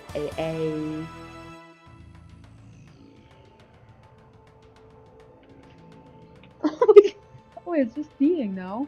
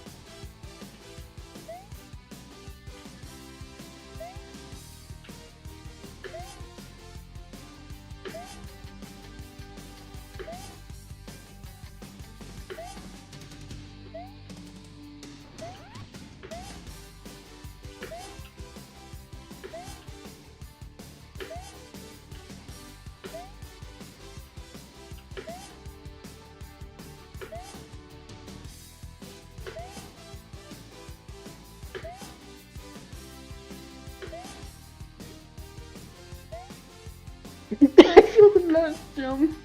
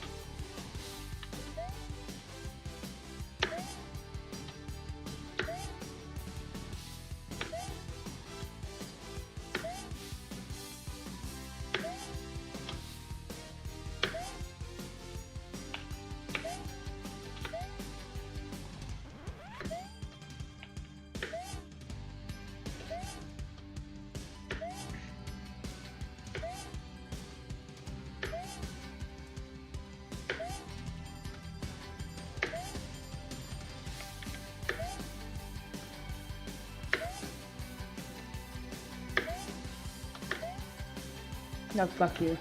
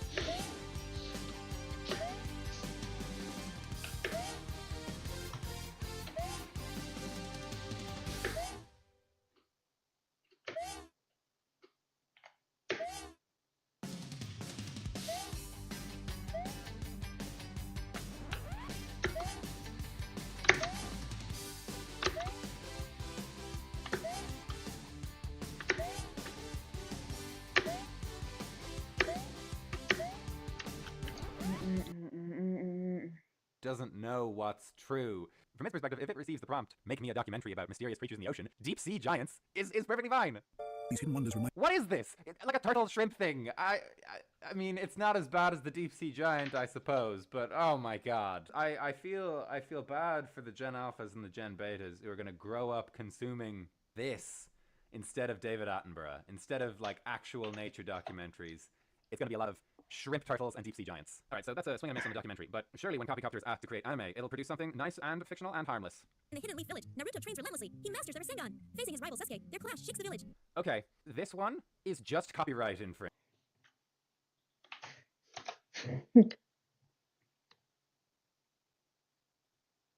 So, today I'm making a video on Crazy Horse Game by request from some weirdo who asked me to play it. And I say there's some weirdo because the game opens like this.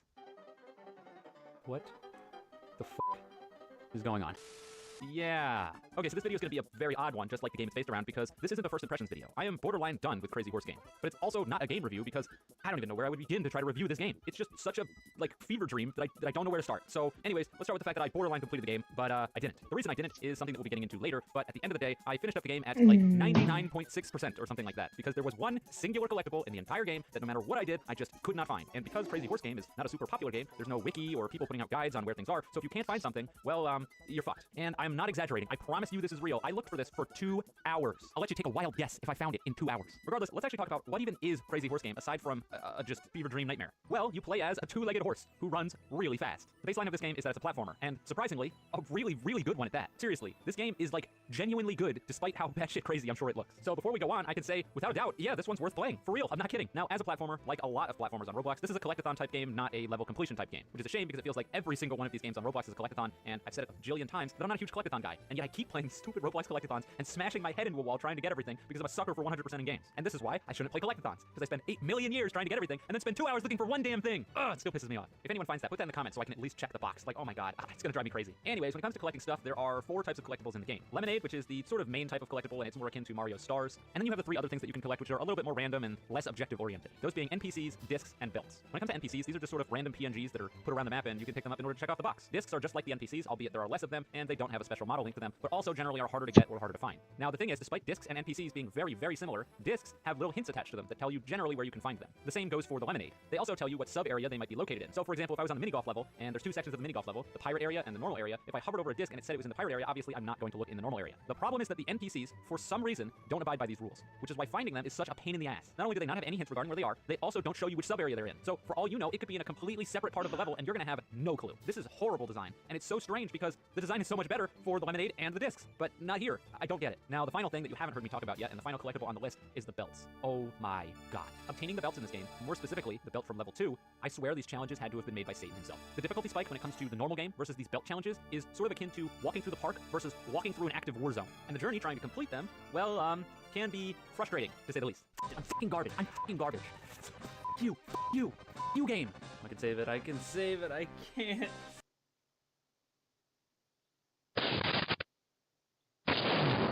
Of course.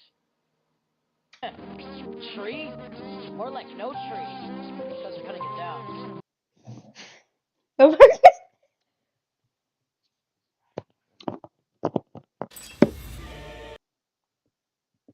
A TikTok account went viral after a girl begged for help, saying her parents forced her to live in a dangerous home, and the consensus was simple. Someone called CPS. She said she needed help to escape an abusive household, one she described as a biohazard, saying, "My lungs hurt and it hurts to cough. I have watery eyes constantly and headaches never go away." In fact, her father recently died of lung cancer, which she believes was worsened by the condition of her home. But then comes the question everyone was asking, why isn't she leaving? People began spotting red flags in her videos. Her comments started filling with suspicion. "I know you're lying. I'm starting to get suspicious." She deleted one of my comments, and yet, looking at the videos, there's no way someone could have faked something this intense. So what's really happening? This story got darker than anyone could have imagined. It all started on June 28th, 2025, when Pomni24, also known as Alyssa, claimed she'd be homeless soon because her parents won't clean the house, and that she couldn't afford to simply leave because her parents don't let her get a job. Over the next few months, Alyssa began sharing evidence of just how bad her housing situation became. A bathroom with an unflushed toilet that's stained and has bugs flying around it. The surrounding floor and walls covered in filth. Next to it, a dirty shower with stained floors and walls, and moldy shower curtains with bugs clinging to it. All this like gunky, mildewy water stuff is always just left right here on the sink and counter. Nobody wipes it. It just builds up here over time. Another bathroom that's moldy everywhere. A dirty kitchen with bugs on the wall, on the counter, in the sink, and the pantry, and in the food. Dirty kitchenware laying around. Grime on furniture, walls, and appliances. Garbage bags piling up on the floors. A dirty fridge filled with expired food. It's never cleaned out. This food has been in here for a super long time. She won't let me clean it out because it's all of her food, but there's nothing I can do about that, so. Items and garbage laying around the living room living room, her mother's room, filled with rotting food and hordes of items, a laundry basket infested with bugs, pets itching from fleas and bugs, and their waste all over the floors, mainly the hallway. Some waste was spotted on the bed, a bird cage that's been left to rot, despite the bird no longer living there. Bugs hiding in unexpected places, like the microwave, the pet's food bowl, and in curtains. Mold, bugs, and bug waste all around the walls and furniture of the house, and holes in the ceiling. Alyssa also gave a glimpse into how she lived in these conditions, showing that she eats microwavable dinners, uses the stove top to boil raw food, and has to sleep in a bedroom with bugs and mold. Most people were shocked, worrying for both her and her pets. Honey, you need to get out of there. I'd literally live in a tent outside. But some blamed the residents. Ain't nobody been too sick to flush a toilet? Many encouraged her to seek help. Have you tried calling 911 or CPS yet? Even law enforcement commented on her page, explaining this was child neglect. But Alyssa explained, CPS hasn't done anything. Her situation was so shocking, people began offering to help financially. By late June and early July, Alyssa started asking for $1 donations to fund a stay at a motel and for food. She asked that they be sent to her GoFundMe, Cash App,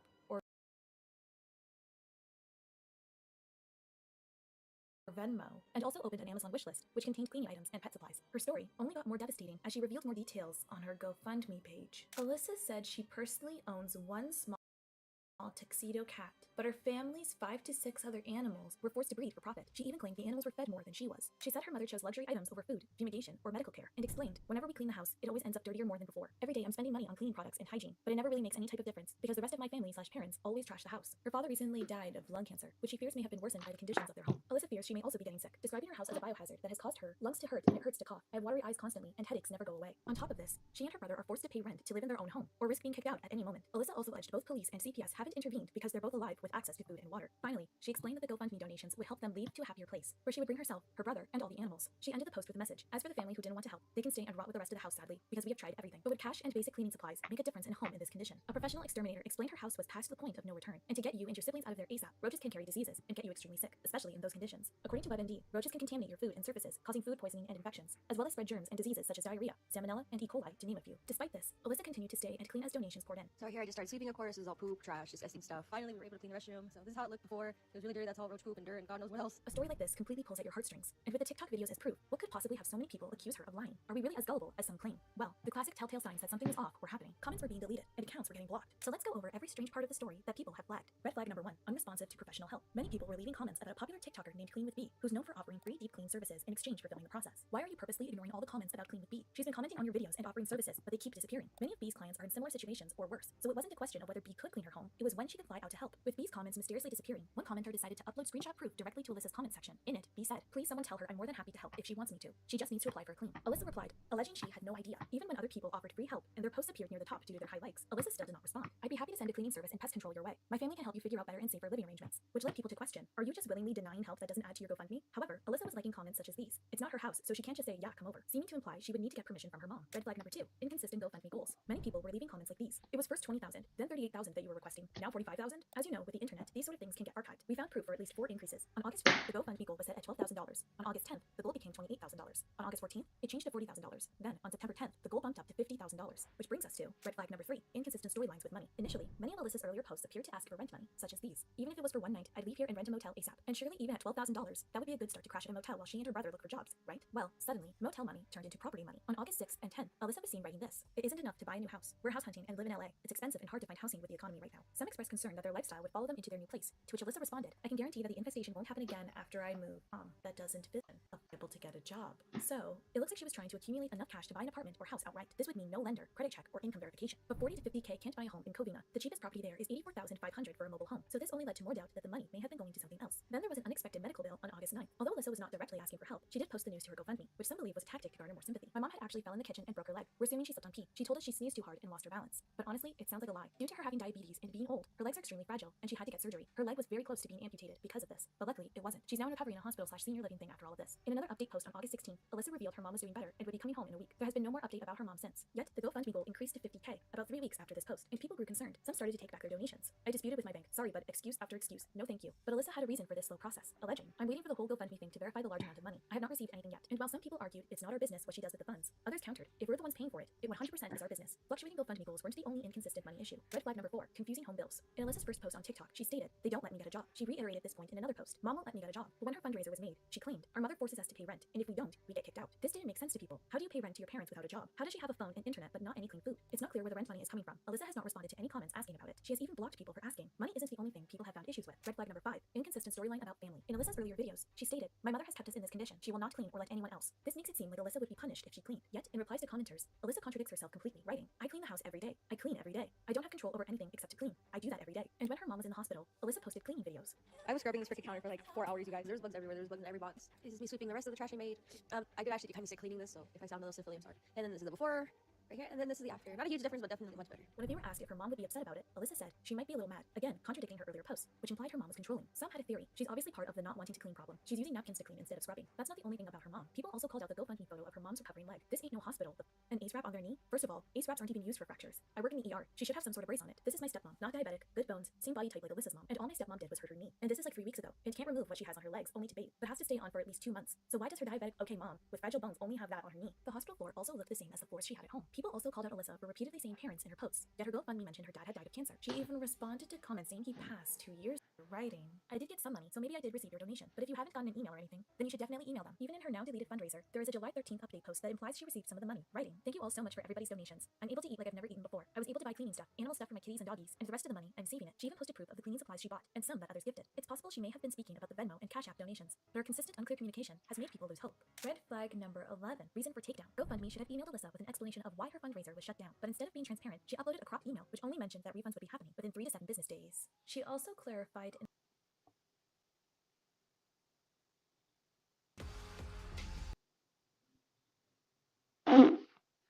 I'm gonna go. No.